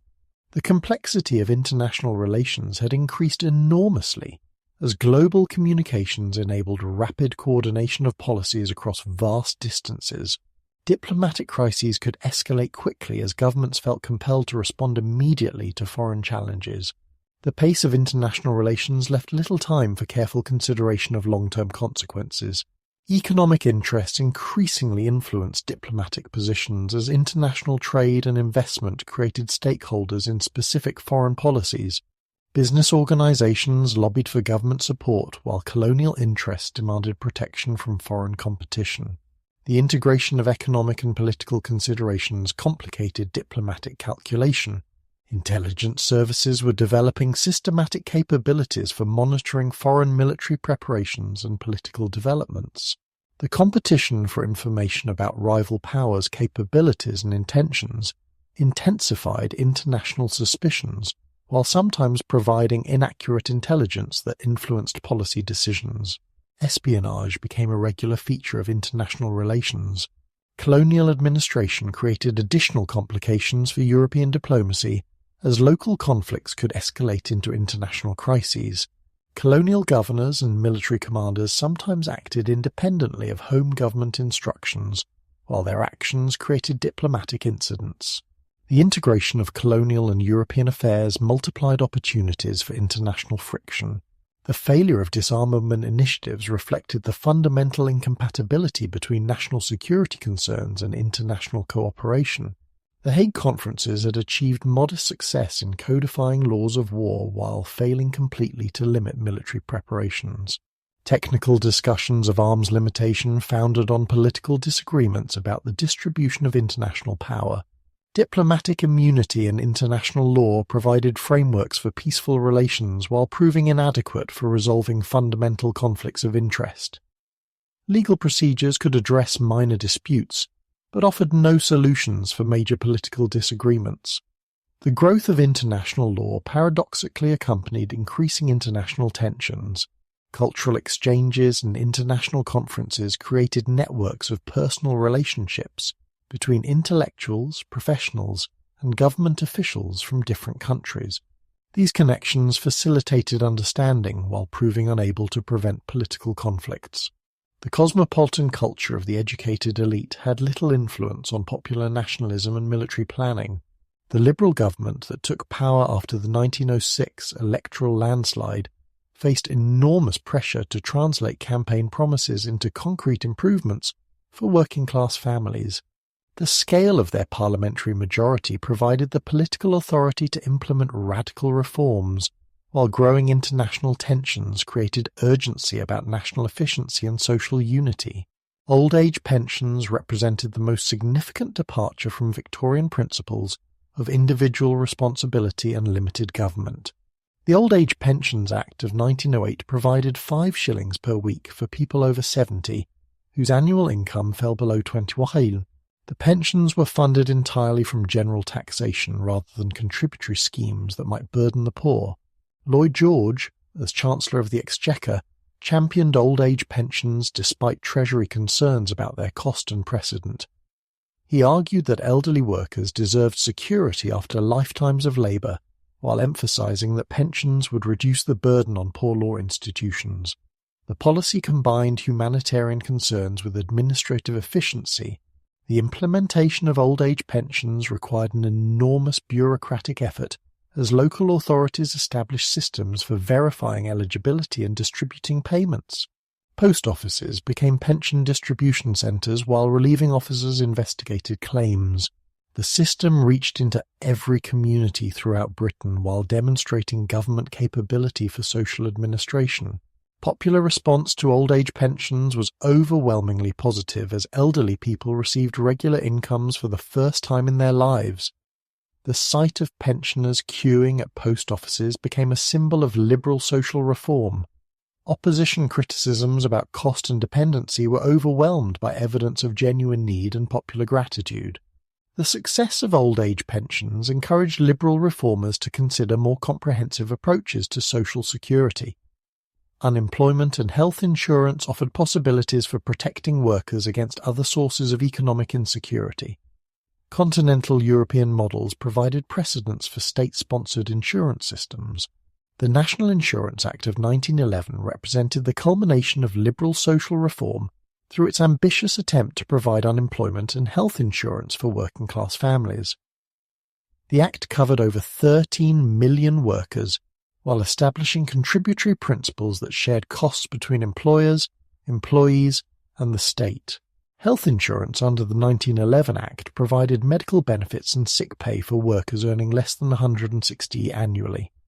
The scheme covered consultation with doctors, medicines, and cash benefits during illness. Dependents were not covered, reflecting financial constraints and political compromises with the medical profession. Unemployment insurance was limited to industries with high unemployment rates, including building, shipbuilding, mechanical engineering, and iron founding. Workers in covered industries paid contributions that earned entitlements to benefits during periods of unemployment. The system provided temporary support while encouraging job seeking. The administrative machinery for national insurance required cooperation between government departments, approved societies, and local authorities.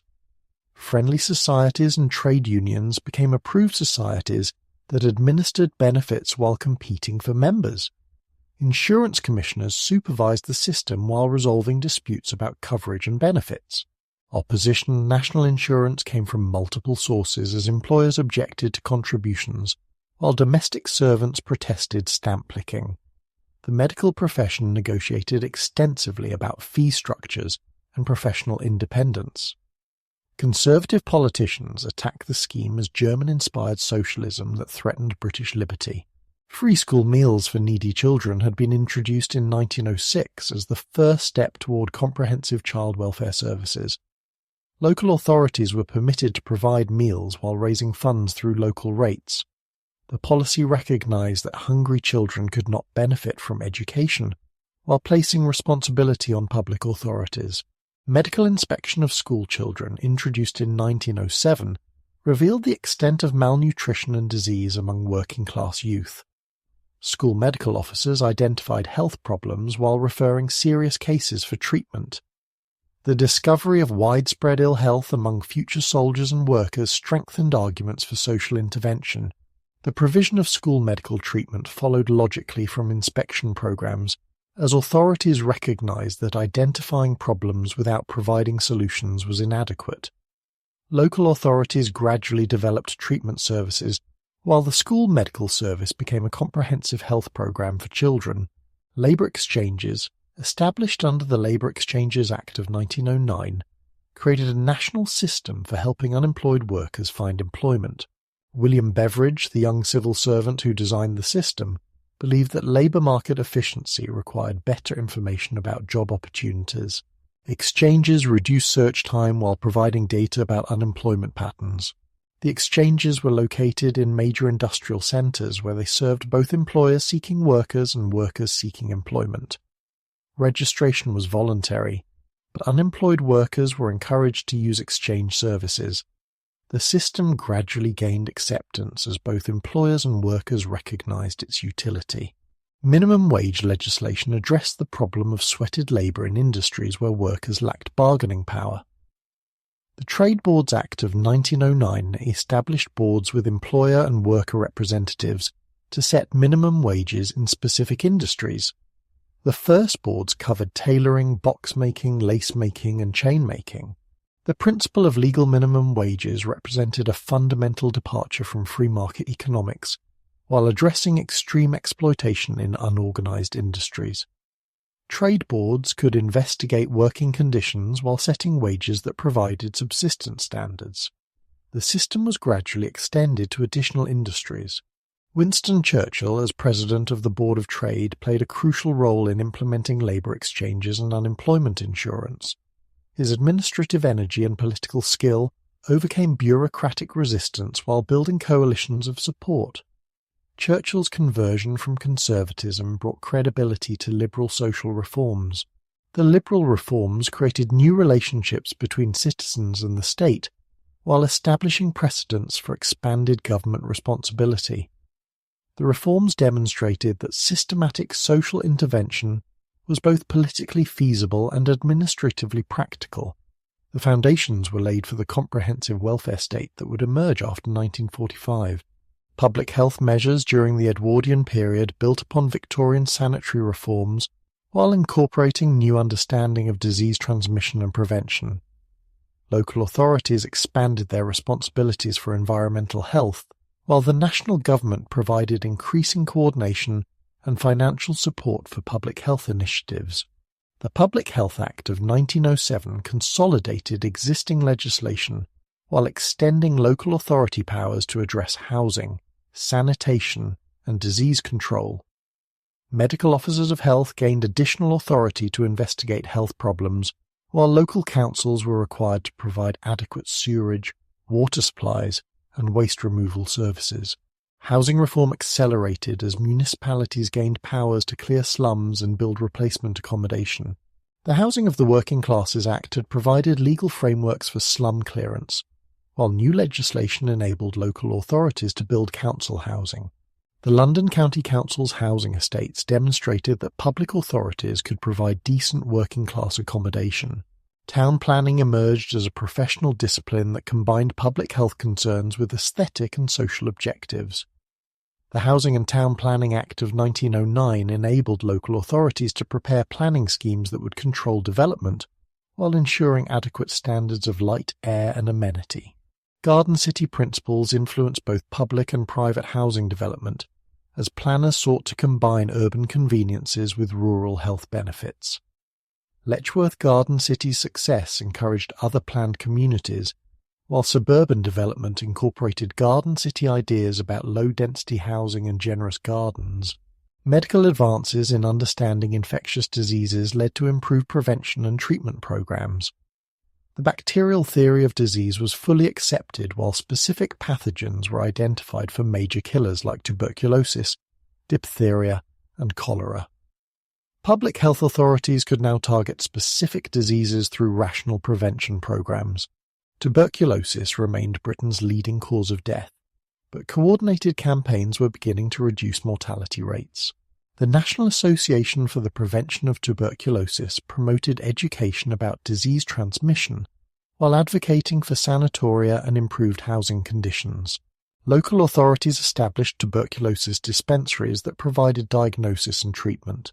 The fight against infant mortality became a national priority as reformers recognized that high death rates among babies reflected inadequate maternal care, poor nutrition, and unsanitary conditions. Health visitors were employed to educate working-class mothers about infant care while milk depots provided clean milk for babies. Maternal and child welfare services expanded as local authorities recognized their responsibility for protecting vulnerable populations. Antenatal clinics provided medical supervision during pregnancy, while infant welfare centers offered advice about feeding and childcare. These services reduced infant mortality while improving maternal health. School medical services revealed the extent of health problems among working-class children while providing treatment for common conditions. School nurses treated minor ailments while medical officers identified serious problems requiring specialist attention. Dental care and vision testing became regular features of school health programs. Hospital development accelerated as medical advances and increasing specialization required more sophisticated facilities. Voluntary hospitals expanded their services while poor law infirmaries were gradually transformed into municipal hospitals. Teaching hospitals led medical research while training the expanding numbers of doctors and nurses. Nursing education was professionalized through training schools that required formal qualifications and continuing education. Florence Nightingale's influence continued through the nursing schools she had established. District nursing services brought medical care to working-class homes while reducing dependence on expensive hospital treatment. Water supply improvements eliminated cholera and typhoid while reducing other waterborne diseases. Municipal waterworks provided clean, reliable supplies, while sewage treatment facilities prevented contamination of water sources. The investment in water infrastructure represented one of the most successful public health interventions. Food safety regulation expanded as local authorities gained powers to inspect food production, storage, and sale. Public analysts tested food samples for adulteration, while sanitary inspectors monitored markets, shops, and restaurants. These measures reduced food poisoning while protecting consumers from fraudulent practices. Industrial health and safety regulations were strengthened as the factory inspectorate expanded its oversight of working conditions. Workplace accidents were investigated while safety standards were enforced through prosecution of negligent employers. Compensation for industrial injuries was improved through workers' compensation legislation. The National Insurance Act's health provisions created the first comprehensive medical service for working-class men. Insured workers could consult panel doctors without charge while receiving medicines and sick pay during illness. The system provided a foundation for more comprehensive health services. Mental health treatment began to shift from custodial care to therapeutic intervention as understanding of mental illness improved. County asylums were supplemented by voluntary hospitals that provided treatment for less severe conditions. The Lunacy Act reforms improved conditions while protecting patients' rights. Environmental health campaigns addressed air pollution, noise, and other urban problems that affected quality of life. Smoke abatement societies promoted cleaner fuels while local authorities enforced regulations against industrial pollution.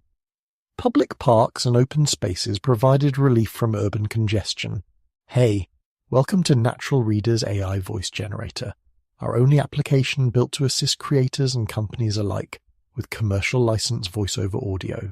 Health education expanded through schools, voluntary organizations, and public health campaigns.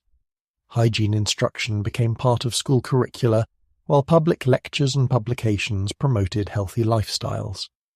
The importance of fresh air, exercise, and proper nutrition was increasingly understood and promoted. Educational expansion during the Edwardian period created unprecedented opportunities for social advancement, while reflecting broader debates about democracy, efficiency, and national competitiveness. The 1902 Education Act's implementation had established secondary education as a public responsibility while creating new pathways for talented working-class children. Elementary education reached virtually all children by 1910 as school attendance became effectively compulsory through the enforcement of existing legislation. School leaving age remained at 13 or 14 in most areas, but increasing numbers of children stayed longer as economic conditions improved and educational opportunities expanded. The curriculum in elementary schools was gradually modernized to include practical subjects, alongside traditional reading, writing, and arithmetic. Science, geography, and history gained importance while manual training and domestic economy prepared children for adult responsibilities. Physical education was introduced to improve health and discipline. Secondary education expanded rapidly following the 1902 Act, as local authorities established grammar schools and technical schools. Scholarship systems enabled bright working-class children to attend secondary schools, while fee-paying pupils provided additional revenue. Secondary education was becoming accessible to the middle classes while remaining beyond most working-class reach. The development of technical education addressed industry's need for skilled workers, while providing alternatives to academic secondary education. Technical schools and evening classes served apprentices and adult workers, while specialized institutions trained teachers, engineers, and other professionals. Teacher training was professionalized through college courses that combined academic study with practical experience. Training colleges expanded their programs while improving facilities and resources. The supply of qualified teachers increased as the profession's status and security improved. University education remained exclusive but was gradually expanding to serve professional and administrative needs. Oxford and Cambridge maintained their dominance, while civic universities in major cities provided education for local professional classes. University extension programs brought higher education to provincial centres. Women's access to higher education continued to expand despite persistent restrictions. Women's colleges provided excellent education, while graduates entered teaching, nursing, and other acceptable professions. The struggle for university degrees continued while women demonstrated their intellectual capabilities. Adult education movements flourished as working-class organizations and philanthropic societies promoted self-improvement through learning. Mechanics' institutes, working men's colleges, and university extension classes served adults who had missed educational opportunities in childhood. The Workers' Educational Association, founded in 1903, coordinated educational programs for working-class students. Public libraries expanded their services as municipal authorities recognized their educational value. The Carnegie Library program provided buildings while local authorities funded books, staff, and services. Libraries became community centers that provided access to information, literature, and cultural activities. Private schools maintained their role in educating upper-class children while adapting to changing social conditions. Public schools emphasized character development and leadership training while preparing boys for imperial service and professional careers. The curriculum gradually modernized to include science and modern languages alongside classical subjects. Educational reform movements promoted progressive teaching methods that emphasized children's natural development rather than rote learning. The influence of continental European educators like Maria Montessori and Johann Pestalozzi encouraged child-centered approaches to education. These ideas influenced teacher training and classroom practice. Vocational training expanded as industries recognized the need for skilled workers who could operate complex machinery and adapt to technological change. Apprenticeship systems were supplemented by formal technical education, while employers began to invest in worker training programs. Educational administration was professionalized as local authorities employed trained administrators to manage expanding school systems. School inspectors monitored standards while providing guidance to teachers and administrators. The Board of Education coordinated national policies while respecting local autonomy. Special educational needs began to receive attention as educators recognized that some children required different approaches to learning. Provision for blind, deaf, and mentally handicapped children expanded while remedial education addressed learning difficulties. The principle that all children deserved appropriate education was gradually accepted. Rural education faced particular challenges as small schools struggled to provide adequate facilities and qualified teachers. Transportation problems limited children's access to secondary education, while agricultural communities questioned the value of academic learning. Rural school consolidation began to address these problems. The relationship between education and social mobility was increasingly recognized as talented individuals, from working-class backgrounds achieved success through educational achievement. Scholarship winners who progressed to universities and professional careers demonstrated that merit could overcome social barriers. Yet the majority of working-class children still left school at the minimum age. International comparisons revealed that British education lagged behind German and American systems in technical training and mass secondary education. These comparisons strengthened arguments for educational expansion, while raising concerns about national competitiveness. Educational reform became a matter of national efficiency as well as social justice. The practice of medicine underwent revolutionary changes during the Edwardian period as scientific understanding of disease, improved surgical techniques, and new diagnostic tools transformed the healing arts. British medical schools and hospitals led many of these advances while contributing to the international exchange of medical knowledge that characterized this era of rapid progress.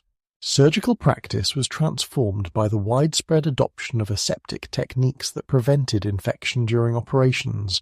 Joseph Lister's earlier work on antiseptic surgery had established the importance of cleanliness, but the new aseptic methods went further by sterilizing instruments, operating rooms, and surgical materials.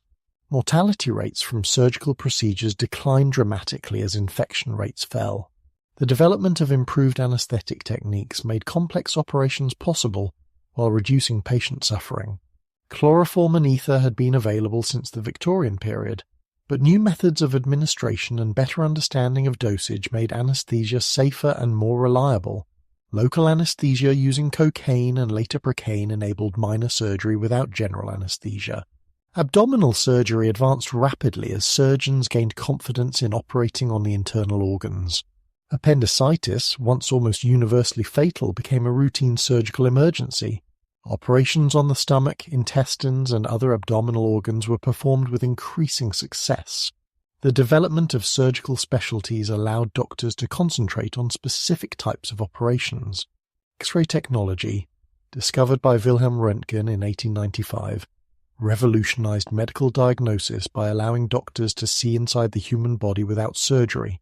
British hospitals quickly adopted X-ray equipment while training technicians to operate the new machines. Broken bones could be examined precisely while internal conditions were diagnosed with unprecedented accuracy. The Röntgen Society, founded in London in 1897, promoted the safe use of X-ray technology while advancing research into its medical applications. Early X-ray pioneers suffered radiation injuries before the dangers were fully understood. Safety procedures were gradually developed to protect both patients and medical personnel from harmful radiation exposure. Heart disease diagnosis improved through the development of the electrocardiograph, which recorded the heart's electrical activity.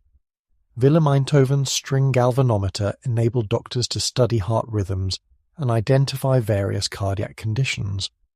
British cardiologists adopted the new technique while contributing to understanding of heart disease. The discovery of blood types by Karl Landsteiner in 1900 made safe blood transfusions possible for the first time. British doctors began using blood typing to match donors and recipients, while developing techniques for blood storage and transfusion. This advance would prove crucial for treating shock and hemorrhage. Bacteriology advanced rapidly as researchers identified specific microorganisms responsible for infectious diseases. The tuberculosis bacillus, cholera vibrio, and diphtheria bacillus were studied intensively while researchers sought ways to prevent and treat these diseases. British bacteriologists made significant contributions to this international research effort. Immunization programs expanded beyond smallpox vaccination to include protection against other diseases. Diphtheria antitoxin, developed in Germany, was quickly adopted in Britain while reducing childhood mortality from this disease. Research into typhoid vaccination protected military personnel and travellers to tropical regions. The development of chemotherapy began with Paul Ehrlich's work on magic bullets that could target specific disease organisms. Salvarsan, an arsenic compound effective against syphilis, represented the first successful chemotherapeutic agent. British researchers contributed to this new approach to treating infectious diseases. Tropical medicine emerged as a distinct specialty as British doctors working in colonial territories encountered diseases unknown in temperate climates. The London School of Tropical Medicine, established in 1899, trained colonial medical officers while conducting research on malaria, sleeping sickness, and other tropical diseases. Ronald Ross's discovery that malaria was transmitted by mosquitoes revolutionized tropical medicine while providing new approaches to disease prevention. Control of mosquito breeding sites could prevent malaria transmission more effectively than treating individual cases. Psychiatric treatment began to shift from purely custodial care toward therapeutic intervention as understanding of mental illness improved. The influence of continental European psychiatrists encouraged British doctors to consider psychological as well as physical causes of mental disorders. Treatment methods began to emphasize recovery rather than containment.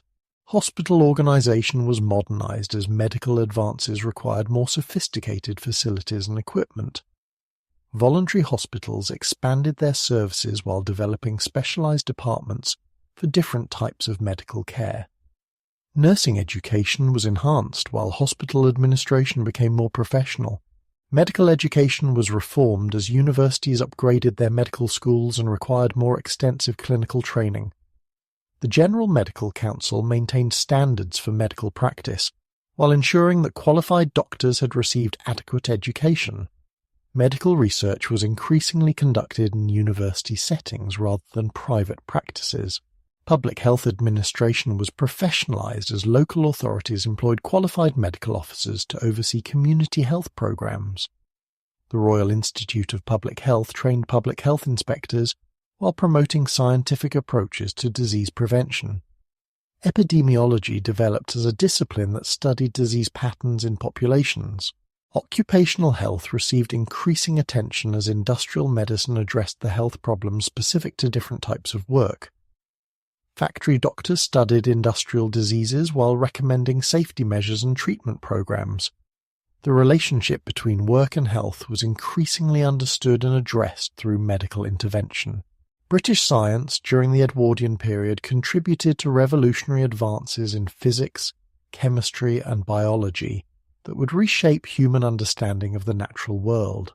Universities and independent researchers made discoveries that challenged fundamental assumptions about matter, energy, and life while laying foundations for 20th century scientific and technological development. Physics was transformed by discoveries that challenged classical assumptions about the nature of matter and energy. The discovery of radioactivity revealed that atoms were not indivisible, but could decay while emitting energy. British physicists like Ernest Rutherford at Manchester University led research into atomic structure and radioactive decay. Rutherford's experiments with radioactive particles revealed the existence of the atomic nucleus, while demonstrating that atoms consisted largely of empty space. His work showed that alpha particles could be used as probes to explore atomic structure. These discoveries laid the foundation for modern atomic physics and nuclear science. J.J. Thomson's identification of the electron at Cambridge University's Cavendish Laboratory had earlier revealed the existence of subatomic particles. Thomson's cathode ray tube experiments showed that electricity consisted of streams of negatively charged particles much smaller than atoms. This discovery fundamentally changed understanding of matter and electricity. The Cavendish Laboratory under Thomson's direction became the world's leading centre for atomic physics research. Students and colleagues made numerous discoveries about atomic structure, radioactivity, and electrical phenomena. The laboratory's collaborative research environment produced more Nobel Prize winners than any other institution. Max Planck's quantum theory, though developed in Germany, was studied and extended by British physicists who recognized its revolutionary implications. The idea that energy was emitted in discrete packets rather than continuous streams contradicted classical physics while explaining phenomena that previous theories could not address. British astronomers contributed to expanding knowledge of the universe through improved telescopes and photographic techniques. The Royal Greenwich Observatory maintained its position as a leading centre for astronomical research while colonial observatories in South Africa and Australia provided access to Southern Hemisphere stars. Stellar spectroscopy developed rapidly, as astronomers used the analysis of starlight to determine stellar composition and motion. British astronomers made significant contributions to understanding stellar evolution and the structure of the Milky Way galaxy. These discoveries revealed the enormous scale and complexity of the universe. Chemistry advanced through improved understanding of molecular structure and chemical bonding. British chemists contributed to developing the periodic table of elements while discovering new compounds and reactions. The relationship between chemical structure and biological activity was increasingly understood. Organic chemistry flourished as researchers synthesized complex molecules and studied their properties. The development of synthetic dyes, pharmaceuticals, and plastics demonstrated chemistry's practical applications. British chemical companies competed with German firms while developing their own research capabilities. Physical chemistry emerged as a distinct discipline that applied physical principles to chemical phenomena.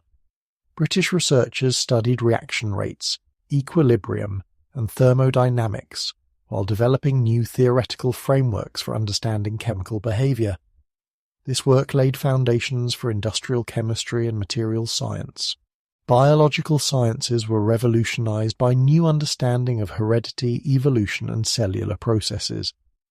The rediscovery of Mendel's laws of inheritance provided mechanisms for Darwin's theory of evolution, while explaining how traits were transmitted from parents to offspring. Genetics developed rapidly as researchers studied inheritance patterns in various organisms.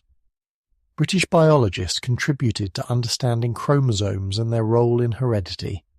The relationship between genes and evolution was explored while plant and animal breeding programs applied genetic principles. Biochemistry emerged as scientists studied the chemical processes occurring within living organisms. British researchers investigated metabolism, enzyme function, and nutritional requirements, while contributing to understanding how life processes worked at the molecular level. This research had important applications for medicine and agriculture. Marine biology expanded as British researchers studied ocean life and ecosystems. The Challenger expedition had earlier mapped ocean depths and collected specimens, while continuing research explored marine life's diversity and ecological relationships. This work contributed to understanding evolution and environmental adaptation. Botany advanced through improved understanding of plant physiology, ecology, and classification. British botanists studied tropical plants in colonial territories while developing new approaches to plant breeding and agricultural improvement. The Royal Botanic Gardens at Kew remained a world centre for botanical research. Psychology began to establish itself as a scientific discipline distinct from philosophy and medicine. British psychologists studied learning, memory, and perception while developing experimental methods for investigating mental processes. This research laid foundations for educational psychology and psychotherapy. Scientific institutions expanded their role in coordinating research and disseminating knowledge. The Royal Society of London maintained its position as Britain's premier scientific organisation, while specialised societies served particular disciplines. International scientific cooperation increased through conferences and collaborative research programmes. Applied science and technology received increasing attention as researchers sought practical applications for scientific discoveries. Industrial research laboratories were established while universities developed closer relationships with manufacturing companies. The gap between pure science and practical application was gradually narrowing. The technological revolution that transformed British society during the Edwardian period reflected the growing integration of scientific discovery with practical innovation. Electrical power, chemical processes, and precision engineering created new industries while transforming existing ones. British inventors and engineers contributed to global technological development while adapting foreign innovations to British conditions. Electrical power generation and distribution expanded rapidly as the advantages of electricity over gas and steam became apparent. Central power stations supplied entire districts with electricity, while electrical equipment became more reliable and affordable. The transition from gas to electric lighting symbolized the broader technological transformation. Electric motors revolutionized manufacturing by providing flexible, efficient power for machinery. Individual machines could be powered independently while eliminating the complex belt and shaft systems required by steam power. Factory design was transformed as electrical power enabled more flexible arrangements of equipment. The development of electrical control systems enabled automation of industrial processes. Electric switches, relays, and timers controlled machinery with unprecedented precision. These developments laid the foundation for modern industrial automation while improving product quality and reducing labor costs. Telephone systems expanded rapidly as urban exchanges connected businesses and residences. Long-distance telephone service was gradually introduced while international connections were established. The telephone was transforming business communication while beginning to influence social relationships. Wireless telegraphy, pioneered by Guglielmo Marconi, created new possibilities for long-distance communication without physical connections. The Marconi Company established wireless stations throughout the British Empire while providing ship-to-shore communication services. Military applications of wireless technology were quickly recognized and developed. The chemical industry developed new products and processes that served both industrial and consumer markets. Synthetic dyes revolutionized textile production, while new pharmaceuticals improved medical treatment. Explosives, fertilizers, and industrial chemicals were produced using increasingly sophisticated manufacturing processes. Electrochemical processes enabled the production of aluminum, chlorine, and other materials that had been difficult or impossible to manufacture economically. Electric furnaces provided the high temperatures needed for special steel alloys. These developments expanded the range of materials available for manufacturing. The development of internal combustion engines created new possibilities for transportation and industrial power. Motor vehicles began to compete with horse-drawn transport, while stationary engines powered machinery in locations without electrical service. Engine technology improved rapidly as competition intensified. Precision manufacturing became increasingly important as machinery required more accurate components. Machine tools were improved to produce parts with greater precision, while interchangeable parts manufacturing spread from armaments to other industries. Quality control became a systematic part of manufacturing processes. Agricultural technology advanced through improved machinery, fertilizers, and breeding techniques. Steam ploughing and mechanical harvesting increased productivity while reducing labor requirements. Scientific agriculture applied research findings to improve crop yields and livestock production. The application of science to food processing and preservation extended the shelf life of perishable products while improving nutritional quality. Canning, refrigeration, and pasteurization made food safer while enabling long-distance transportation. Mass production methods reduced food costs for urban consumers.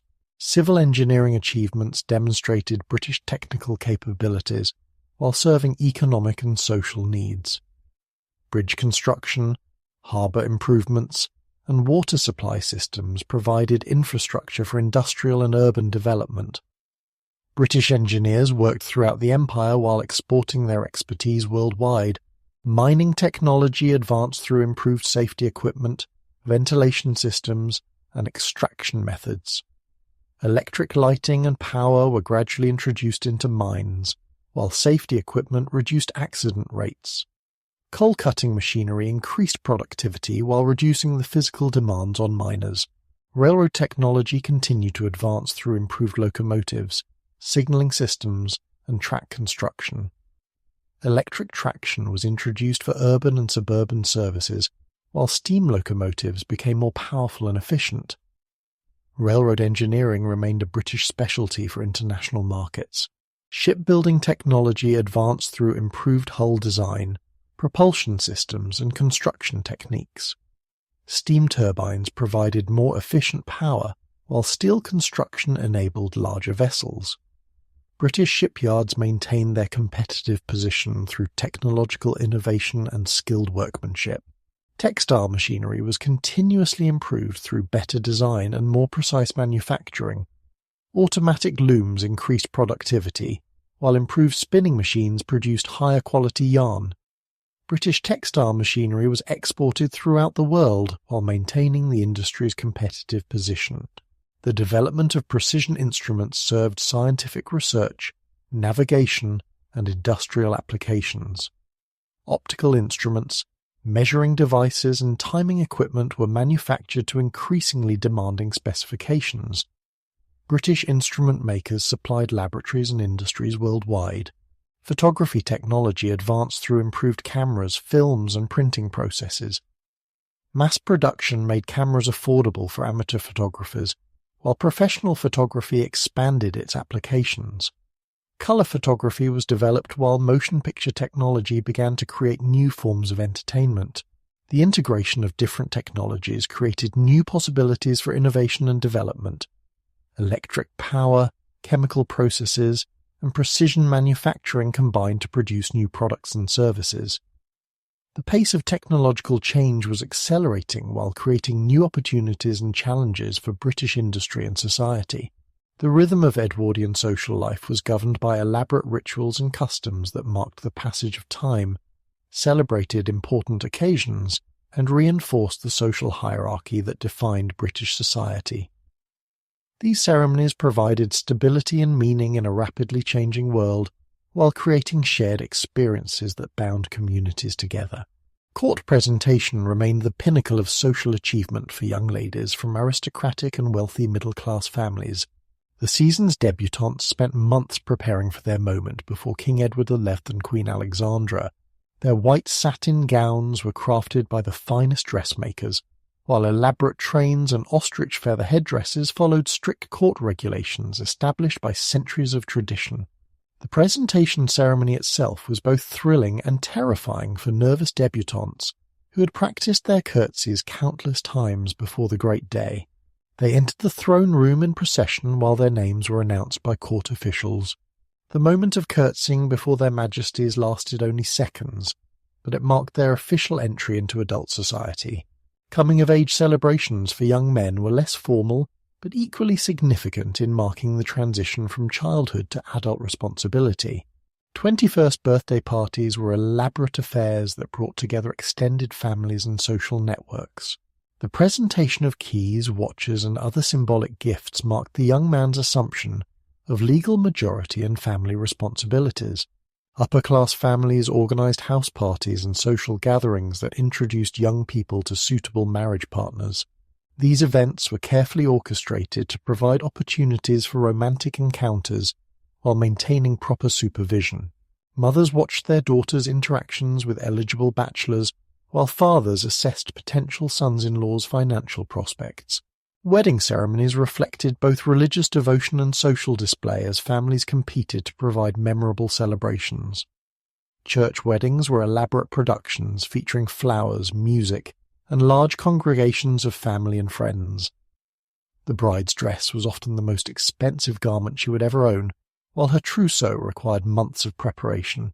Wedding receptions ranged from intimate family gatherings to magnificent celebrations that lasted for days. Country house weddings featured garden parties, tennis tournaments, and elaborate dinners for hundreds of guests. Wedding photographs documented these occasions while preserving memories for future generations. Holiday customs varied between social classes but shared common elements that celebrated seasonal changes and religious observances. Christmas had become the year's most important family celebration, as Victorian traditions of gift-giving, decorated trees, and elaborate meals continued to evolve. Christmas preparations began weeks in advance as households made puddings, decorated homes, and prepared gifts for family members and servants. Christmas trees were imported from Germany, while decorations became increasingly elaborate. The Christmas dinner featured roast goose or turkey, plum pudding, and seasonal delicacies. Boxing Day extended Christmas celebrations while providing opportunities for charitable giving and visits to extended family. Servants received Christmas boxes containing money and gifts, while employers visited tenants and dependents. The holiday emphasized social bonds and mutual obligations that linked different classes. Easter celebrations combined religious observance with spring festivities that marked winter's end. Church attendance reached its annual peak, while new clothes symbolized spiritual renewal. Easter egg hunts entertained children, while elaborate meals celebrated the season's abundance. Summer holidays reflected class distinctions as different social groups developed distinct vacation traditions. The aristocracy gathered at country estates for house parties that combined leisure activities with social networking. Shooting parties, garden parties, and informal entertainments filled the long summer days. Mourning rituals remained elaborate and prolonged as Victorian customs persisted into the Edwardian period. Deep mourning required complete withdrawal from social activities, while elaborate black clothing demonstrated the family's grief and respect for the deceased. The period of mourning varied according to the relationship with the deceased and family circumstances. Funeral practices emphasized solemnity and social display as families organized processions, memorial services, and elaborate monuments. The funeral director became an important figure who coordinated complex arrangements while ensuring that social proprieties were observed. Cemetery monuments reflected both grief and status as families commissioned elaborate memorials. Religious observance remained central to social respectability despite declining church attendance among some groups. Sunday service attendance was expected of respectable families, while religious education was considered essential for children's moral development. The Church of England maintained its established position, while nonconformist denominations served substantial middle-class and working-class congregations. Sunday restrictions limited recreational activities while emphasizing the day's religious character. Shops remained closed while public entertainments were prohibited. Families spent Sunday afternoons visiting relatives or taking quiet walks. The Sunday dinner was often the week's most elaborate meal. The social season provided a calendar of events that brought fashionable society together in London during the spring and early summer months. The season opened with the Royal Academy's summer exhibition, while subsequent events included garden parties, race meetings, and theatrical premieres. Presentation at court marked young ladies' debuts, while marriage announcements often followed the season's conclusion. Calling customs regulated social interactions as elaborate rules governed visits between acquaintances. Calling cards were left during brief visits, while at-home days allowed hostesses to receive visitors at predetermined times. These rituals maintained social networks while reinforcing class distinctions and proper behaviour. The world of Edwardian fashion reflected the era's tensions between tradition and modernity, as clothing styles evolved to accommodate women's increasing activity while maintaining standards of elegance and respectability. Fashion became more democratic as mass production and international influences transformed clothing from individual craft to industrial production. Women's fashion during the early Edwardian period was dominated by the S-bend silhouette created by specially designed corsets that thrust the bust forward while pushing the hips back. This dramatic shape was achieved through tight lacing that compressed the waist while emphasizing feminine curves. The resulting posture was elegant but physically constraining for active women. The elaborate gowns of the Edwardian period required enormous amounts of fabric, trim, and labour to create. A single evening dress might use 20 yards of silk while requiring weeks of hand sewing by skilled dressmakers. The cost of such garments limited them to wealthy women while creating employment for thousands of seamstresses and embroiderers. Day dresses were equally complex productions featuring high necklines, long sleeves, and floor-length skirts that swept the ground as women walked. These garments required frequent cleaning and careful maintenance while restricting physical movement. The elaborate nature of fashionable dress emphasized women's leisure status while demonstrating family prosperity. The gradual relaxation of women's clothing restrictions reflected broader changes in female roles and activities. Paul Poiret's revolutionary designs, introduced from Paris around 1908, began to liberate women from corsets while creating straighter, more natural silhouettes. His empire waist gowns eliminated tight lacing while using luxurious fabrics and exotic decorations to maintain elegance. These designs influenced fashionable women throughout Europe and America, The influence of Paris couture extended throughout the fashionable world as wealthy women travelled to France for fittings with famous designers.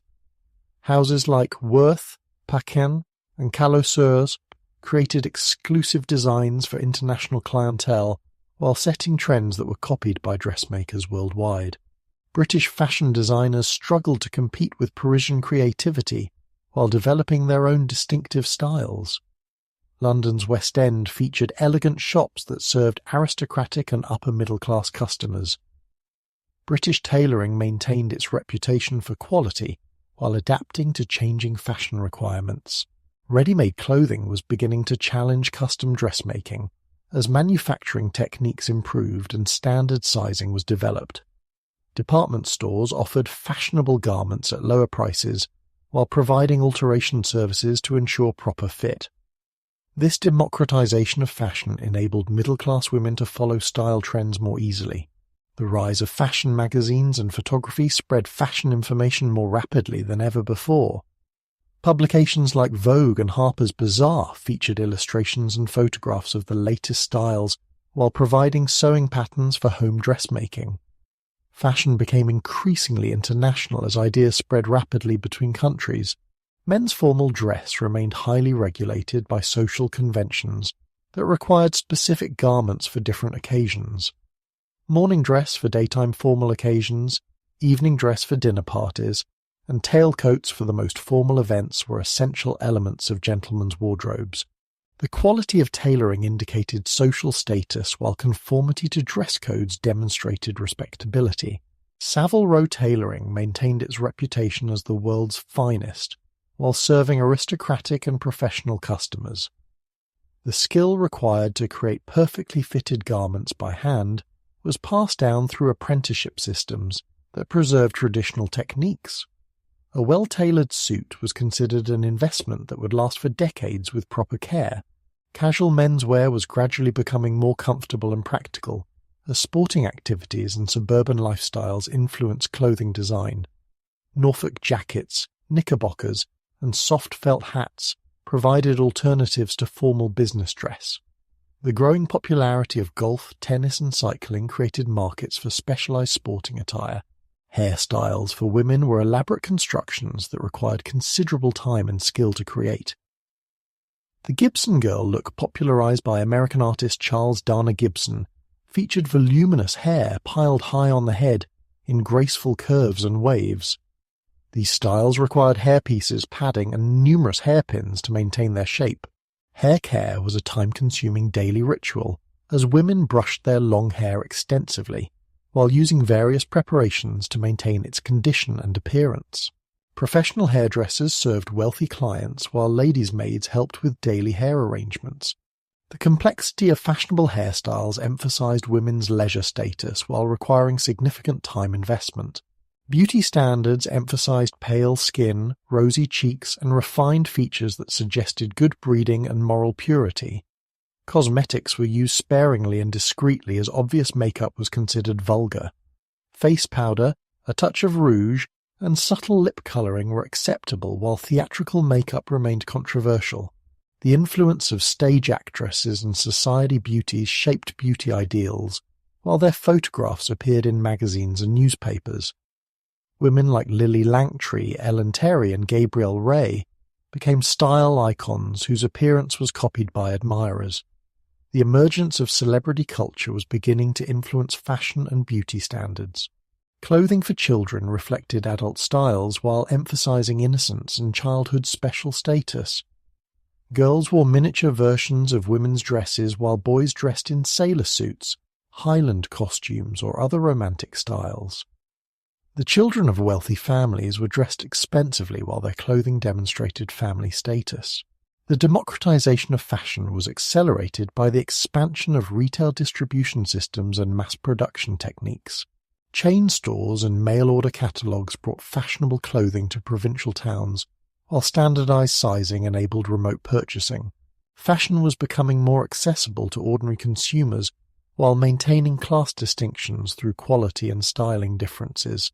The elaborate dining customs of Edwardian society reflected both the era's prosperity and its rigid social hierarchies as meals became theatrical productions that demonstrated wealth, taste, and social position.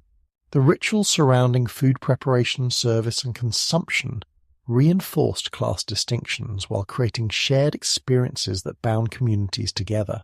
Formal dinner parties represented the pinnacle of Edwardian entertaining as hostesses competed to provide memorable experiences for their guests. These elaborate events required weeks of preparation as menus were planned, invitations issued, and household staff prepared for the complex service requirements. A successful dinner party enhanced the host's social reputation while providing opportunities for business and social networking. The typical formal dinner consisted of multiple courses served according to strict protocols that governed everything from seating arrangements to wine selection. Soup, fish, meat, game, dessert, and savoury courses followed in predetermined sequence, while different wines accompanied each course. The meal might last for several hours as guests engaged in carefully regulated conversation.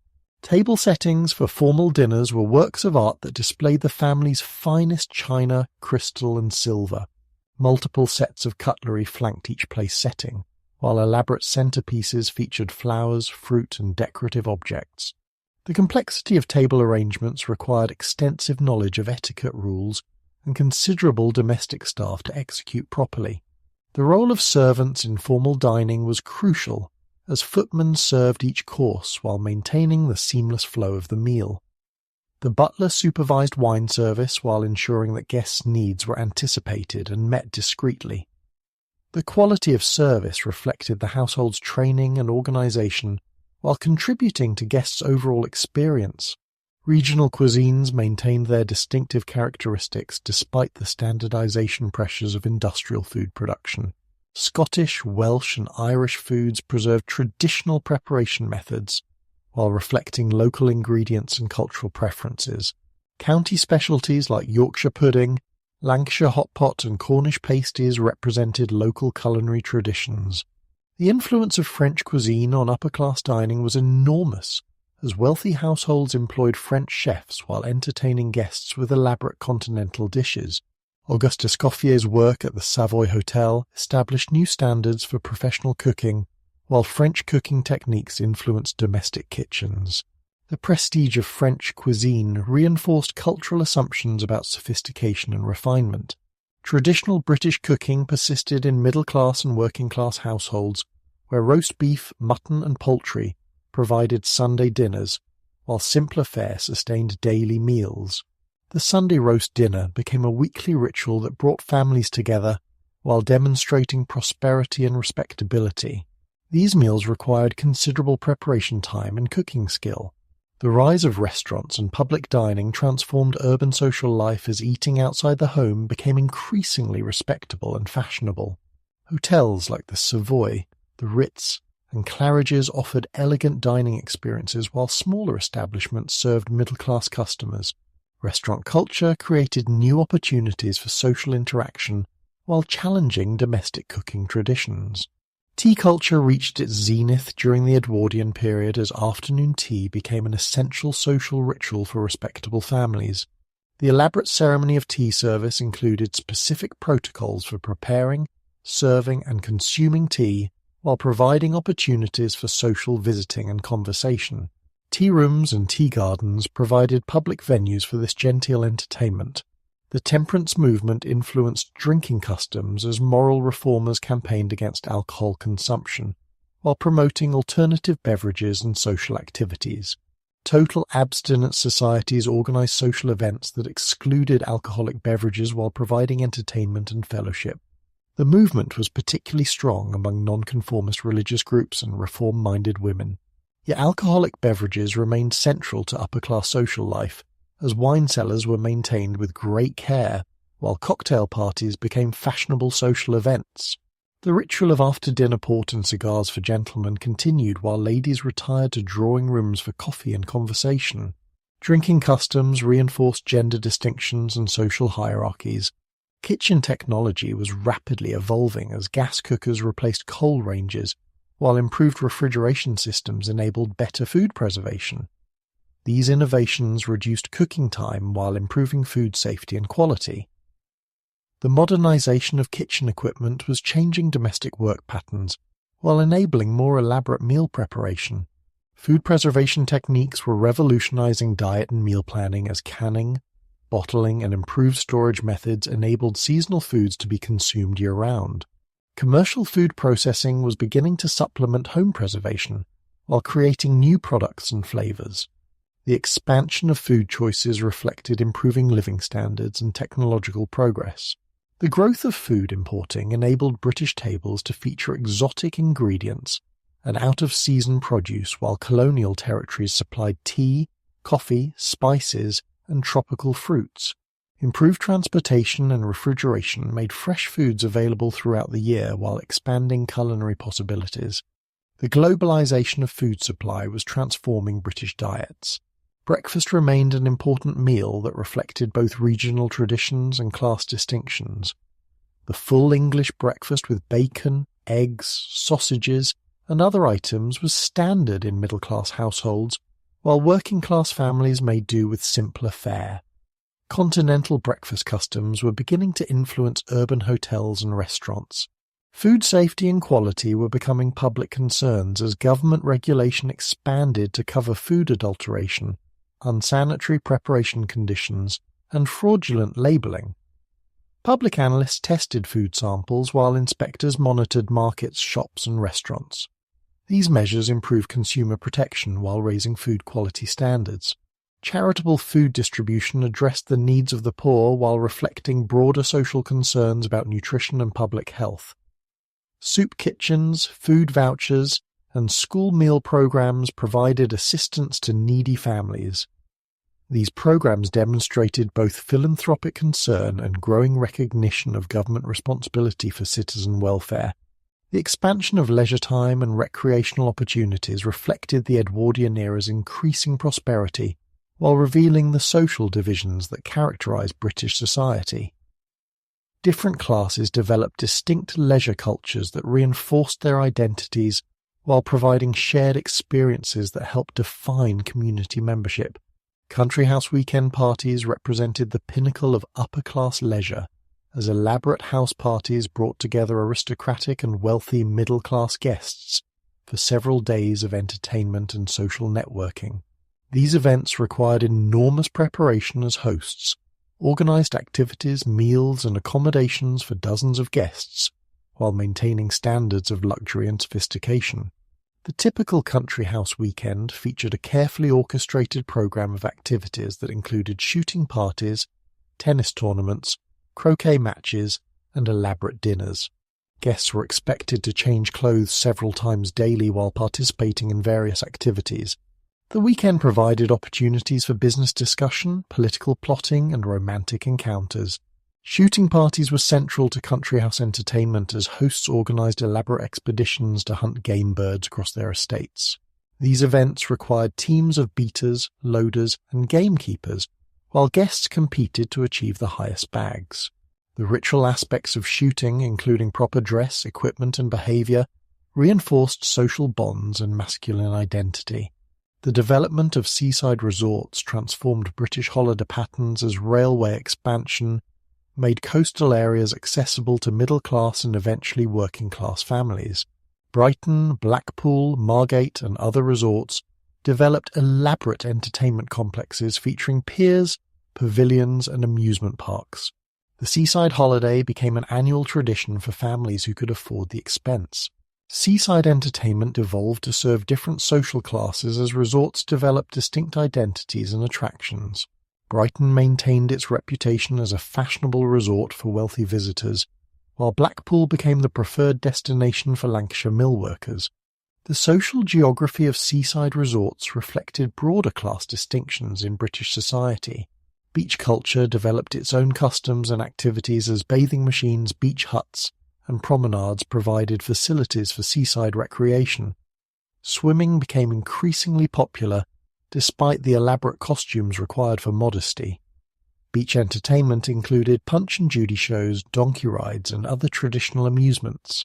Sports and recreational activities expanded dramatically during this period, as increased leisure time and disposable income enabled participation in various physical activities. Tennis became extremely popular among the middle classes while golf courses proliferated in suburban areas. Cricket remained the national sport while football attracted growing working-class participation. The development of sports clubs and organisations provided social networks that extended beyond immediate families and neighbourhoods. Golf clubs, tennis clubs, and cricket clubs became important social institutions that organised competitions while providing venues for social interaction. Club membership often reflected social status while reinforcing class distinctions. Cycling continued to be enormously popular as improved bicycles became more affordable and reliable. Cycling clubs organised group rides and social events while promoting road improvements and cycling rights. The bicycle provided independence and mobility that was particularly valued by women who gained unprecedented freedom of movement. Garden culture reached new heights of sophistication as wealthy families invested in elaborate landscape projects, while middle-class suburbanites developed their own gardening traditions. The influence of designers like Gertrude Jekyll created new standards for garden design, while gardening magazines promoted horticultural knowledge. Gardening became both leisure activity and social accomplishment. Reading habits reflected the expansion of education and literacy as publishing industries produced books and periodicals for diverse audiences. Lending libraries, book clubs, and literary societies provided access to literature while promoting discussion and analysis. Reading was considered both entertainment and self-improvement activity that demonstrated cultural refinement.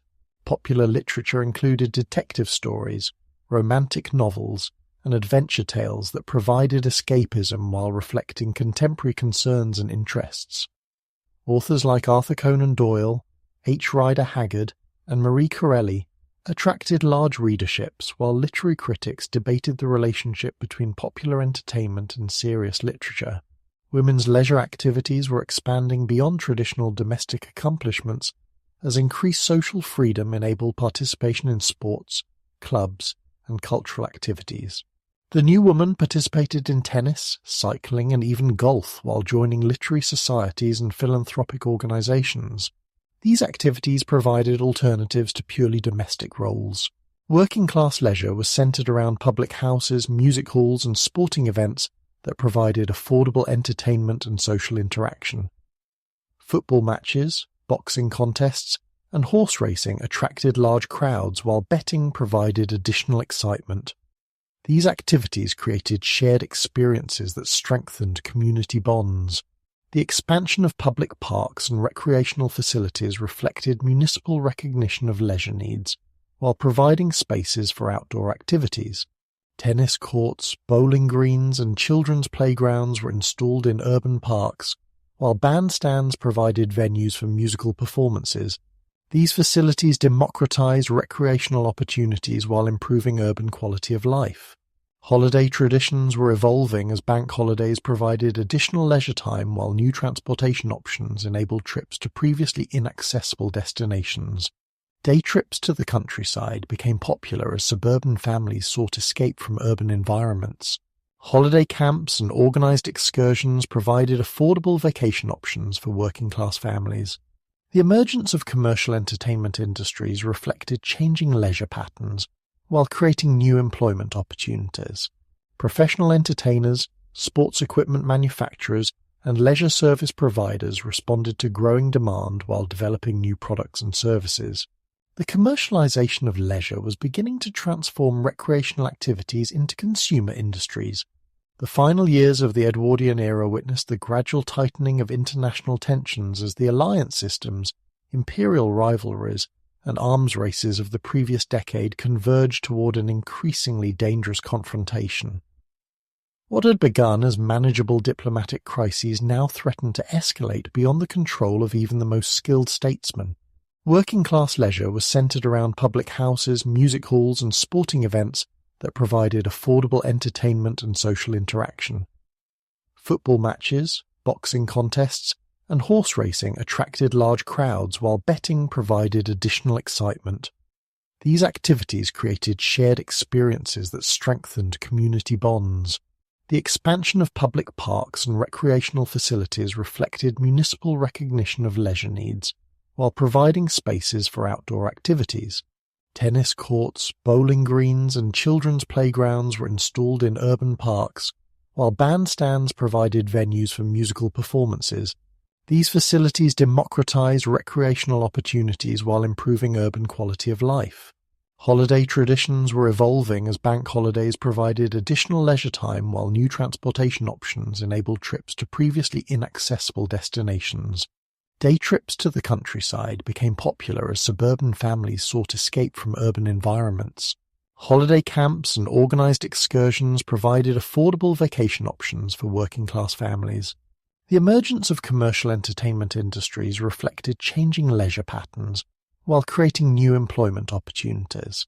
Professional entertainers, sports equipment manufacturers, and leisure service providers responded to growing demand while developing new products and services. The commercialization of leisure was beginning to transform recreational activities into consumer industries. The final years of the Edwardian era witnessed the gradual tightening of international tensions as the alliance systems, imperial rivalries, and arms races of the previous decade converged toward an increasingly dangerous confrontation. What had begun as manageable diplomatic crises now threatened to escalate beyond the control of even the most skilled statesmen. The Agadir crisis of 1911 marked a critical turning point in European relations as Germany's gunboat diplomacy brought the continent closer to war than at any time since 1870. The dispatch of the German warship Panther to the Moroccan port of Agadir in July was intended to force French concessions in Central Africa, while demonstrating German power to the world. The crisis escalated rapidly as France mobilized public opinion against German aggression, while Britain faced the prospect of supporting its Entente partner in a potentially catastrophic war. Lloyd George's Mansion House speech on July 21st served notice that Britain would not tolerate German threats to the balance of power. His words electrified Europe and marked Britain's clear alignment with France. The diplomatic resolution of the Agadir crisis through colonial compensation in Central Africa masked the profound changes it had wrought in European relationships. Germany had gained territory but lost prestige, while Britain had demonstrated its commitment to the Entente Cordiale. The crisis had revealed how easily local disputes could escalate into continental confrontations. The Balkan Wars of 1912 to 1913 further destabilized southeastern Europe, while strengthening the South Slav nationalism that threatened Austria-Hungary's multinational empire. The collapse of Ottoman power in Europe created power vacuums that local states rushed to fill while great powers maneuvered to protect their interests. Serbia's dramatic territorial gains during the Balkan conflicts alarmed Austrian policymakers who saw the expansion of South Slav power as an existential threat to Habsburg rule. The emergence of a confident Serbia backed by Russian diplomacy created a volatile situation in southeastern Europe, where Austrian and Russian interests were fundamentally incompatible. The arms race that had begun with naval competition now extended to all forms of military preparation, as European powers expanded their armies, modernized their equipment, and refined their strategic plans. Military expenditure consumed increasing proportions of national budgets, while arms manufacturers profited from international tensions. German military expansion under the army bills of 1912 and 1913 dramatically increased the size and capabilities of the Kaiser's forces while alarming neighbouring countries. The enlargement of the German army was matched by similar increases in French, Russian, and Austrian forces. Military competition was acquiring its own momentum that political leaders struggled to control. Military planning became increasingly detailed and inflexible, as general staffs prepared elaborate mobilization schemes that left little room for diplomatic compromise once implemented.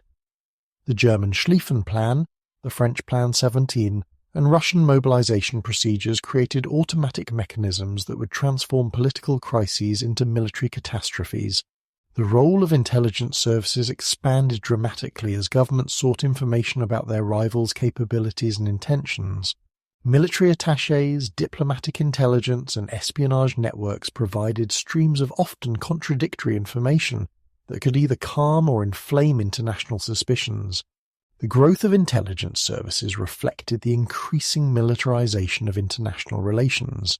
Railway construction continued to have strategic implications as military planners calculated mobilization timetables based on transportation capacity.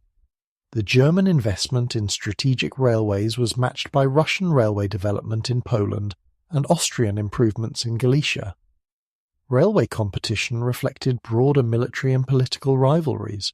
Colonial tensions persisted despite the resolution of major territorial disputes, as the completion of the African partition had not eliminated sources of friction between European powers.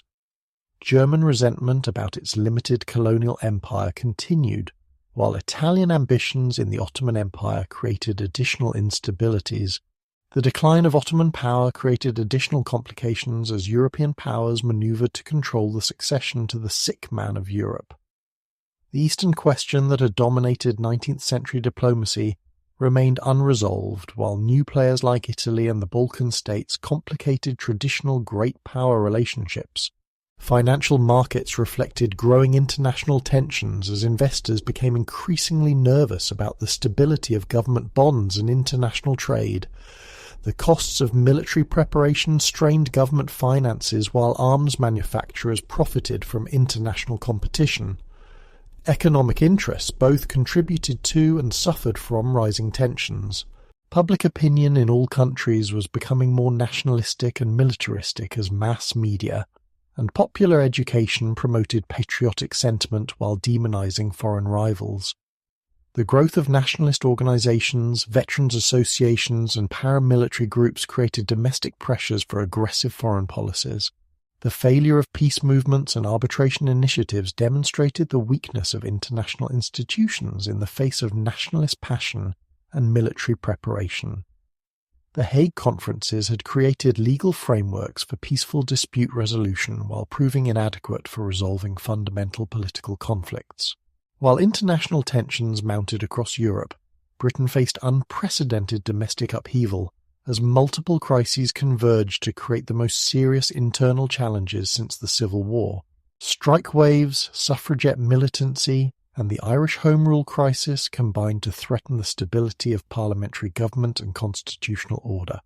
The Great Unrest of 1910–1914 represented the most serious wave of industrial conflict in British history, as workers across multiple industries struck for better wages, shorter hours, and union recognition. The scale and coordination of these strikes demonstrated the growing power of organised labour, while revealing deep-seated grievances about working conditions and living standards. The railway strike of 1911 paralysed transportation throughout Britain, as 200,000 railway workers walked out in support of union recognition. The strike demonstrated the vulnerability of modern industrial society to organised disruption, while forcing the government to consider military intervention to maintain essential services. The settlement achieved union recognition while establishing precedents for future industrial relations. The dock strikes that spread from London to Liverpool, Manchester, and other ports revealed the strength of solidarity among transport workers, while disrupting Britain's international trade. The successful organisation of casual labourers, who had previously been considered unorganisable, demonstrated the effectiveness of new unionist tactics and leadership. Coal miners throughout South Wales struck against dangerous working conditions and company domination of mining communities. The Tony Pandy riots of 1910 required military intervention, as frustration over economic grievances spilled into violent confrontation. The mining strikes revealed the intensity of class conflict in industrial areas, where workers faced dangerous conditions and limited opportunities. The coordination between different unions during these strikes suggested the possibility of general strike action that could paralyze the entire economy. The triple alliance between miners, railway workers, and transport workers created the potential for coordinated industrial action on an unprecedented scale. Government officials worried about the revolutionary potential of organized labor militancy. Suffragette militancy reached new levels of intensity as the Women's Social and Political Union abandoned constitutional methods in favor of systematic property destruction and violent confrontation. The escalation from peaceful protest to arson attacks and bomb explosions created a climate of fear while generating enormous publicity for the women's suffrage cause. The forcible feeding of hunger-striking suffragettes in prison became a national scandal as medical professionals and civil rights advocates protested the brutal treatment of political prisoners. The Cat and Mouse Act's temporary release provisions created a cycle of imprisonment and rearrest that maintained public attention while failing to suppress militant activities. Emily Wilding Davison's death at the 1913 Epsom Derby became a powerful symbol of women's willingness to sacrifice their lives for political equality. Her funeral procession through London demonstrated the breadth of support for women's suffrage while creating a martyr whose memory inspired continued resistance. The incident highlighted the dangerous escalation of suffragette tactics. The Irish Home Rule crisis reached its climax as Ulster Unionists organised armed resistance to any Dublin Parliament, while Irish nationalists prepared their own military forces. The formation of the Ulster Volunteer Force in 1912 created a private army that was openly supported by Conservative politicians and military officers. The Curragh incident of March 1914 revealed the extent to which army officers were prepared to disobey orders rather than coerce Ulster Unionists. The threatened resignations of cavalry officers at the Curragh camp near Dublin demonstrated that the government could not rely on military support for its Irish policy. Gun-running operations by both sides created a dangerous situation as private armies armed themselves for potential civil war. The Larne gun running by Ulster volunteers in April 1914 brought 25,000 rifles into Ireland, while similar operations by Irish volunteers prepared for armed resistance to British rule. The proliferation of weapons made violent conflict increasingly likely. Conservative resistance to liberal reforms extended beyond opposition to specific policies, to fundamental challenges to the government's legitimacy and right to govern. The House of Lords' rejection of liberal legislation until the Parliament Act crisis had established precedents for constitutional resistance that continued in other forms. The Conservative Party's encouragement of Ulster resistance represented an unprecedented departure from constitutional norms, as the official opposition openly supported armed defiance of parliamentary legislation. Bonar Law's pledge that Conservatives would support Ulster by any means necessary challenged the fundamental principles of democratic government. King George V found himself in an impossible position as constitutional monarch expected to remain above party politics, while facing demands from all sides for royal intervention in the multiple crises. His attempts at mediation, including the Buckingham Palace Conference on Ireland, failed to achieve compromises while exposing the monarchy to political controversy. The failure of constitutional processes to resolve these multiple crises raised fundamental questions about the viability of parliamentary democracy in dealing with irreconcilable conflicts. The breakdown of normal political procedures suggested that Britain was approaching a revolutionary situation that could transform its entire system of government. Public order was increasingly threatened as different groups pursued their goals through extra-parliamentary means. The police was stretched thin while military forces faced conflicting loyalties and uncertain orders. The maintenance of law and order was becoming problematic as respect for constitutional authority declined. The convergence of these multiple domestic crises with growing international tensions created a perfect storm that threatened to overwhelm the government's capacity to govern effectively. The traditional stability of British politics was under assault from multiple directions, while established institutions proved inadequate to manage the unprecedented challenges. The summer of 1914 began with an atmosphere of deceptive normality, as British society pursued its traditional seasonal activities, despite the underlying tensions that had been building for years. The London season proceeded with its usual round of social events, while business confidence remained strong and international travel reached new heights. The social season of 1914 was particularly brilliant, as fashionable society seemed determined to outdo previous years in the elaborateness of its entertainments. Garden parties at great houses featured elaborate decorations and distinguished guest lists, while the opera season at Covent Garden attracted international audiences. The King's Birthday Honours List recognised achievements across the empire, while royal garden parties provided opportunities for social networking. International exhibitions and cultural exchanges demonstrated the continued faith in cosmopolitan civilization, while artists, writers, and intellectuals maintained their networks of correspondence and collaboration.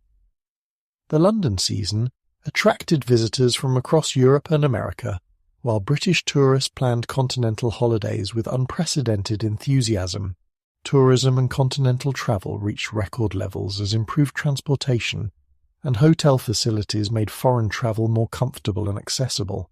The Orient Express carried passengers to exotic destinations, while ocean liners provided luxurious service across the Atlantic. Travel agencies organised tours to destinations throughout Europe and the Mediterranean. British tourists flocked to German spas, Italian art cities and French resorts, despite the political tensions between their governments. Cultural exchanges continued as German orchestras performed in London, while British artists exhibited in continental galleries. The internationalism of educated society seemed to transcend political boundaries. Business confidence remained remarkably strong despite industrial unrest and political uncertainties.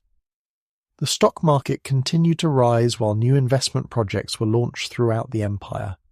Commercial treaties and trade agreements suggested that economic interests would restrain political conflicts.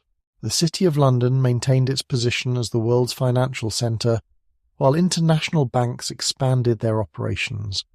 Insurance companies wrote policies covering risks throughout the world, while shipping companies planned new routes and services. The integration of global markets seemed to make war economically irrational.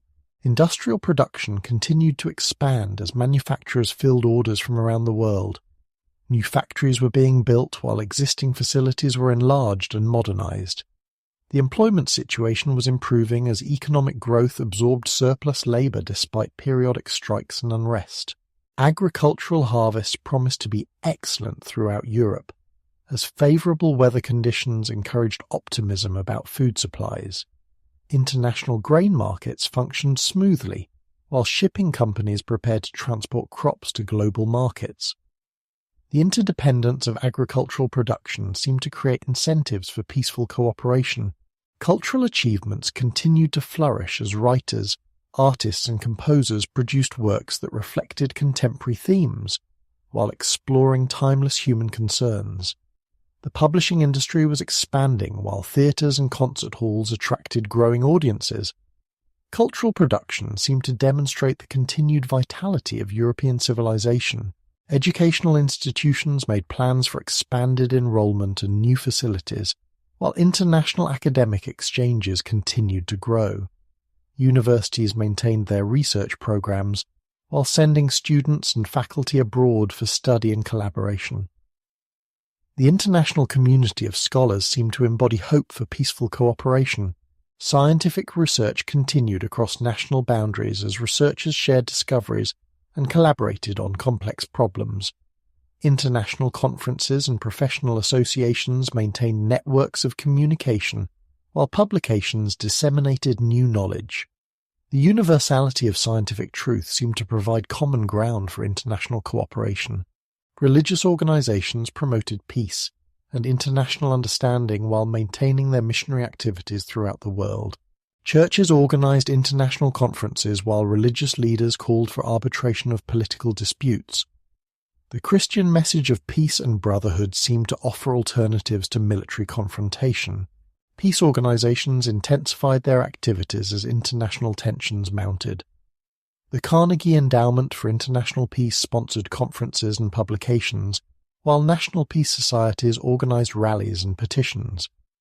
Yet these efforts seemed overwhelmed by the momentum of military preparation and nationalist passion. The false security of peace was maintained by the belief that economic interdependence, cultural ties, and rational calculation would prevent European powers from destroying the prosperity and civilization they had built together. The costs of modern warfare seemed so enormous that reasonable leaders would find compromises rather than risk mutual destruction. Yet beneath this surface normality, the mechanisms of destruction were being refined and prepared for use. Military plans were updated while diplomatic communications became increasingly tense. The summer of 1914 would be remembered as the end of an era rather than the beginning of another peaceful year. The assassination of Archduke Franz Ferdinand of Austria-Hungary in Sarajevo on June 28, 1914, initially seemed like another Balkan incident that would be resolved through diplomatic negotiation and Austrian pressure on Serbia. Few observers imagined that this single act of terrorism would trigger the global catastrophe that would end the Edwardian era and transform the world forever. The immediate British reaction to the Sarajevo assassination was remarkably restrained, as newspapers reported the event without suggesting that it might lead to a European war. The Foreign Office viewed the incident as an Austrian problem that might require localized intervention in the Balkans. British attention remained focused on the Irish Home Rule crisis and domestic political issues. Austrian demands for satisfaction from Serbia were initially viewed as legitimate responses to terrorist aggression. The Habsburg government's investigation of the assassination had revealed connections between the plotters and Serbian military intelligence. Austria-Hungary's desire to eliminate the Serbian threat to its South Slav provinces seemed understandable if excessive. The July crisis developed slowly as Austria-Hungary consulted with Germany while preparing its response to the assassination. The blank check that Germany provided to Austria encouraged Habsburg hardliners while committing German prestige to Austrian success. Yet these negotiations occurred in secret while public attention focused on other matters. Russia's support for Serbia was expected given traditional Slavic solidarity and Russian strategic interests in the Balkans. Yet the extent of Russian commitment was unclear, while French support for Russia remained uncertain. British policymakers assumed that the crisis would be resolved through the usual diplomatic pressures and compromises. The Austrian ultimatum to Serbia on July 23 was clearly designed to be unacceptable, while providing legal justification for military action. The harsh terms and brief deadline were intended to ensure Serbian rejection while demonstrating Austrian resolve, yet international opinion was divided about the ultimatum's reasonableness. Serbia's reply to the Austrian ultimatum was skillfully crafted to appear conciliatory while rejecting the most damaging demands. The Serbian acceptance of most Austrian demands surprised European opinion while exposing the extremity of Habsburg positions. Yet Austria-Hungary was determined to proceed with military action regardless of Serbian compliance. The mobilization of the great powers began slowly and seemed reversible, until the automatic mechanisms of military planning eliminated diplomatic alternatives. Russian partial mobilization in support of Serbia triggered German mobilization under the Schlieffen Plan. French mobilization followed to honor alliance obligations while British involvement remained uncertain. British cabinet debates revealed deep divisions about intervention in what initially appeared to be a continental European conflict. The Liberal government was split between interventionists who supported France and pacifists who opposed British involvement in foreign wars. The cabinet system strained under the pressure of making decisions with insufficient information and terrible consequences. Sir Edward Grey's diplomatic efforts to mediate the crisis were handicapped by the secret nature of alliance commitments and military plans. His proposals for great power conferences were rejected by governments that had already committed themselves to military solutions. The failure of traditional diplomatic methods demonstrated how much the international system had changed.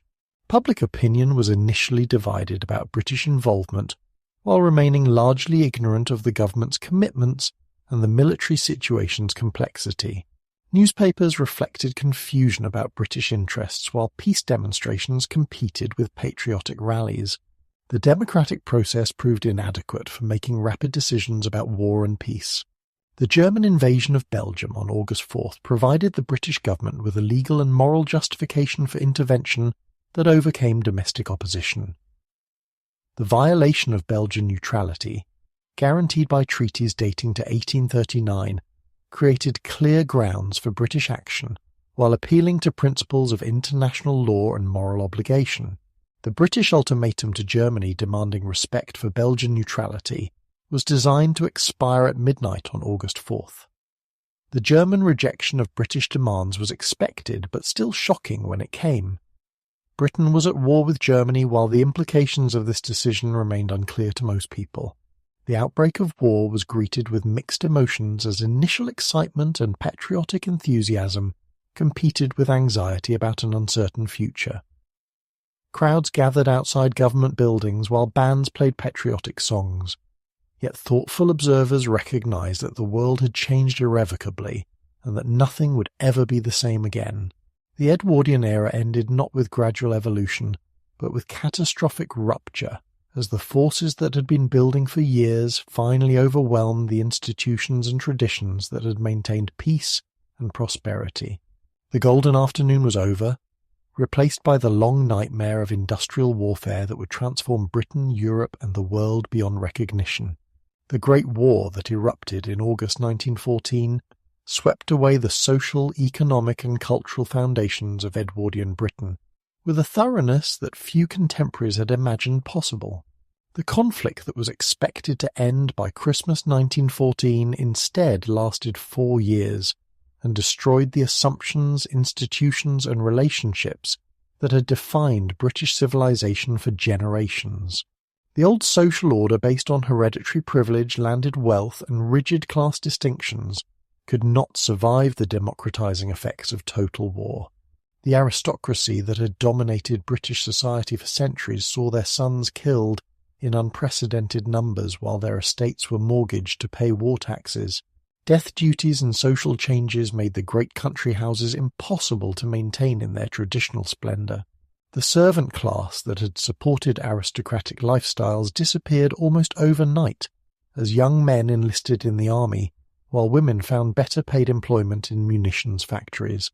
The elaborate rituals of upstairs-downstairs life became impossible to maintain, while social deference gave way to new forms of relationship based on shared sacrifice and common purpose. Economic changes transformed the relationship between labour and capital, as government intervention in production, wages, and working conditions became accepted practice. The laissez-faire capitalism that had dominated Victorian and Edwardian economic thinking was replaced by state planning and collective bargaining that would shape British industrial relations for decades. The Liberal Party that had implemented the great social reforms of the Edwardian period was destroyed by the war as internal divisions over conscription, war aims, and post-war reconstruction fractured the coalition that had governed since 1906. Lloyd George's war leadership split the party while creating opportunities for Labour to replace the Liberals as the primary alternative to conservatism. Political realignments reflected the broader democratisation of British society as universal male suffrage and limited female suffrage extended political participation beyond the middle and upper classes. The working class that had been largely excluded from political power before 1914 emerged as a major force that could no longer be ignored by traditional political parties. Cultural shifts were equally profound, as the optimism and confidence that had characterized Edwardian Britain gave way to disillusionment and skepticism about progress, civilization, and human nature. The belief in inevitable social improvement that had sustained liberal reforms was shattered by the mechanized slaughter of the Western Front. The lost innocence of British society was symbolized by the deaths of hundreds of thousands of young men who had embodied the Edwardian ideals of duty, honour, and service. The war poets like Wilfred Owen and Siegfried Sassoon captured the transformation from patriotic enthusiasm to bitter disillusionment that characterized the war experience. Imperial confidence was shattered as the war demonstrated the limits of British power while accelerating nationalist movements throughout the empire. The White Dominions asserted their autonomy, while colonial peoples questioned the legitimacy of European rule. The empire that had seemed permanent and beneficial was revealed to be vulnerable and contested. The international system that had maintained European peace through balance of power diplomacy was completely destroyed while new forms of international organization emerged to address the problems that had led to war. The League of Nations represented an attempt to replace power politics with collective security and international law. Religious faith and moral certainty were undermined as traditional Christianity struggled to explain the suffering and destruction that modern warfare had unleashed. The comfortable assumptions about divine providence and moral progress that had sustained Victorian and Edwardian religious life were challenged by the industrial-scale killing of the trenches. Gender relationships were transformed as women's participation in war work challenged traditional assumptions about female capabilities and proper roles. The suffrage movement that had struggled for decades achieved its goals while women entered occupations that had previously been exclusively male preserves. Despite the revolutionary changes brought by the Great War, many of the institutional reforms, cultural achievements, and social innovations of the Edwardian period survived and continued to influence British development throughout the 20th century.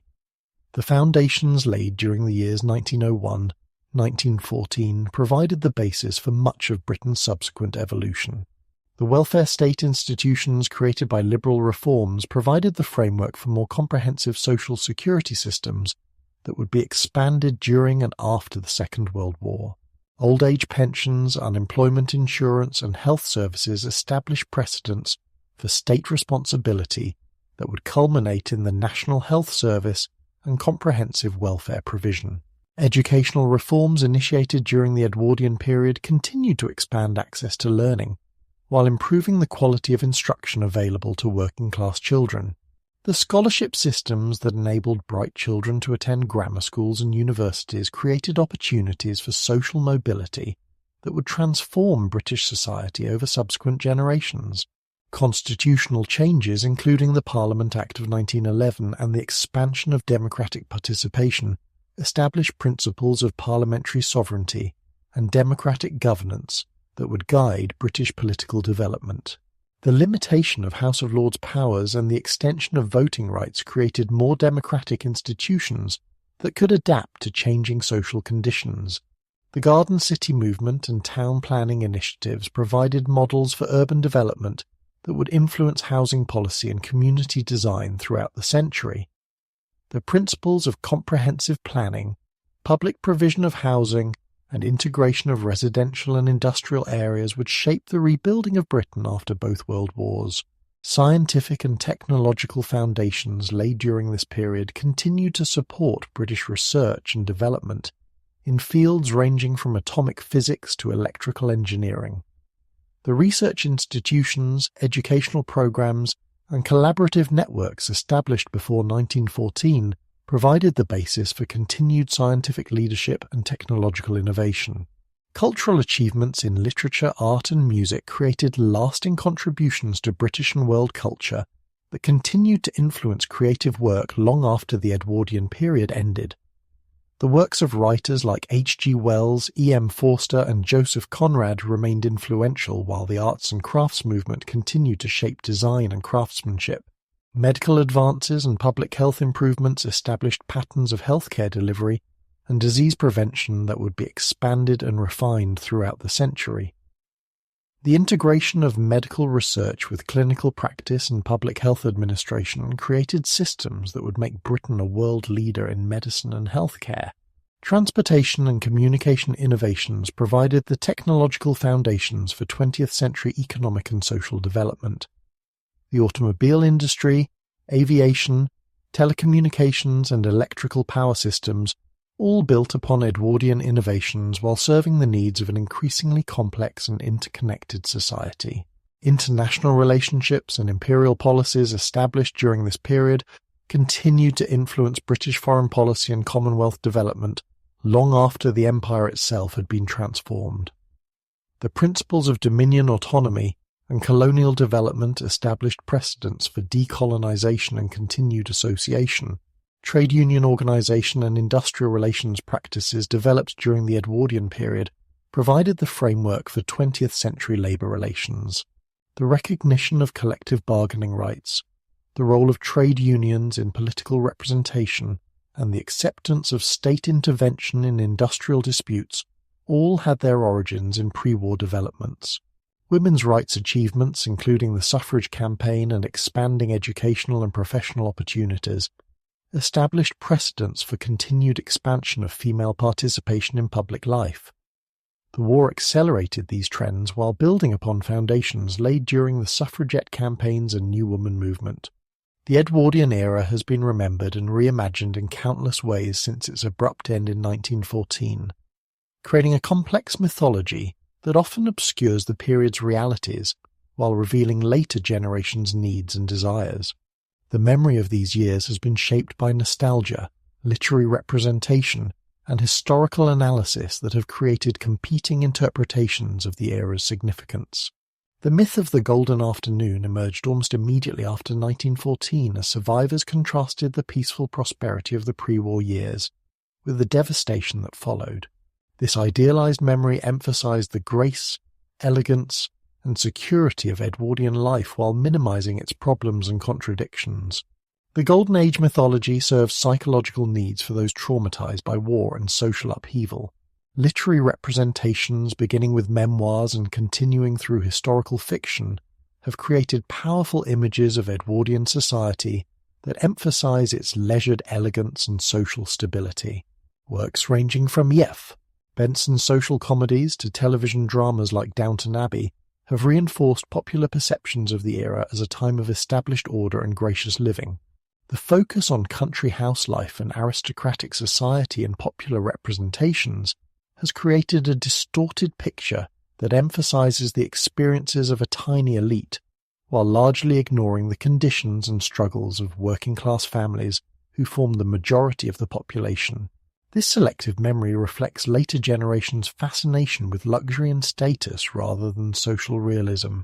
Historical reassessment has gradually complicated and enriched understanding of the Edwardian period, while revealing its contradictions and tensions. Scholars have examined the era's social problems, political conflicts, and international tensions while placing its achievements and failures in broader historical context. Academic history has challenged popular mythology while providing more nuanced interpretations. Modern perspectives on the Edwardian era have been influenced by contemporary concerns about inequality, democracy, and social justice that lead to different evaluations of the period's achievements and limitations. Environmental awareness has highlighted the costs of industrial expansion, while feminist scholarship has revealed both the constraints and opportunities that women faced. The continuing fascination with Edwardian Britain reflects both genuine historical interest and contemporary dissatisfaction with modern life that makes the past seem more attractive and stable. The appeal of period drama and historical fiction suggests popular desire for the certainty and elegance that the era appears to offer compared to contemporary uncertainty and complexity.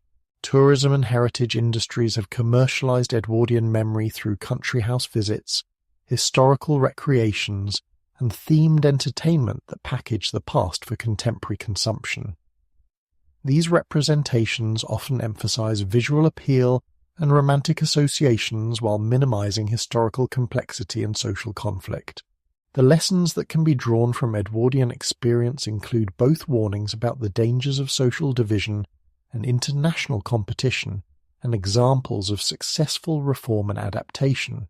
The period demonstrates how societies can achieve significant improvements through democratic processes while also revealing how underlying tensions can lead to catastrophic conflicts. Understanding social change during this period provides insights into how established institutions can adapt to new conditions, while also showing the limits of gradual reform in addressing fundamental problems. The Edwardian experience suggests both the possibilities and limitations of peaceful social transformation.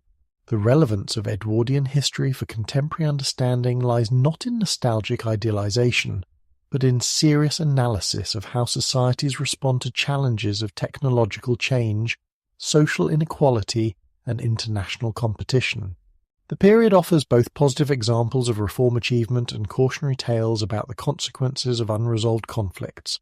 The era's continuing significance lies in its position as a bridge between Victorian certainties and modern complexities that reveals both the possibilities for human achievement and the dangers of social and international tensions. The Edwardian years demonstrate how periods of prosperity and cultural flowering can coexist with underlying problems that threaten stability and progress. Conclusion. The Edwardian era stands as one of history's most fascinating and contradictory periods, combining unprecedented prosperity and cultural achievement with social tensions and international rivalries that would ultimately destroy the world they had created.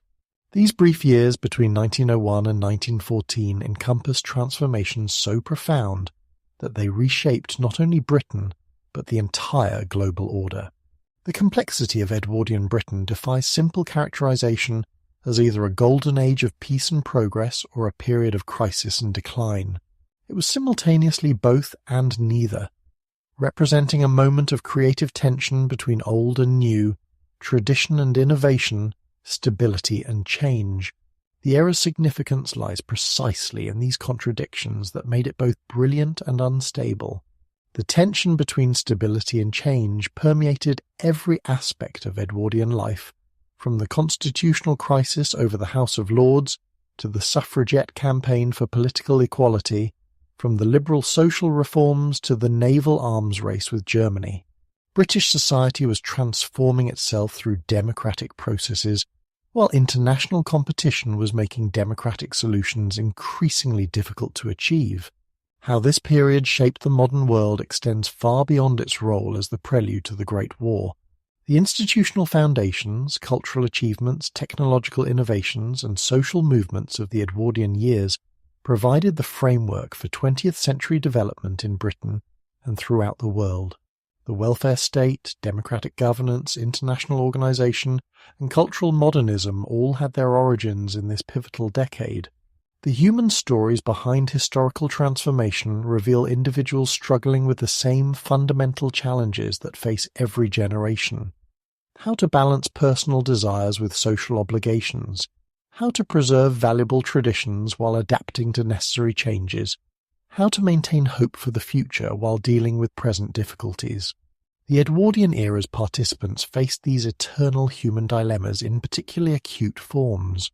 The era's continuing fascination and relevance lie in its demonstration that periods of remarkable achievement and apparent stability can coexist with underlying tensions that threaten to destroy everything that has been built. The Edwardian experience offers both inspiration about human possibilities and warnings about the fragility of civilization itself. In our own time of rapid change and international tension, the lessons of this remarkable decade remain as relevant as ever, reminding us that progress is neither inevitable nor permanent, and that the price of civilization is eternal vigilance in preserving the values and institutions that make human flourishing possible.